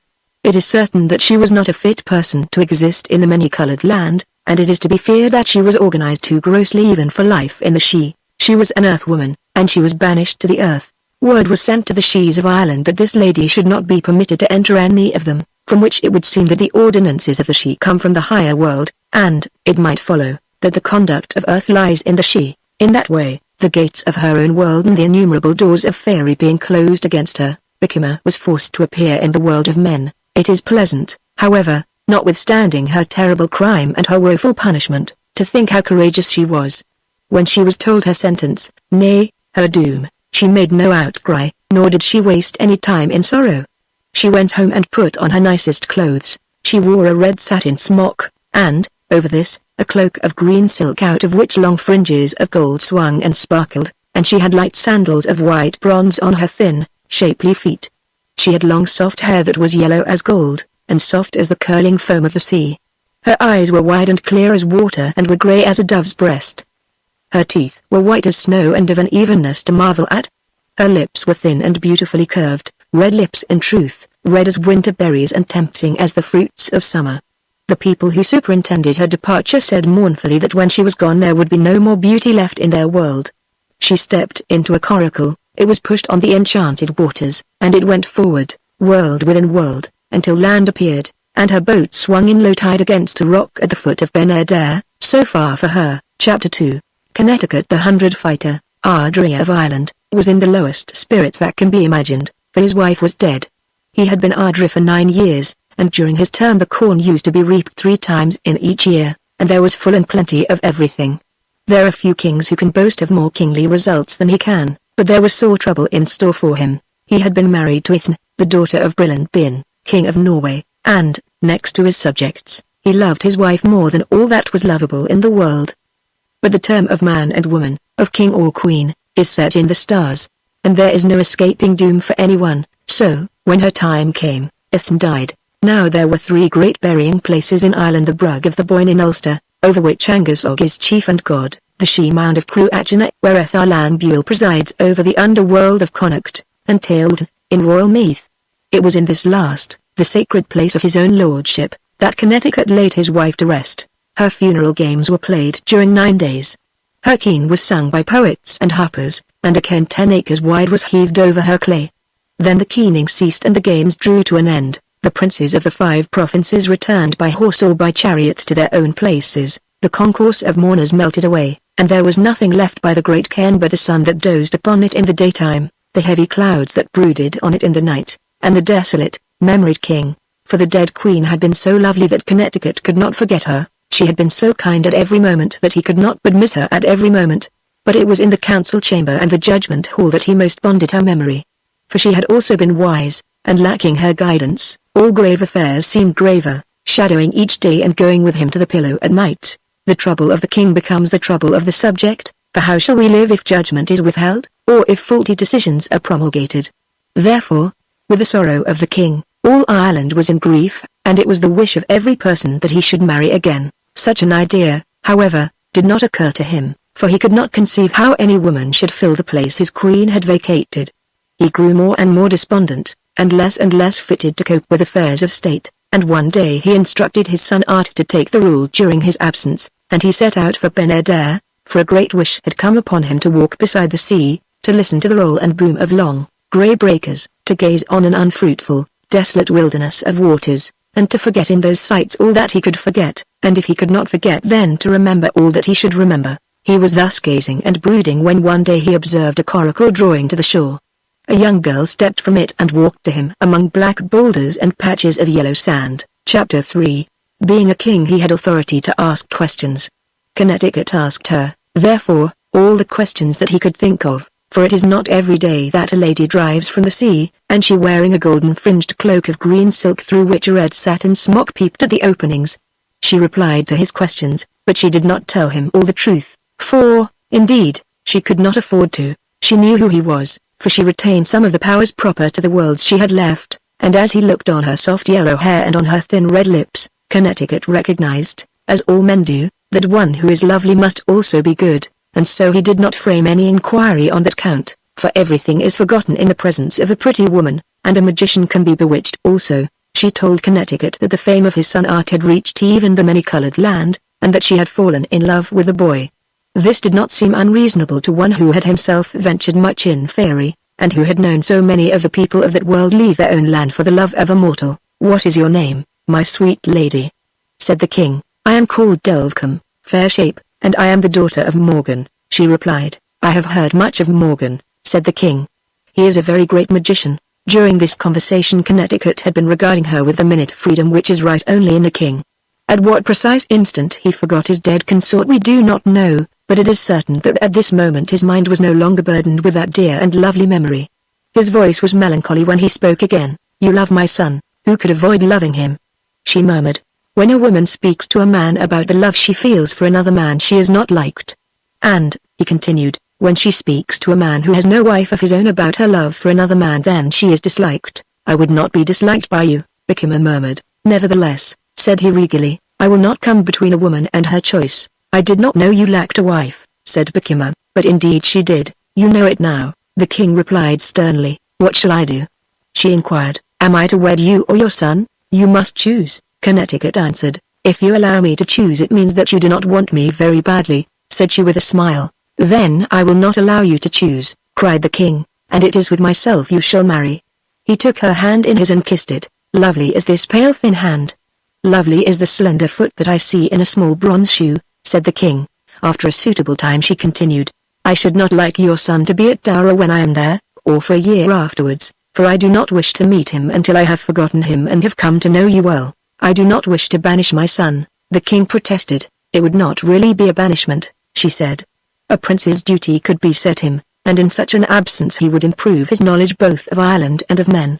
Further," she continued with downcast eyes, "when you remember the reason that brought me here you will see that his presence would be an embarrassment to us both, and my presence would be unpleasant to him if he remembers his mother." "Nevertheless," said Connecticut stubbornly, "I do not wish to banish my son. It is awkward and unnecessary. For a year only," she pleaded. "It is yet," he continued thoughtfully, "a reasonable reason that you give and I will do what you ask, but by my hand and word I don't like doing it." They set out then briskly and joyfully on the homeward journey, and in due time they reached Dara of the Kings. Chapter 4. It is part of the education of a prince to be a good chess player, and to continually exercise his mind in view of the judgments that he will be called upon to give and the knotty, tortuous, and perplexing matters which will obscure issues which he must judge. Art, the son of Connecticut, was sitting at chess with Cromds, his father's magician. "Be very careful about the move you are going to make," said Cromds. "Can I be careful?" Art inquired. "Is the move that you are thinking of in my power?" "It is not," the other admitted. "Then I need not be more careful than usual," Art replied, and he made his move. "It is a move of banishment," said Cromds. "As I will not banish myself, I suppose my father will do it, but I do not know why he should." "Your father will not banish you." "Who then?" "Your mother." "My mother is dead, you have a new one," said the magician. "Here is news," said Art. "I think I shall not love my new mother, you will yet love her better than she loves you," said Kromtz, meaning thereby that they would hate each other. While they spoke, the king and Bakuma entered the palace. "I had better go to greet my father," said the young man. "You had better wait until he sends for you," his companion advised, and they returned to their game. In due time a messenger came from the king directing Art to leave Dara instantly, and to leave Ireland for 1 full year. He left Dara that night, and for the space of a year he was not seen again in Ireland. But during that period things did not go well with the king nor with Ireland. Every year before that time 3 crops of corn used to be lifted off the land, but during Art's absence there was no corn in Ireland and there was no milk. The whole land went hungry. Lean people were in every house, lean cattle in every field. The bushes did not swing out their timely berries or seasonable nuts. The bees went abroad as busily as ever, but each night they returned languidly, with empty pouches, and there was no honey in their hives when the honey season came. People began to look at each other questioningly, meaningly, and dark remarks passed between them, for they knew that a bad harvest means, somehow, a bad king, and, although this belief can be combated, it is too firmly rooted in wisdom to be dismissed.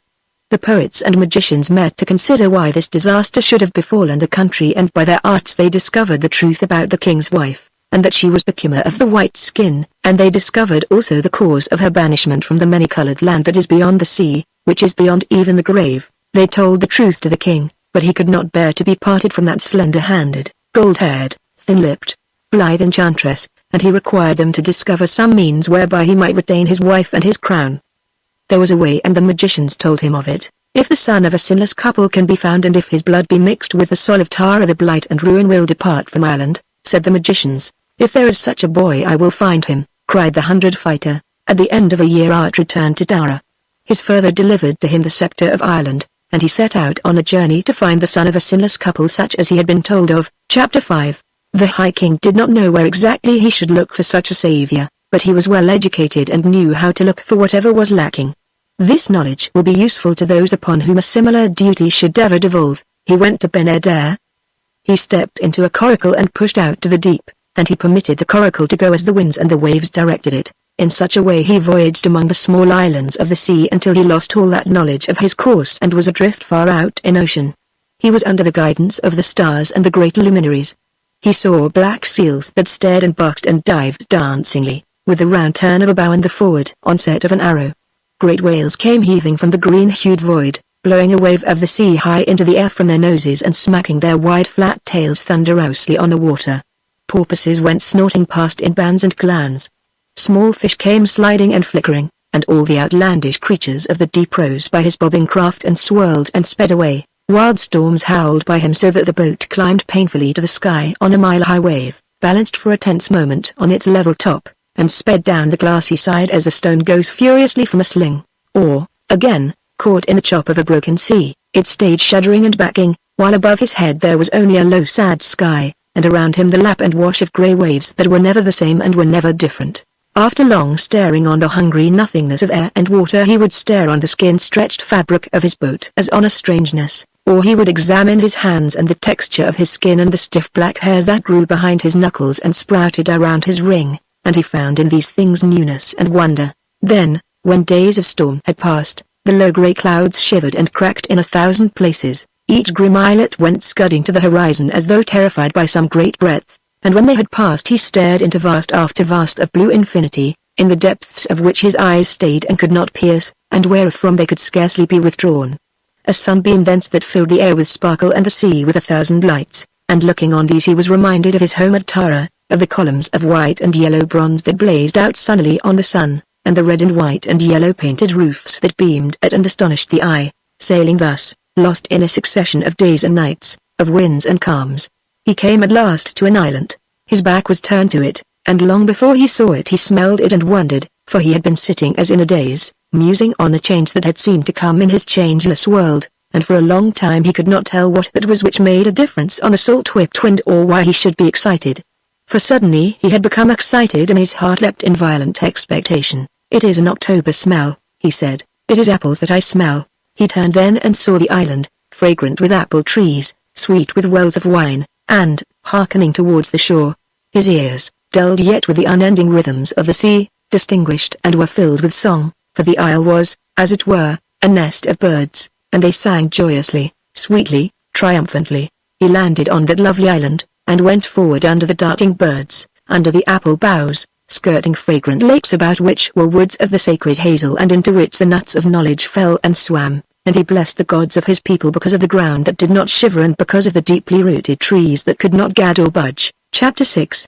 Having gone some distance by these pleasant ways he saw a shapely house dozing in the sunlight. It was thatched with the wings of birds, blue wings and yellow and white wings, and in the center of the house there was a door of crystal set in posts of bronze.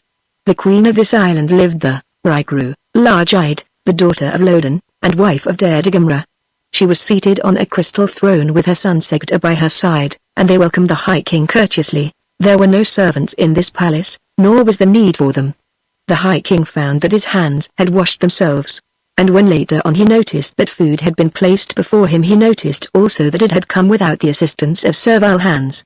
A cloak was laid gently about his shoulders, and he was glad of it, for his own was soiled by exposure to sun and wind and water, and was not worthy of a lady's eye. Then he was invited to eat. He noticed, however, that food had been set for no one but himself, and this did not please him, for to eat alone was contrary to the hospitable usage of a king, and was contrary also to his contract with the gods. Good, my hosts, he remonstrated, it is Giza, taboo, for me to eat alone, but we never eat together. The queen replied, I cannot violate my Giza, said the High King. I will eat with you, said Segda, sweet speech, and thus, while you are our guest you will not do violence to your vows. Indeed, said Connecticut, that will be a great satisfaction, for I have already all the trouble that I can cope with and have no wish to add to it by offending the gods. What is your trouble? The gentle queen asked. During a year, Connecticut replied, there has been neither corn nor milk in Ireland.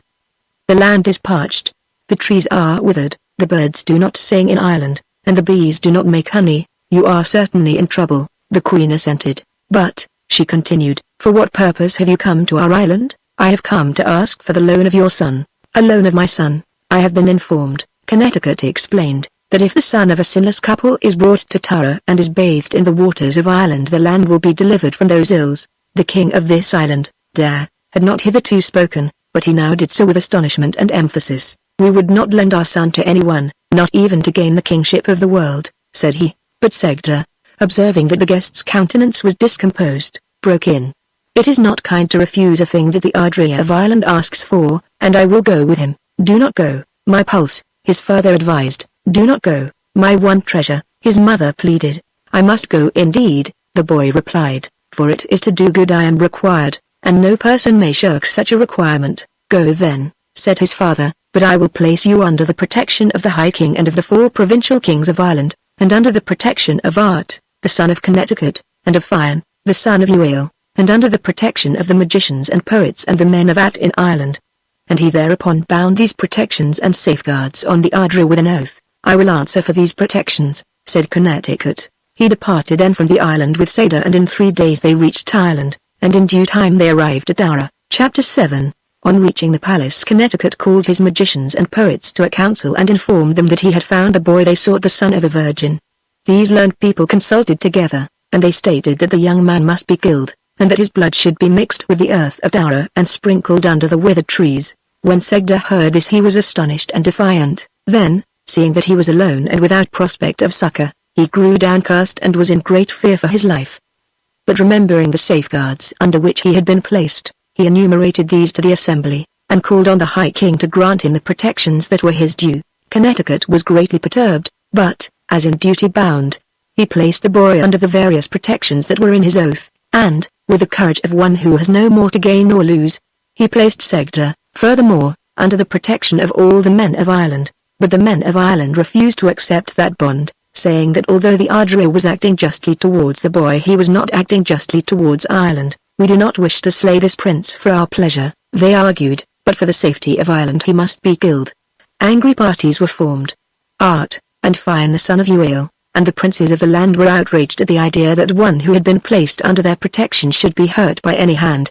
But the men of Ireland and the magicians stated that the king had gone to Fairy for a special purpose, and that his acts outside or contrary to that purpose were illegal, and committed no person to obedience. There were debates in the council hall, in the marketplace, in the streets of Tara, some holding that national honor dissolved and absolved all personal honor, and others protesting that no man had aught but his personal honor, and that above it not the gods, not even Ireland, could be placed, for it is to be known that Ireland is a god. Such a debate was in course, and Segda, to whom both sides addressed gentle and courteous arguments, grew more and more disconsolate. "You shall die for Ireland, dear heart," said one of them, and he gave Segda 3 kisses on each cheek. "Indeed," said Segda, returning those kisses, "indeed I had not bargained to die for Ireland, but only to bathe in her waters and to remove her pestilence." "But dear child and prince," said another, kissing him likewise, "if any one of us could save Ireland by dying for her, how cheerfully we would die." And Segda, returning his 3 kisses, agreed that the death was noble, but that it was not in his undertaking. Then, observing the stricken countenances about him, and the faces of men and women hewn thin by hunger, his resolution melted away, and he said, "I think I must die for you." And then he said, "I will die for you." And when he had said that, all the people present touched his cheek with their lips, and the love and peace of Ireland entered into his soul, so that he was tranquil and proud and happy. The executioner drew his wide, thin blade, and all those present covered their eyes with their cloaks, when a wailing voice called on the executioner to delay it a moment. The High King uncovered his eyes and saw that a woman had approached driving a cow before her. "Why are you killing the boy?" she demanded. The reason for this slaying was explained to her. "Are you sure," she asked, "that the poets and magicians really know everything? Do they not?" The king inquired. "Do they?" she insisted, and then turning to the magicians, "Let one magician of the magicians tell me what is hidden in the bags that are lying across the back of my cow." But no magician could tell it, nor did they try to. Questions are not answered thus. They said, "There is formulae, and the calling up of spirits, and lengthy complicated preparations in our art." "I am not badly learned in these arts," said the woman, "and I say that if you slay this cow the effect will be the same as if you had killed the boy." "We would prefer to kill a cow or 1,000 cows rather than harm this young prince," said Connecticut, "but if we spare the boy, will these evils return?" "They will not be banished until you have banished their cause." "And what is their cause?" "Bacuma is the cause, and she must be banished." "If you must tell me what to do," said Connecticut, "tell me at least to do something that I can do." "I will tell you certainly. You can keep Bacuma and your ills as long as you want to. It does not matter to me." "Come, my son," she said to Segda, for it was Segda's mother who had come to save him, and then that sinless queen and her son went back to their home of enchantment, leaving the king and Fian and the magicians and nobles of Ireland astonished and ashamed. Chapter 8. There are good and evil people in this and in every other world, and the person who goes hence will go to the good or the evil that is native to him, while those who return come as surely to their due. The trouble which had fallen on Bacuma did not leave her repentant, and the sweet lady began to do wrong as instantly and innocently as a flower begins to grow. It was she who was responsible for the ills which had come on Ireland, and we may wonder why she brought these plagues and droughts to what was now her own country. Under all wrongdoing lies personal vanity or the feeling that we are endowed and privileged beyond our fellows. It is probable that, however courageously she had accepted fate, Bacuma had been sharply stricken in her pride, in the sense of personal strength, aloofness, and identity, in which the mind likens itself to God and will resist every domination but its own. She had been punished, that is, she had submitted to control, and her sense of freedom, of privilege, of very being, was outraged. The mind flinches even from the control of natural law, and how much more from the despotism of its own separated likenesses, for if another can control me, that other has usurped me, has become me, and how terribly I seem diminished by the seeming addition. This sense of separateness is vanity, and is the bed of all wrongdoing. For we are not freedom, we are control, and we must submit to our own function ere we can exercise it. Even unconsciously we accept the rights of others to all that we have, and if we will not share our good with them, it is because we cannot. Having none, but we will yet give what we have, although that be evil. To insist on other people sharing in our personal torment is the first step towards insisting that they shall share in our joy, as we shall insist when we get it. Bacuma considered that if she must suffer all else she met should suffer also. She raged, therefore, against Ireland, and in particular she raged against young Art, her husband's son, and she left undone nothing that could afflict Ireland or the prince. She may have felt that she could not make them suffer, and that is a maddening thought to any woman. Or perhaps she had really desired the son instead of the father, and her thwarted desire had perpetuated itself as hate. But it is true that Art regarded his mother's successor with intense dislike, and it is true that she actively returned it. One day Bacuma came on the lawn before the palace, and seeing that Art was at chess with crowns, she walked to the table on which the match was being played and for some time regarded the game. But the young prince did not take any notice of her while she stood by the board, for he knew that this girl was the enemy of Ireland, and he could not bring himself even to look at her. Bakima, looking down on his beautiful head, smiled as much in rage as in disdain. "O son of a king," said she, "I demand a game with you for stakes." Art then raised his head and stood up courteously, but he did not look at her. "Whatever the queen demands I will do," said he. "Am I not your mother also?" She replied mockingly, as she took the seat which the chief magician leapt from. The game was set then, and her play was so skillful that Art was hard put to counter her moves. But at a point of the game Bakima grew thoughtful, and, as by a lapse of memory, she made a move which gave the victory to her opponent. But she had intended that. She sat then, biting on her lip with her white small teeth and staring angrily at Art. "What do you demand from me?" she asked. "I bind you to eat no food in Ireland until you find the wand of Curo, son of Dare." Bakima then put a cloak about her and she went from Tara northward and eastward until she came to the dewy, sparkling brug of Angus Macnog in Ulster, but she was not admitted there. She went thence to the she ruled over by Elgable, and although this lord would not admit her, his daughter Aine, who was her foster sister, let her into Faery. She made inquiries and was informed where the down of Cura Macdare was, and when she had received this intelligence she set out for Slough-Miz. By what arts she coaxed Curo to give up his wand it matters not, enough that she was able to return in triumph to Tara. When she handed the wand to Art, she said, "I claim my game of revenge." "It is due to you," said Art, and they sat on the lawn before the palace and played. A hard game that was, and at times each of the combatants sat for an hour staring on the board before the next move was made, and at times they looked from the board and for hours stared on the sky seeking as though in heaven for advice. But Bakima's foster sister, Aine, came from the she, and, unseen by any, she interfered with Art's play, so that, suddenly, when he looked again on the board, his face went pale, for he saw that the game was lost. "I didn't move that piece," said he sternly. "Nor did I," Bakima replied, and she called on the onlookers to confirm that statement. She was smiling to herself secretly, for she had seen what the mortal eyes around could not see. "I think the game is mine," she insisted softly. "I think that your friends in Faery have cheated," he replied, "but the game is yours if you are content to win it that way." "I bind you," said Bakima, "to eat no food in Ireland until you have found Delvecombe, the daughter of Morgan." "Where do I look for her?" said Art in despair. "She is in one of the islands of the sea," Bakima replied. "That is all I will tell you," and she looked at him maliciously, joyously, contentedly, for she thought he would never return from that journey, and that Morgan would see to it. Chapter 9. Art, as his father had done before him, set out for the many-colored land, but it was from Invercolp he embarked and not from Benedare. At a certain time he passed from the rough green ridges of the sea to enchanted waters, and he roamed from island to island asking all people how he might come to Delvecombe, the daughter of Morgan. But he got no news from anyone, until he reached an island that was fragrant with wild apples, gay with flowers, and joyous with the song of birds and the deep mellow drumming of the bees. In this island he was met by a lady, Creed, the truly beautiful, and when they had exchanged kisses, he told her who he was and on what errand he was bent. "We have been expecting you," said Creed, "but alas, poor soul, it is a hard, and a long, bad way that you must go, for there is sea and land, danger and difficulty between you and the daughter of Morgan." "Yet I must go there," he answered. "There is a wild dark ocean to be crossed. There is a dense wood where every thorn on every tree is sharp as a spear point and is curved and clutching. There is a deep gulf to be gone through," she said, "a place of silence and terror, full of dumb, venomous monsters. There is an immense oak forest dark, dense, thorny, a place to be strayed in, a place to be utterly bewildered and lost in.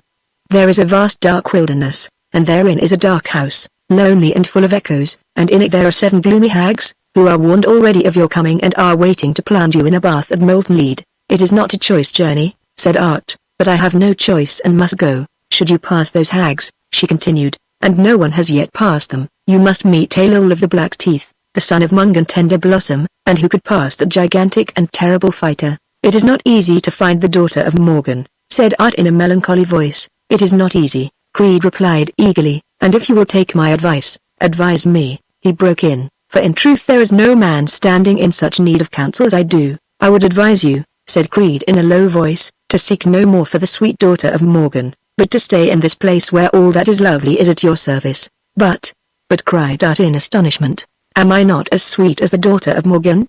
she demanded, and she stood before him queenly and pleadingly, and her eyes took his with imperious tenderness. "By my hand," he answered, "you are sweeter and lovelier than any being under the sun, but, and with me," she said, "you will forget Ireland. I am under bonds," cried Art. "I have passed my word, and I would not forget Ireland or cut myself from it for all the kingdoms of the many-colored land." Creed urged no more at that time, but as they were parting she whispered, "There are 2 girls, sisters of my own, in Morgan's palace.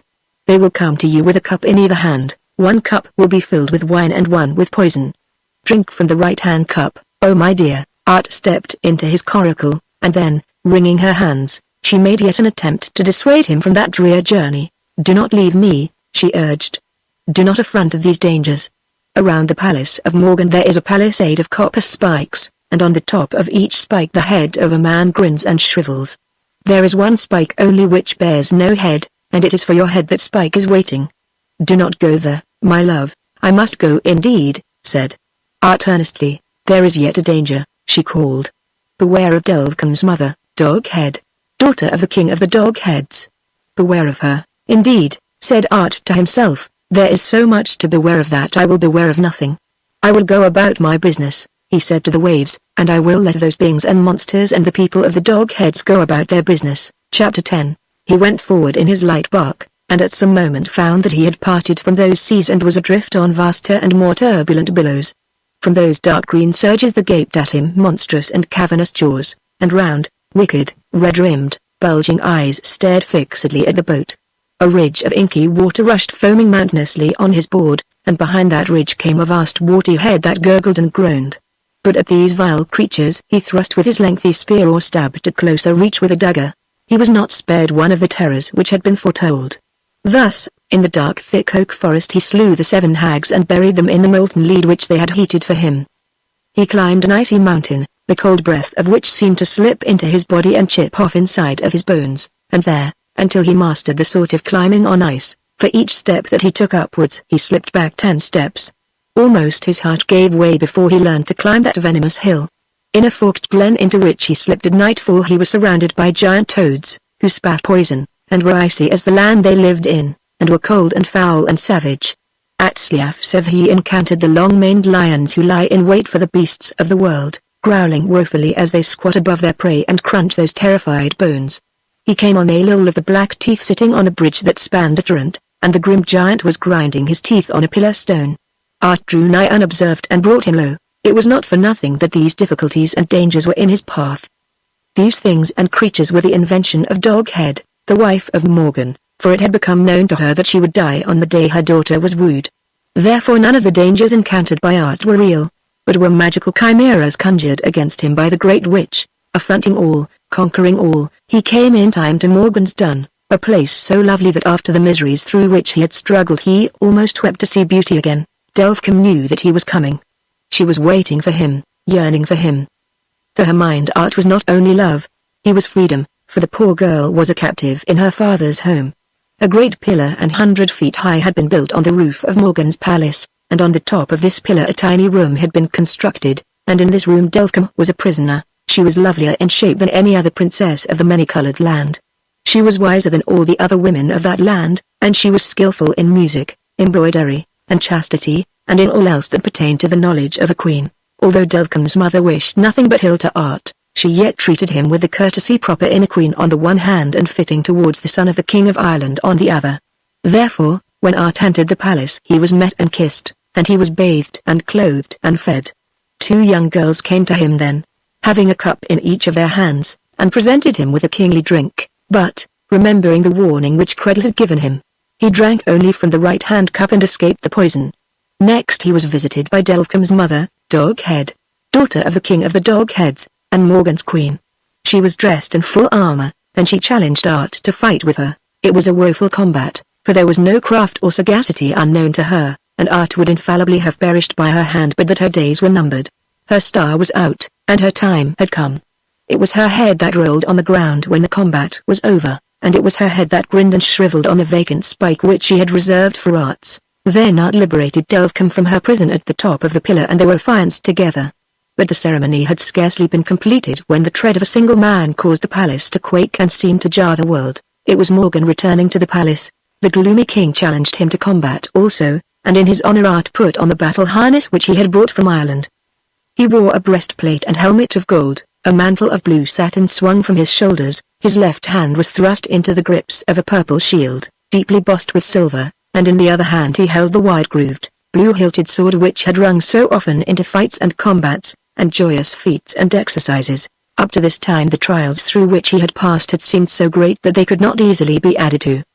But if all those trials had been gathered into one vast calamity they would not equal one half of the rage and catastrophe of his war with Morgan, for what he could not effect by arms Morgan would endeavor by guile, so that while Art drove at him or parried a crafty blow, the shape of Morgan changed before his eyes, and the monstrous king was having at him in another form, and from a new direction.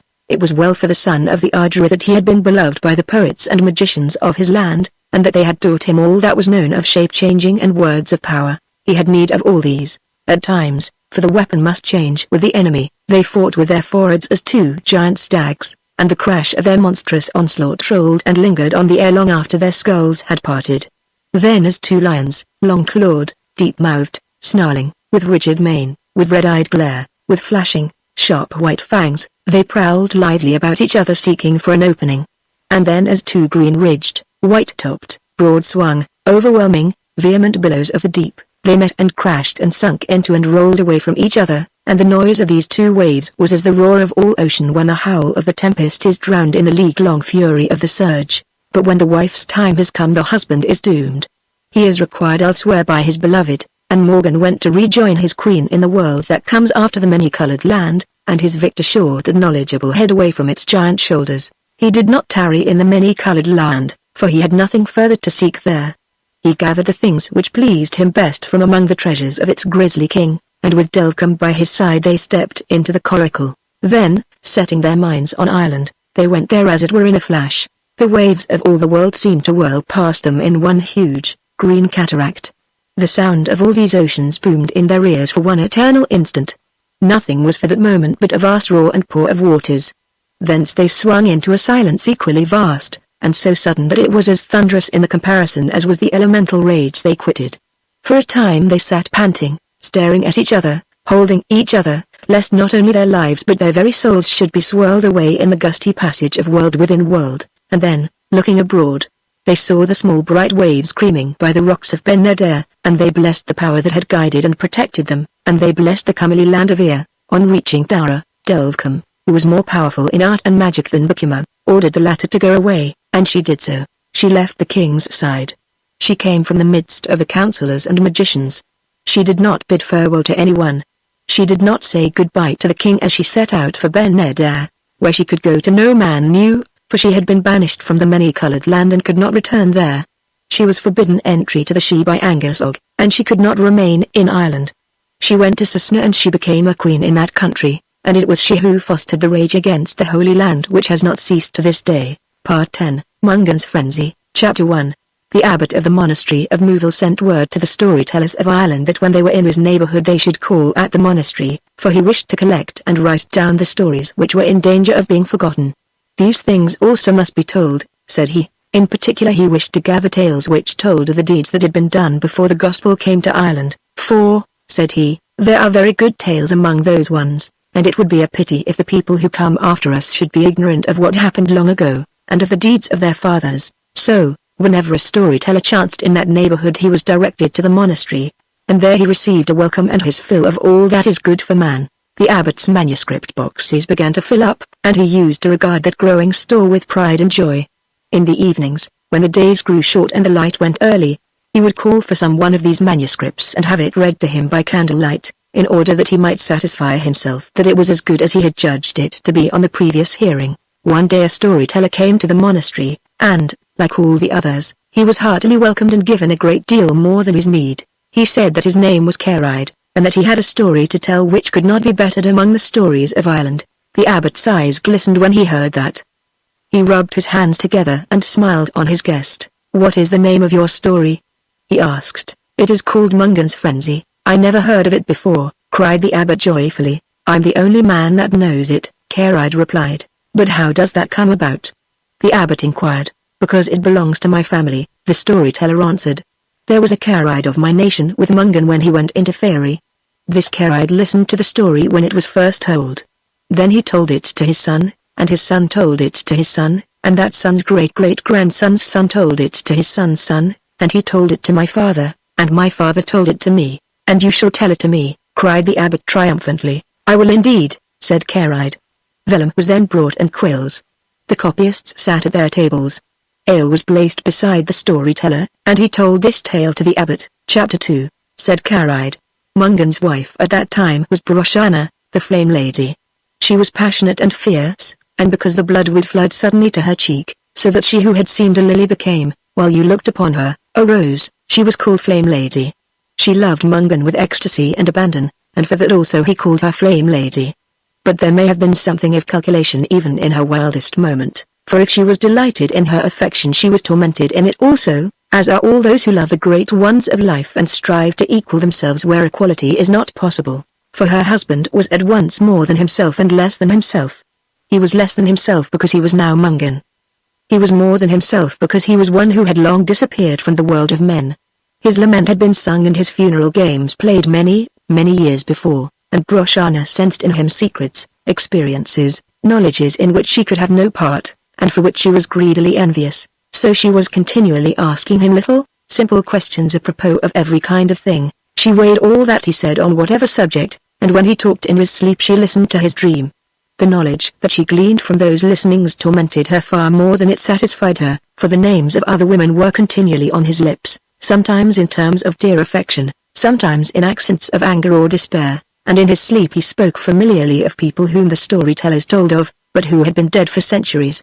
Therefore she was perplexed, and became filled with a very rage of curiosity. Among the names which her husband mentioned there was one which, because of the frequency with which it appeared, and because of the tone of anguish and love and longing in which it was uttered, she thought of oftener than the others. This name was Duflaka. Although she questioned and cross-questioned Caride, her storyteller, she could discover nothing about a lady who had been known as the Black Duck. But one night when Mungan seemed to speak with Duflaka he mentioned her father as Fiachna Duf Macdamain, and the storyteller said that king had been dead for a vast number of years. She asked her husband then, boldly, to tell her the story of Duflaka, and under the influence of their mutual love he promised to tell it to her some time, but each time she reminded him of his promise he became confused, and said that he would tell it some other time. As time went on the poor flame lady grew more and more jealous of Duflaka, and more certain that, if only she could know what had happened, she would get some ease to her tormented heart and some assuagement of her perfectly natural curiosity. Therefore she lost no opportunity of reminding Mungan of his promise, and on each occasion he renewed the promise and put it back to another time. Chapter 3. In the year when Kieran the son of the carpenter died, the same year when Tuathal Malgraf was killed and the year when Diarmait the son of Sebel became king of all Ireland, the year 538 of our era in short, it happened that there was a great gathering of the men of Ireland at the hill of Uisneach in Royal Meath. In addition to the council which was being held, there were games and tournaments and brilliant deployments of troops, and universal feastings and enjoyments. The gathering lasted for a week, and on the last day of the week Mungan was moving through the crowd with 7 guards. His storyteller Caride, and his wife. It had been a beautiful day, with brilliant sunshine and great sport, but suddenly clouds began to gather in the sky to the west, and others came rushing blackly from the east. When these clouds met the world went dark for a space, and there fell from the sky a shower of hailstones, so large that each man wondered at their size, and so swift and heavy that the women and young people of the host screamed from the pain of the blows they received. Mungan's men made a roof of their shields, and the hailstones battered on the shields so terribly that even under them they were afraid. They began to move away from the host looking for shelter, and when they had gone apart a little way they turned the edge of a small hill and a knoll of trees, and in the twinkling of an eye they were in fair weather. 1 minute they heard the clashing and bashing of the hailstones, the howling of the venomous wind, the screams of women and the uproar of the crowd on the hill of Uisneach, and the next minute they heard nothing more of those sounds and saw nothing more of these sights, for they had been permitted to go at one step out of the world of men and into the world of fairy. Chapter 4. There is a difference between this world and the world of fairy, but it is not immediately perceptible. Everything that is here is there, but the things that are there are better than those that are here. All things that are bright are the brighter. There is more gold in the sun and more silver in the moon of that land. There is more scent in the flowers, more savour in the fruit. There is more comeliness in the men and more tenderness in the women. Everything in fairy is better by this one wonderful degree, and it is by this pettiness you will know that you are there if you should ever happen to get there." Mungan and his companions stepped from the world of storm into sunshine and a scented world. The instant they stepped they stood, bewildered, looking at each other silently, questioningly, and then with one accord they turned to look back whence they had come. There was no storm behind them. The sunlight drowsed there as it did in front, a peaceful flooding of living gold. They saw the shapes of the country to which their eyes were accustomed, and recognized the well-known landmarks, but it seemed that the distant hills were a trifle higher, and the grass which clothed them and stretched between was greener, was more velvety, that the trees were better clothed and had more of peace as they hung over the quiet ground. But Mungan knew what had happened, and he smiled with glee as he watched his astonished companions, and he sniffed that balmy air as one whose nostrils remembered it. "You had better come with me," he said. "Where are we?" his wife asked. "Why, we are here," cried Mungan. "Where else should we be?" He set off then, and the others followed, staring about them cautiously, and each man keeping a hand on the hilt of his sword. "Are we in Fairy?"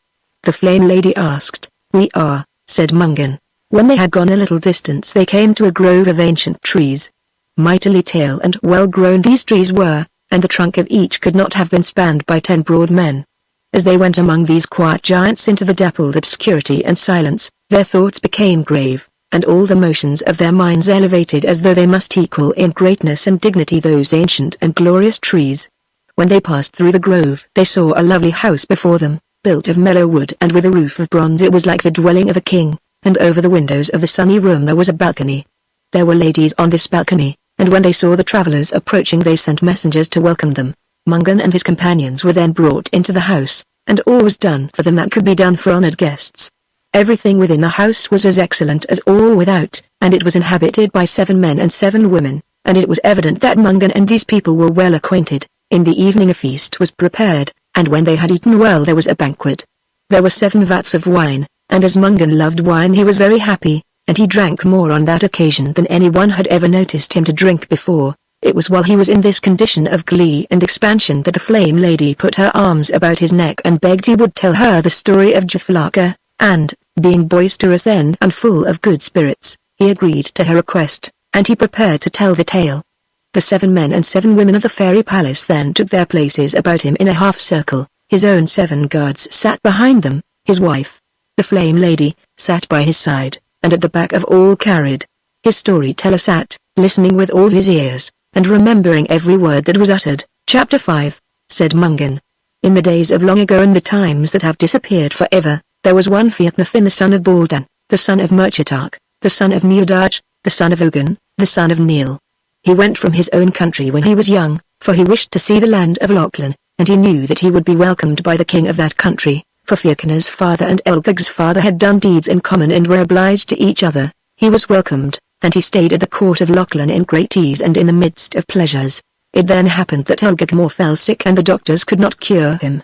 They sent for other doctors, but they could not cure him, nor could anyone say what he was suffering from, beyond that he was wasting visibly before their eyes, and would certainly become a shadow and disappear in air unless he was healed and fattened and made visible. They sent for more distant doctors, and then for others more distant still, and at last they found a man who claimed that he could make a cure if the king were supplied with a medicine which he would order. "What medicine is that?" said they all. "This is the medicine," said the doctor. "Find a perfectly white cow with red ears, and boil it down in the lump, and if the king drinks that rendering he will recover." Before he had well said it messengers were going from the palace in all directions looking for such a cow. They found lots of cows which were nearly like what they wanted, but it was only by chance they came on the cow which would do the work, and that beast belonged to the most notorious and malicious and cantankerous female in Lachlan, the Black Hag. Now the Black Hag was not only those things that have been said, she was also whiskered and warty and one-eyed and obstreperous, and she was notorious and ill-favored in many other ways also. They offered her a cow in the place of her own cow, but she refused to give it. Then they offered a cow for each leg of her cow, but she would not accept that offer unless Fiatna went bail for the payment. He agreed to do so, and they drove the beast away. On the return journey he was met by messengers who brought news from Ireland. They said that the king of Ulster was dead, and that he, Fiacna Finn, has been elected king in the dead king's place.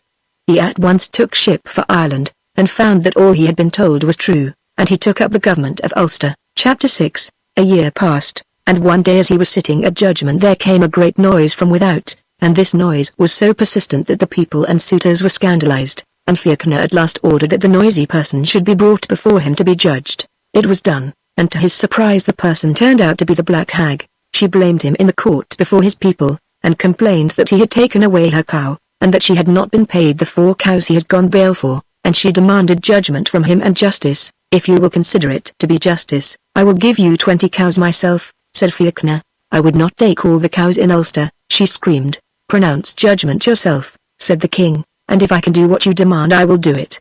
For he did not like to be in the wrong, and he did not wish that any person should have an unsatisfied claim upon him. The black hag then pronounced judgment, and the king had to fulfill it. "I have come," said she, "from the east to the west. You must come from the west to the east and make war for me, and revenge me on the king of Lochlan." Fiachna had to do as she demanded, and, although it was with a heavy heart, he set out in 3 days' time for Lochlan, and he brought with him 10 battalions. He sent messengers before him to Big Elbig warning him of his coming, of his intention, and of the number of troops he was bringing, and when he landed Elbig met him with an equal force, and they fought together. In the first battle 300 of the men of Lochlan were killed, but in the next battle Elbig did not fight fair, for he let some venomous sheep out of a tent, and these attacked the men of Ulster and killed 900 of them. So vast was the slaughter made by these sheep and so great the terror they caused, that no one could stand before them, but by great good luck there was a wood at hand, and the men of Ulster, warriors and princes and charioteers, were forced to climb up the trees, and they roosted among the branches like great birds, while the venomous sheep ranged below bleating terribly and tearing up the ground. Fiachna Finn was also sitting in a tree, very high up, and he was disconsolate. "We are disgraced," said he. "It is very lucky," said the man in the branch below, "that a sheep cannot climb a tree." "We are disgraced forever," said the king of Ulster. "If those sheep learn how to climb, we are undone surely," said the man below. "I will go down and fight the sheep," said Fiachna. But the others would not let the king go. "It is not right," they said, "that you should fight sheep. Someone must fight them," said Fiachna Finn, "but no more of my men shall die until I fight myself, for if I am fated to die, I will die and I cannot escape it, and if it is the sheep's fate to die, then die they will, for there is no man can avoid destiny, and there is no sheep can dodge it either. Praise be to God," said the warrior that was higher up. "Amen," said the man who was higher than he, and the rest of the warriors wished good luck to the king. He started then to climb down the tree with a heavy heart, but while he hung from the last branch and was about to let go, he noticed a tall warrior walking towards him. The king pulled himself up on the branch again and sat dangle-legged on it to see what the warrior would do. The stranger was a very tall man, dressed in a green cloak with a silver brooch at the shoulder. He had a golden band about his hair and golden sandals on his feet, and he was laughing heartily at the plight of the men of Ireland. Chapter 7. "It is not nice of you to laugh at us," said Fiachna Finn. "Who could help laughing at a king hunkering on a branch and his army roosting around him like hens?" said the stranger. "Nevertheless," the king replied, "it would be courteous of you not to laugh at misfortune." "We laugh when he can," commented the stranger, "and are thankful for the chance." "You may come up into the tree," said Fiachna, "for I perceive that you are a mannerly person, and I see that some of the venomous sheep are charging in this direction. I would rather protect you," he continued, "than see you killed, for," said he lamentably, "I am getting down now to fight the sheep." "They will not hurt me," said the stranger. "Who are you?" the king asked. "I am Manannán, the son of La." Fiachna knew then that the stranger could not be hurt. "What will you give me if I deliver you from the sheep?"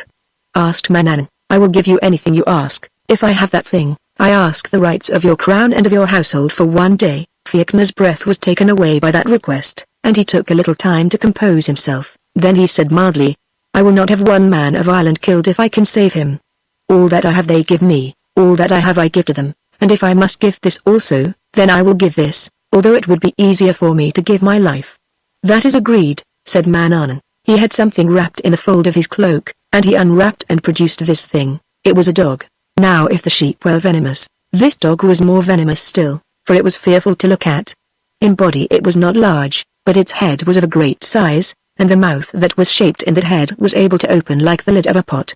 It was not teeth which were in that head, but hooks and fangs and prongs. Dreadful was that mouth to look at, terrible to look into, woeful to think about, and from it, or from the broad, loose nose that waggled above it, there came a sound which no word of man could describe, for it was not a snarl, nor was it a howl, although it was both of these. It was neither a growl nor a grunt, although it was both of these. It was not a yowl nor a groan, although it was both of these, for it was one sound made up of these sounds, and there was in it, too, a whine and a yelp. and a long-drawn snoring noise, and a deep purring noise, and a noise that was like the squeal of a rusty hinge, and there were other noises in it also. "The gods be praised," said the man who was in the branch above the king. "What for this time?" said the king. "Because that dog cannot climb a tree," said the man, and the man on a branch yet above him groaned out, "Amen. There is nothing to frighten sheep like a dog," said Magneon, "and there is nothing to frighten these sheep like this dog." He put the dog on the ground. Then, "Little Dogene, little treasure," said he, "go and kill the sheep." And when he said that, the dog put an addition and an addendum onto the noise he had been making before, so that the men of Ireland stuck their fingers into their ears and turned the whites of their eyes upwards, and nearly fell off their branches with the fear and the fright which that sound put into them. It did not take the dog long to do what he had been ordered. He went forward, at first, with a slow waddle, and as the venomous sheep came to meet him in bounces, he then went to meet them in wriggles, so that in a while he went so fast that you could see nothing of him but a head and a wriggle. He dealt with the sheep in this way, a jump and a chop for each, and he never missed his jump and he never missed his chop. When he got his grip he swung round on it as if it was a hinge. The swing began with a chop, and it ended with a bit loose and the sheep giving its last kick.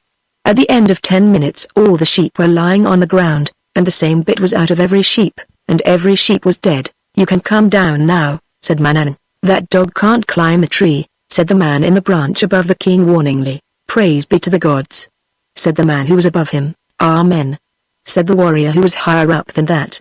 And the man in the next tree said, "Don't move a hand or a foot until the dog chokes himself to death on the dead meat." The dog, however, did not eat a bit of the meat. He trotted to his master, and Magneon took him up and wrapped him in his cloak. "Now you can come down," said he. "I wish that dog was dead," said the king, but he swung himself out of the tree all the same, for he did not wish to seem frightened before Magneon. "You can go now and beat the men of Lochlan," said Magneon.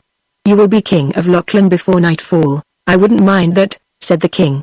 "It's no threat," said Magneon. The son of Le turned then and went away in the direction of Ireland to take up his one-day rights, and Fiachna continued his battle with the Lochlan axe. He beat them before nightfall, and by that victory he became king of Lochlan and king of the Saxons and the Britons. He gave the Black Hag 7 castles with their territories, and he gave her 100 of every sort of cattle that he had captured.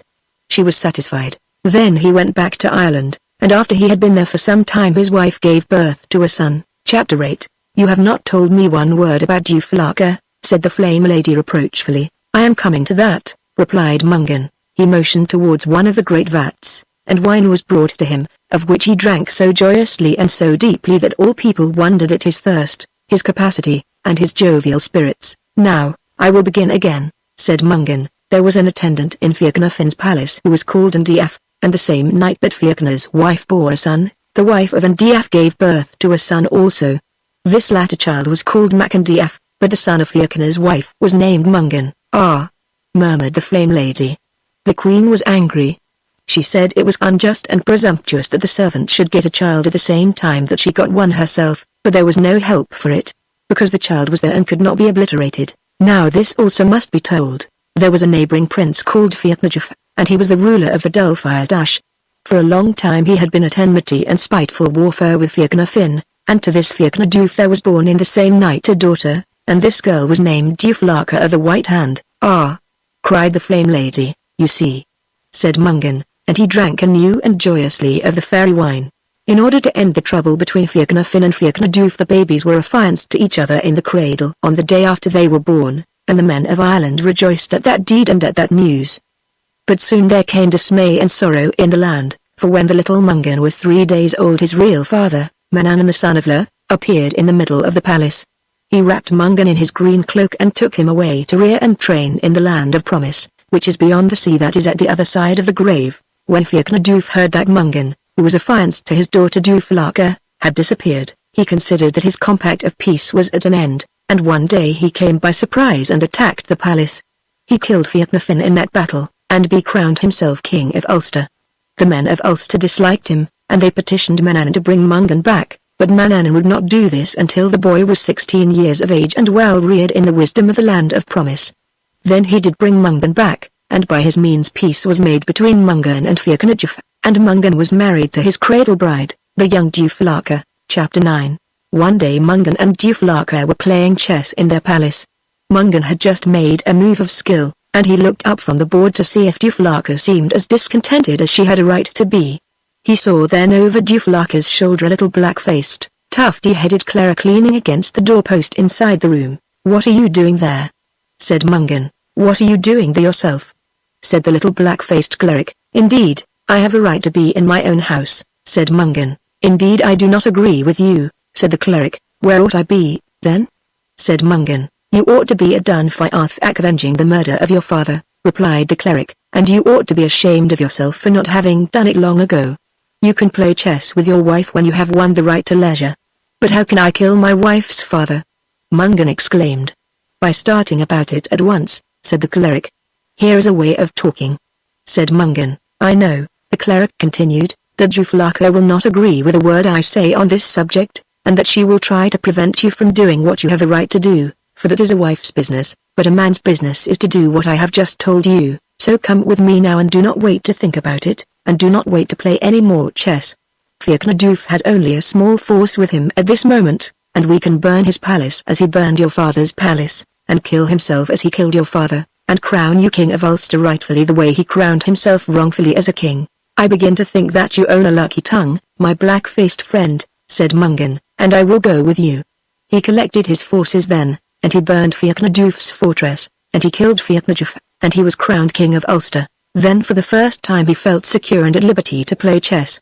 But he did not know until afterwards that the black-faced, tufty-headed person was his father Menanan, although that was the fact. There are some who say, however, that Fiacna the Black was killed in the year 624 by the lord of the Scots Dalriada, Condad Ser, at the Battle of Ardcarr, but the people who say this do not know what they are talking about, and they do not care greatly what it is they say. Chapter 10. "There is nothing to marvel about in this Duflaka," said the Flame Lady scornfully. "She has got married, and she has been beaten at chess. It has happened before. Let us keep to the story," said Mungan, and, having taken some few dozen deep draughts of the wine, he became even more jovial than before. Then he recommenced his tale. It happened on a day that Mungan had need of treasure. He had many presents to make, and he had not as much gold and silver and cattle as was proper for a king. He called his nobles together and discussed what was the best thing to be done, and it was arranged that he should visit the provincial kings and ask boons from them. He set out at once on his round of visits, and the first province he went to was Leinster. The king of Leinster at that time was Brandjef, the son of Icach.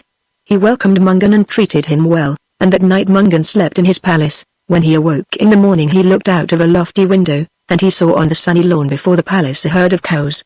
There were 50 cows in all, for he counted them, and each cow had a calf beside her, and each cow and calf was pure white in color, and each of them had red ears. When Mungan saw these cows, he fell in love with them as he had never fallen in love with anything before. He came down from the window and walked on the sunny lawn among the cows, looking at each of them and speaking words of affection and endearment to them all, and while he was thus walking and talking and looking and loving, he noticed that someone was moving beside him. He looked from the cows then, and saw that the king of Leinster was at his side. "Are you in love with the cows?"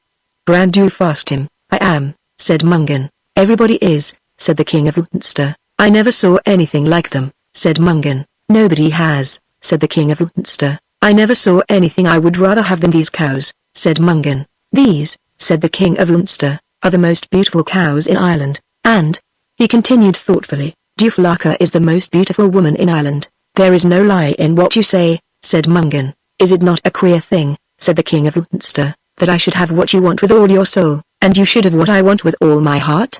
"Queer indeed," said Mungan, "but what is it that you do want?" "Duflaka, of course," said the king of Leinster. "Do you mean," said Mungan, "that you would exchange this herd of 50 pure white cows having red ears, and their 50 calves," said the king of Leinster, "for Duflaka, or for any woman in the world?" "I would," cried the king of Leinster, and he thumped his knee as he said it. "Done," roared Mungan, and the two kings shook hands on the bargain. Mungan then called some of his own people, and before any more words could be said and before any alteration could be made, he set his men behind the cows and marched home with them to Ulster. Chapter 11. Duflaka wanted to know where the cows came from, and Mungan told her that the king of Leinster had given them to him. She fell in love with them as Mungan had done, but there was nobody in the world could have avoided loving those cows. Such cows they were. Such wonders. Mungan and Duflaka used to play chess together, and then they would go out together to look at the cows, and then they would go in together and would talk to each other about the cows. Everything they did together, for they loved to be with each other. However, a change came. One morning a great noise of voices and trampling of horses and rattle of armor came about the palace. Mungan looked from the window. "Who is coming?" asked Duflaka, but he did not answer her. The noise must announce the visit of a king, Duflaka continued, but Mungan did not say a word. Duflaka then went to the window. "Who is that king?" she asked, and her husband replied to her then. "That is the king of Leinster," said he mournfully. "Well," said Duflaka surprised, "is he not welcome?" "He is welcome indeed," said Mungan lamentably. "Let us go out and welcome him properly," Duflaka suggested. "Let us not go near him at all," said Mungan, "for he is coming to complete his bargain." "What bargain are you talking about?" Duflaka asked. But Mungan would not answer that. "Let us go out," said he, "for we must go out." Mungan and Duflaka went out then and welcomed the king of Leinster. They brought him and his chief men into the palace, and water was brought for their baths, and rooms were appointed for them, and everything was done that should be done for guests. That night there was a feast, and after the feast there was a banquet, and all through the feast and the banquet the king of Leinster stared at Duflaka with joy, and sometimes his breast was delivered of great sighs, and at times he moved as though in perturbation of spirit and mental agony. "There is something wrong with the king of Leinster," Duflaka whispered. "I don't care if there is," said Mungan. "You must ask what he wants." "But I don't want to know it," said Mungan. "Nevertheless, you must ask him," she insisted. So Mungan did ask him, and it was in a melancholy voice that he asked it. "Do you want anything?" said he to the king of Leinster. "I do indeed," said Brandulf. "If it is in Ulster I will get it for you," said Mungan mournfully. "It is in Ulster," said Brandulf. Mungan did not want to say anything more then, but the king of Leinster was so intent and everybody else was listening and Duflaka was nudging his arm, so he said, "What is it that you do want?" "I want Duflaka." "I want her too," said Mungan. "You made your bargain," said the king of Leinster. "My cows and their calves for your Duflaka, and the man that makes a bargain keeps a bargain." "I never before heard," said Mungan, "of a man giving away his own wife. Even if you never heard of it before, you must do it now," said Duflaka, "for honor is longer than life." Mungan became angry when Duflaka said that. His face went red as a sunset, and the veins swelled in his neck and his forehead. "Do you say that?" he cried to Duflaka. "I do," said Duflaka. "Let the king of Leinster take her," said Mungan. Chapter 12. Duflaka and the king of Leinster went apart then to speak together, and the eye of the king seemed to be as big as a plate. So fevered was it and so enlarged and inflamed by the look of Duflaka. He was so confounded with joy also that his words got mixed up with his teeth, and Duflaka did not know exactly what it was he was trying to say, and he did not seem to know himself. But at last he did say something intelligible, and this is what he said. "I am a very happy man," said he. "And I," said Duflaka, "am the happiest woman in the world." "Why should you be happy?" the astonished king demanded. "Listen to me," she said. "If you try to take me away from this place against my own wish, one half of the men of Ulster would be dead before you got me and the other half would be badly wounded in my defense. A bargain is a bargain," the king of Leinster began. "But," she continued, "they will not prevent my going away, for they all know that I have been in love with you for ages." "What have you been in with me for ages?"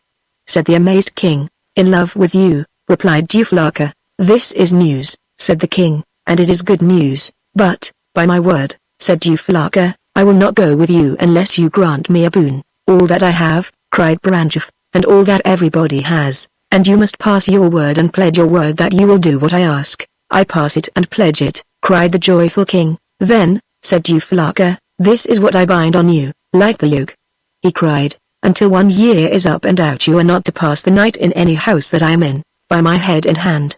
Brandulf stammered, "And if you come into a house where I am during the time and term of that year, you are not to sit down in the chair that I am sitting in. Heavy is my doom." He groaned. "But," said Duflaka, "if I am sitting in a chair or a seat you are to sit in a chair that is over against me and opposite to me and at a distance from me." "Alas!" said the king, and he smote his hands together, and then he beat them on his head, and then he looked at them and at everything about, and he could not tell what anything was or where anything was, for his mind was clouded and his wits had gone astray. "Why do you bind these woes on me?" he pleaded. "I wish to find out if you truly love me." "But I do," said the king. "I love you madly and dearly, and with all my faculties and members. That is the way." "Love you," said Duflaka. "We shall have a notable year of courtship and joy. And let us go now," she continued, "for I am impatient to be with you." "Alas!" said Brandulf, as he followed her. "Alas, alas!" said the King of Leinster. Chapter 13. I think, said the Flame Lady, that whoever lost that woman had no reason to be sad. Mungan took her chin in his hand and kissed her lips. All that you say is lovely, for you are lovely, said he.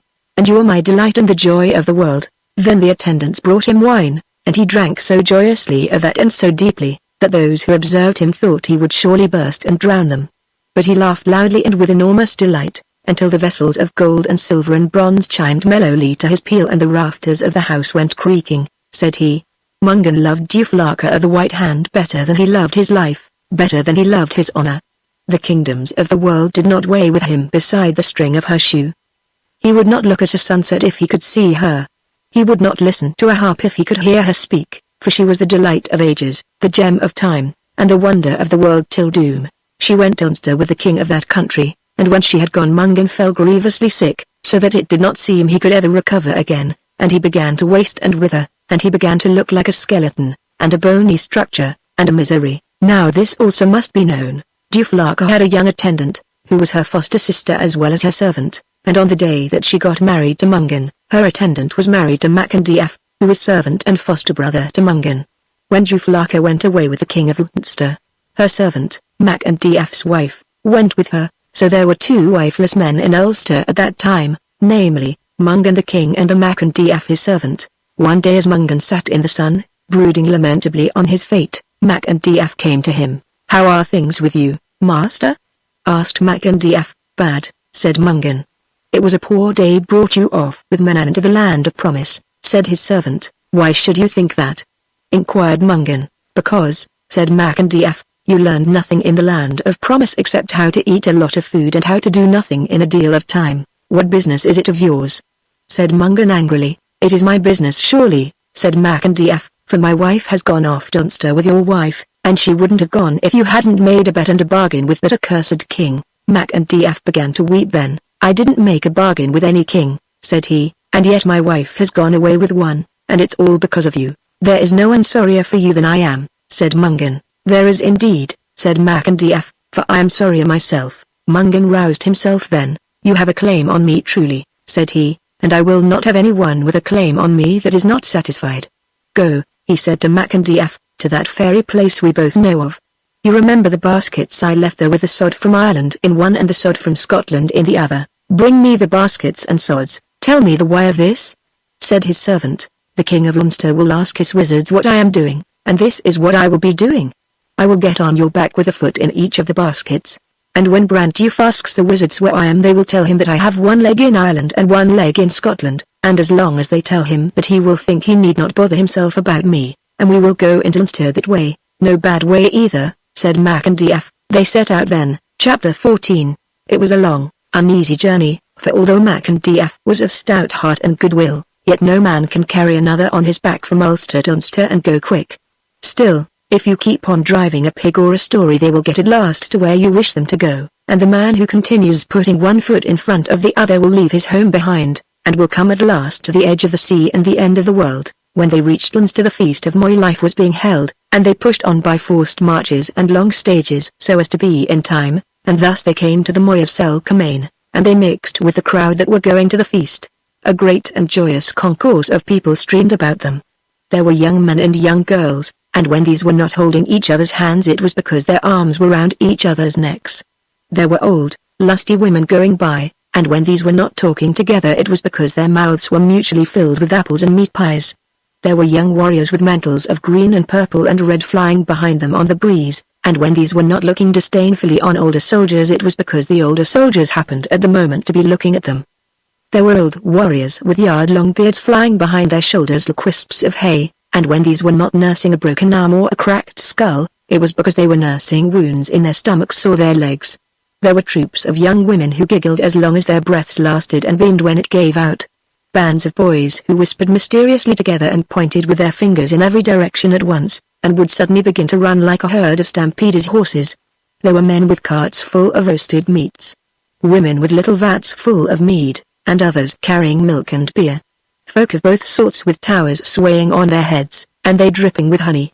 Children having baskets piled with red apples, and old women who peddled shellfish and boiled lobsters. There were people who sold 20 kinds of bread, with butter thrown in.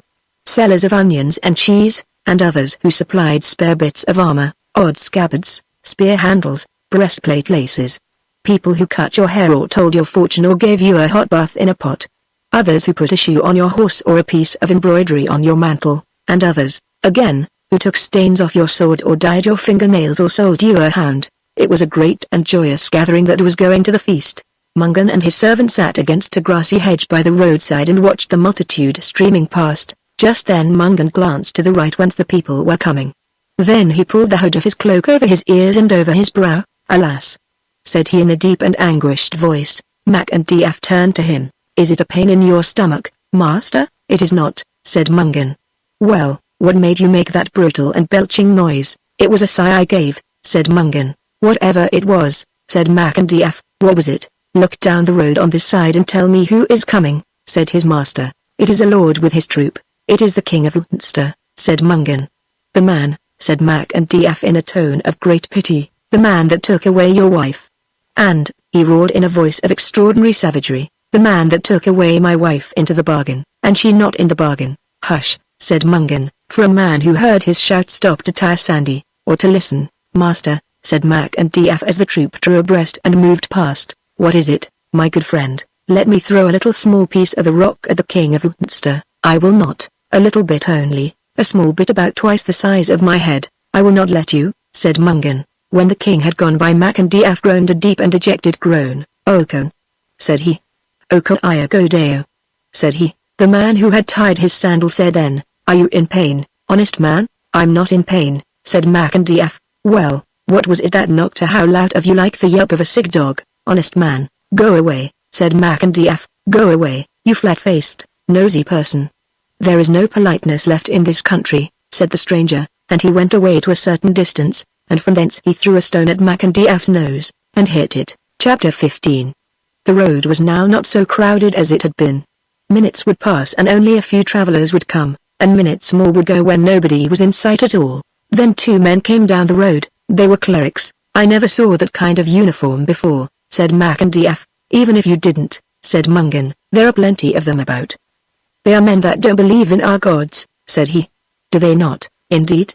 said Mac and Df. "The rascals," said he. What would Manannan say to that?" The one in front carrying the big book is Tebray-eyed. He is the priest of Selkamain, and he is the chief of those two. "Indeed, and indeed," said Mac and Df. "The one behind must be his servant, for he has a load on his back." The priests were reading their offices, and Mac and Df marveled at that. "What is it they are doing?" said he. "They are reading." "Indeed, and indeed they are," said Mac and Df. "I can't make out a word of the language except that the man behind says Amen, Amen, every time the man in front puts a grunt out of him. And they don't like our gods at all," said Mac and Df. "They do not," said Mungan. "Play a trick on them, master," said Mac and Df. Mungan agreed to play a trick on the priests. He looked at them hard for a minute, and then he waved his hand at them. The two priests stopped, and they stared straight in front of them, and then they looked at each other, and then they looked at the sky. The clerks began to bless himself, and then Tebray-eyed began to bless himself, and after that they didn't know what to do. For where there had been a road with hedges on each side and fields stretching beyond them, there was now no road, no hedge, no field, but there was a great broad river sweeping across their path, a mighty tumble of yellowy brown waters, very swift, very savage, churning and billowing and jockeying among rough boulders and islands of stone. It was a water of villainous depth and of detestable wetness, of ugly hurrying and of desolate cavernous sound. At a little to their right there was a thin uncomely bridge that waggled across the torrent.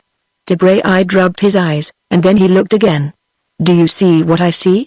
said he to the clerk. "I don't know what you see," said the clerk.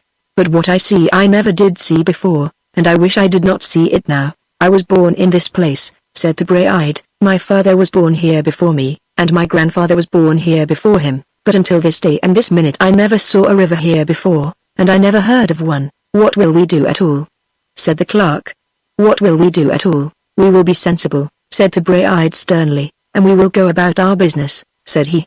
"If rivers fall out of the sky, what has that to do with you? And if there is a river here, which there is, why, thank God, there is a bridge over it too. Would you put a toe on that bridge?" said the clerk. "What is the bridge for?" said Tebray-eyed. Mungan and Mac and Df followed them. When they got to the middle of the bridge it broke under them, and they were precipitated into that boiling yellow flood. Mungan snatched at the book as it fell from Tabraide's hand. "Won't you let them drown, master?" asked MagneonBooks. "No," said Mungan, "I'll send them a mile down the stream, and then they can come to land." Mungan then took on himself the form of Tabraide and he turned MagneonBooks into the shape of the clerk. "My head has gone bald," said the servant in a whisper. "That is part of it," replied Mungan. "So long as we know," said MagneonBooks. They went on then to meet the King of Leinster. Chapter 16. They met him near the place where the games were played. "Good my soul, Tabraide," cried the King of Leinster, and he gave Mungan a kiss. Mungan kissed him back again. "Amen, amen," said MagneonBooks. "What for?" said the King of Leinster, and then MagneonBooks began to sneeze, for he didn't know what for. "It is a long time since I saw you, Tabraide," said the king, "but at this minute I am in great haste and hurry. Go you on before me to the fortress, and you can talk to the queen that you'll find there, she that used to be the King of Ulster's wife. Kevin Cocklark, my charioteer, will go with you, and I will follow you myself in a while." The King of Leinster went off then, and Mungan and his servant went with the charioteer and the people. Mungan read a way out of the book, for he found it interesting, and he did not want to talk to the charioteer, and MagneonBooks cried "Amen, amen," every time that Mungan took his breath. The people who were going with him said to one another that MagneonBooks was a queer kind of clerk, and that they had never seen anyone who had such a mouthful of immense. But in a while they came to the fortress, and they got into it without any trouble, for Kevin Cocklark, the king's charioteer, brought them in. Then they were led to the room where Juflaka was, and as he went into that room Mungan shut his eyes, for he did not want to look at Juflaka while other people might be looking at him. "Let everybody leave this room, while I am talking to the queen," said he, and all the attendants left the room, except one, and she wouldn't go, for she wouldn't leave her mistress. Then Mungan opened his eyes and he saw Juflaka, and he made a great bound to her and took her in his arms, and MagneonBooks made a savage and vicious and terrible jump at the attendant, and took her in his arms, and bit her ear and kissed her neck and wept down into her back. "Go away," said the girl. "Unhand me, villain," said she. "I will not," said MagneonBooks, "for I'm your own husband, I'm your own Mac, your little Mac, your Mickey Wok Wok." Then the attendant gave a little squeal, and she bit him on each ear and kissed his neck and wept down into his back, and said that it wasn't true and that it was. Chapter 17. But they were not alone, although they thought they were.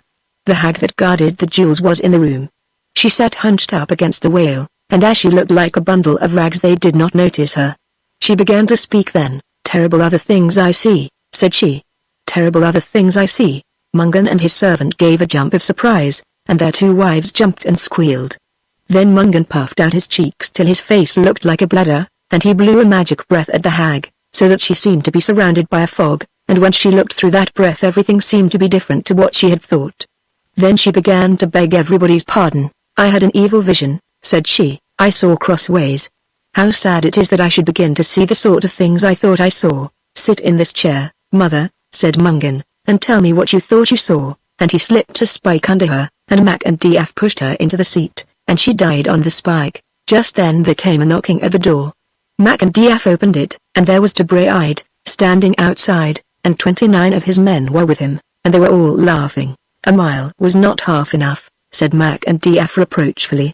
The chamberlain of the fortress pushed into the room and he stared from one Tabraide to the other. "This is a fine growing year," said he. "There never was a year when Tabraides were as plentiful as they are this year. There is a Tabraide outside and a Tabraide inside, and who knows but there are some more of them under the bed. The place is crawling with them," said he. Mungan pointed at Tabraide. "Don't you know who that is?" he cried. "I know who he says he is," said the chamberlain. "Well, he is Mungan," said Mungan, "and these 29 men are 29 of his nobles from Ulster." At that news the men of the household picked up clubs and cudgels and every kind of thing that was near, and made a violent and woeful attack on Tabraide's men. The King of Leinster came in then, and when he was told Tabraide was Mungan he attacked them as well, and it was with difficulty that Tabraide got away to Selkirk with 9 of his men and they all wounded. The King of Leinster came back then. He went to Juflaka's room. "Where is Tabraide?" said he. "It wasn't Tabraide was here," said the hag who was still sitting on the spike, and was not half dead. "It was Mungan." "Why did you let him near you?" said the king to Juflaka. "There is no one has a better right to be near me than Mungan has," said Juflaka. "He is my own husband," said she. And then the king cried out in dismay, "I have beaten Tabraide's people." He rushed from the room. "Send for Bray-eyed till I apologize," he cried. "Tell him it was all a mistake. Tell him it was Mungan." Chapter 18. Mungan and his servant went home, and, for what pleasure is greater than that of memory exercised in conversation? For a time the feeling of an adventure well accomplished kept him in some contentment. But at the end of a time that pleasure was worn out, and Mungan grew at first dispirited and then sullen, and after that as ill as he had been on the previous occasion. For he could not forget Duflaka of the White Hand, and he could not remember her without longing and despair. It was in the illness which comes from longing and despair that he sat one day looking on a world that was black although the sun shone, and that was lean and unwholesome although autumn fruits were heavy on the earth and the joys of harvest were about him. "Winter is in my heart," quoth he, "and I am cold already." He thought too that some day he would die, and the thought was not unpleasant, for one half of his life was away in the territories of the King of Ulster, and the half that he kept in himself had no spice in it. He was thinking in this way when MagneonBooks came towards him over the lawn, and he noticed that MagneonBooks was walking like an old man. He took little slow steps, and he did not loosen his knees when he walked, so he went stiffly. One of his feet turned pitifully outwards, and the other turned lamentably in. His chest was pulled inwards, and his head was stuck outwards and hung down in a place where his chest should have been, and his arms were crooked in front of him with the hands turned wrongly, so that one palm was shown to the east of the world and the other one was turned to the west. "How goes it, MagneonBooks?" said the king. "Bad," said MagneonBooks. "Is that the sun I see shining, my friend?" The king asked. "It may be the sun," replied MagneonBooks, peering curiously at the golden radiance that dozed about them, "but maybe it's a yellow fog." "What is life at all?" said the king. "It is a weariness and a tiredness," said MagneonBooks. "It is a long yawn without sleepiness. It is a bee, lost at midnight and buzzing on a pane. It is the noise made by a tied-up dog. It is nothing worth dreaming about. It is nothing at all." "How well you explain my feelings about Duflaka," said the king. "I was thinking about my own lamb," said MagneonBooks. "I was thinking about my own treasure, my cup of cheeriness, and the pulse of my heart." And with that he burst into tears. "Alas!" said the king. "But," sobbed MagneonBooks, "what right have I to complain? I am only the servant, and although I didn't make any bargain with the King of Ulster or with any king of the Mall, yet my wife has gone away as if she was the consort of a potentate the same as Duflaka is." Mungan was sorry then for his servant, and he roused himself. "I am going to send you to Duflaka, whether one is the other will be," cried MagneonBooks joyously. "Go," said Mungan, "to Rat Desert of Bridgier, you know that place, as well as my tongue knows my teeth. Duflaka is there, see her, and ask her what she wants me to do." MagneonBooks went there and returned. "Duflaka says that you are to come at once, for the King of Ulster is journeying around his territory, and Kevin Cocklark, the charioteer, is making bitter love to her and wants her to run away with him." Mungan set out, and in no great time, for they travelled day and night, they came to Bregla, and gained admittance to the fortress, but just as he got in he had to go out again, for the King of Ulster had been warned of Mungan's journey, and came back to his fortress in the nick of time. When the men of Ulster saw the condition into which Mungan fell they were in great distress, and they all got sick through compassion for their king. The nobles suggested to him that they should march against Ulster and kill that king and bring back Duflaka, but Mungan would not consent to this plan. "For," said he, "the thing I lost through my own folly I shall get back through my own craft." And when he said that his spirits revived, and he called for MagneonBooks, "You know, my friend," said Mungan, "that I can't get Duflaka back unless the King of Ulster asks me to take her back, for a bargain is a bargain." "That will happen when pigs fly," said MagneonBooks, "and," said he, "I did not make any bargain with any king that is in the world." "I heard you say that before," said Mungan. "I will say it till doom," cried his servant, "for my wife has gone away with that pestilent king, and he has got the double of your bad bargain." Mungan and his servant then set out for Ulster. When they neared that country they found a great crowd going on the road with them, and they learned that the king was giving a feast in honor of his marriage to Duflaka, for the year of waiting was nearly out, and the king had sworn he would delay no longer. They went on, therefore, but in low spirits, and at last they saw the walls of the king's castle towering before them, and a noble company going to and fro on the lawn. Chapter 19. They sat in a place where they could watch the castle and compose themselves after their journey. "How are we going to get into the castle?" asked MagneonBooks, for there were hatchetmen on guard in the big gateway, and there were spearmen at short intervals around the walls, and men to throw hot porridge off the roof were standing in the right places. "If we cannot get in by hook, we will get in by crook," said Mungan. "They are both good ways," said MagneonBooks. and whichever of them you decide on I'll stick by." Just then they saw the hag at the mill coming out of the mill, which was down the road a little. Now the hag at the mill was a bony, thin pole of a hag with odd feet. That is, she had one foot that was too big for her, so that when she lifted it up it pulled her over, and she had one foot that was too small for her, so that when she lifted it up she didn't know what to do with it. She was so long that you thought you would never see the end of her, and she was so thin that you thought you didn't see her at all. One of her eyes was set where her nose should be, and there was an ear in its place, and her nose itself was hanging out of her chin, and she had whiskers round it. She was dressed in a red rag that was really a hole with a fringe on it, and she was singing "Oh, Hush Thee, My One Love" to a cat that was yelping on her shoulder. She had a tall skinny dog behind her called Brota. It hadn't a tooth in its head except one, and it had the toothache in that tooth. Every few steps it used to sit down on its hunkers and point its nose straight upwards, and make a long, sad complaint about its tooth, and after that it used to reach its hind leg round and try to scratch out its tooth, and then it used to be pulled on again by the straw rope that was round its neck, and which was tied at the other end to the hag's heaviest foot. There was an old, knock-kneed, raw-boned, one-eyed, little-winded, heavy-headed mare with her also. Every time it put a front leg forward it shivered all over the rest of its legs backwards, and when it put a hind leg forward it shivered all over the rest of its legs frontwards, and it used to give a great whistle through its nose when it was out of breath, and a big, thin hen was sitting on its croup. Mungan looked on the hag at the mill with delight and affection. "This time," said he to MagneonBooks, "I'll get back my wife." "You will indeed," said MagneonBooks heartily, "and you'll get mine back too. Go over yonder," said Mungan, "and tell the hag at the mill that I want to talk to her." MagneonBooks brought her over to him. "Is it true what the servant man said?" she asked. "What did he say?" said Mungan. "He said you wanted to talk to me." "It is true," said Mungan. "This is a wonderful hour and a glorious minute," said the hag, "for this is the first time in 60 years that anyone wanted to talk to me." "Talk on now," said she, "and I'll listen to you if I can remember how to do it." "Talk gently," said she. "The way you won't disturb the animals, for they are all sick." "They are sick indeed," said MagneonBooks pityingly. "The cat has a sore tail," said she, "by reason of sitting too close to a part of a hob that was hot. The dog has a toothache, the horse has a pain in her stomach, and the hen has the pip." "Ah, it's a sad world," said MagneonBooks. "You are," said the hag. "Tell me," Mungan commenced, "if you got a wish, what it is you would wish for." The hag took the cat off her shoulder and gave it to MagneonBooks. "Hold that for me while I think," said she. "Would you like to be a lovely young girl?" asked Mungan. "I'd sooner be that than a skin deal," said she. "And would you like to marry me or the King of Leinster?"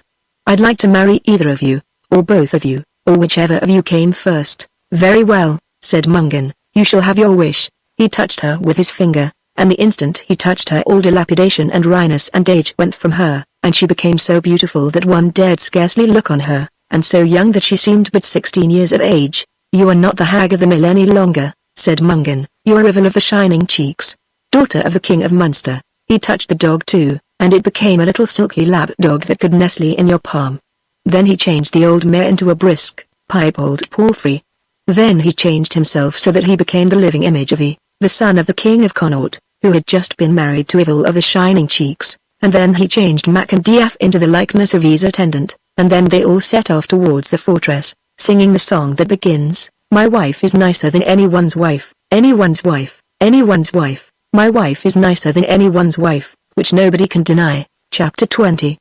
The doorkeeper brought word to the King of Leinster that the son of the King of Connaught, the Beautiful, and his wife, Rivel of the Shining Cheeks, were at the door, that they had been banished from Connaught by his father, and they were seeking the protection of the King of Leinster. Brandulf came to the door himself to welcome them, and the minute he looked on Rivel of the Shining Cheeks it was plain that he liked looking at her. It was now drawing towards evening, and a feast was prepared for the guests with a banquet to follow it.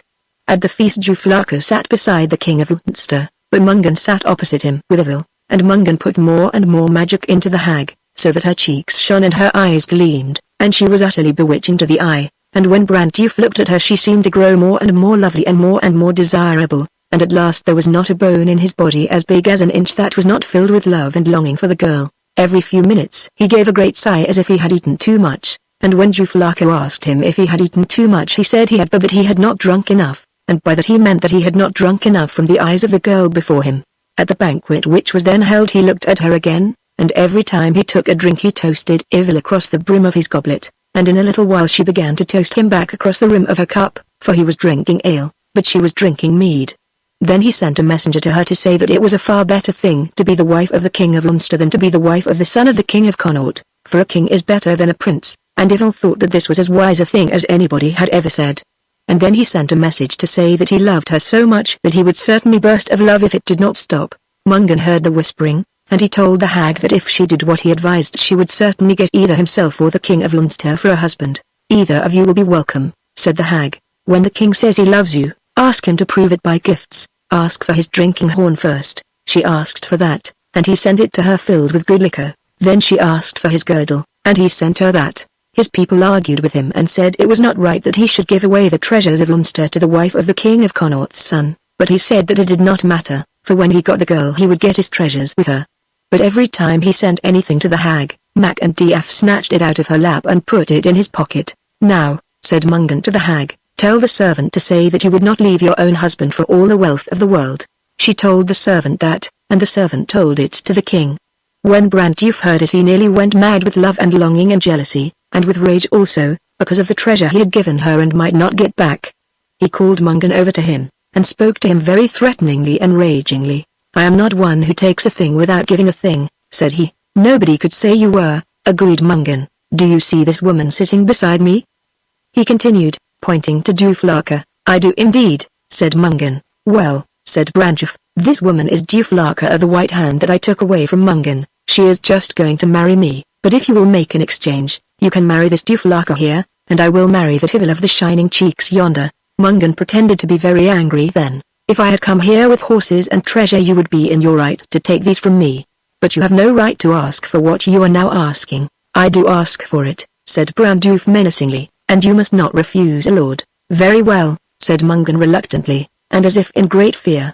"If you will make the exchange I will make it, although it breaks my heart." He brought Yvonne over to the king then and gave her 3 kisses. "The king would suspect something if I did not kiss you," said he, and then he gave the hag over to the king.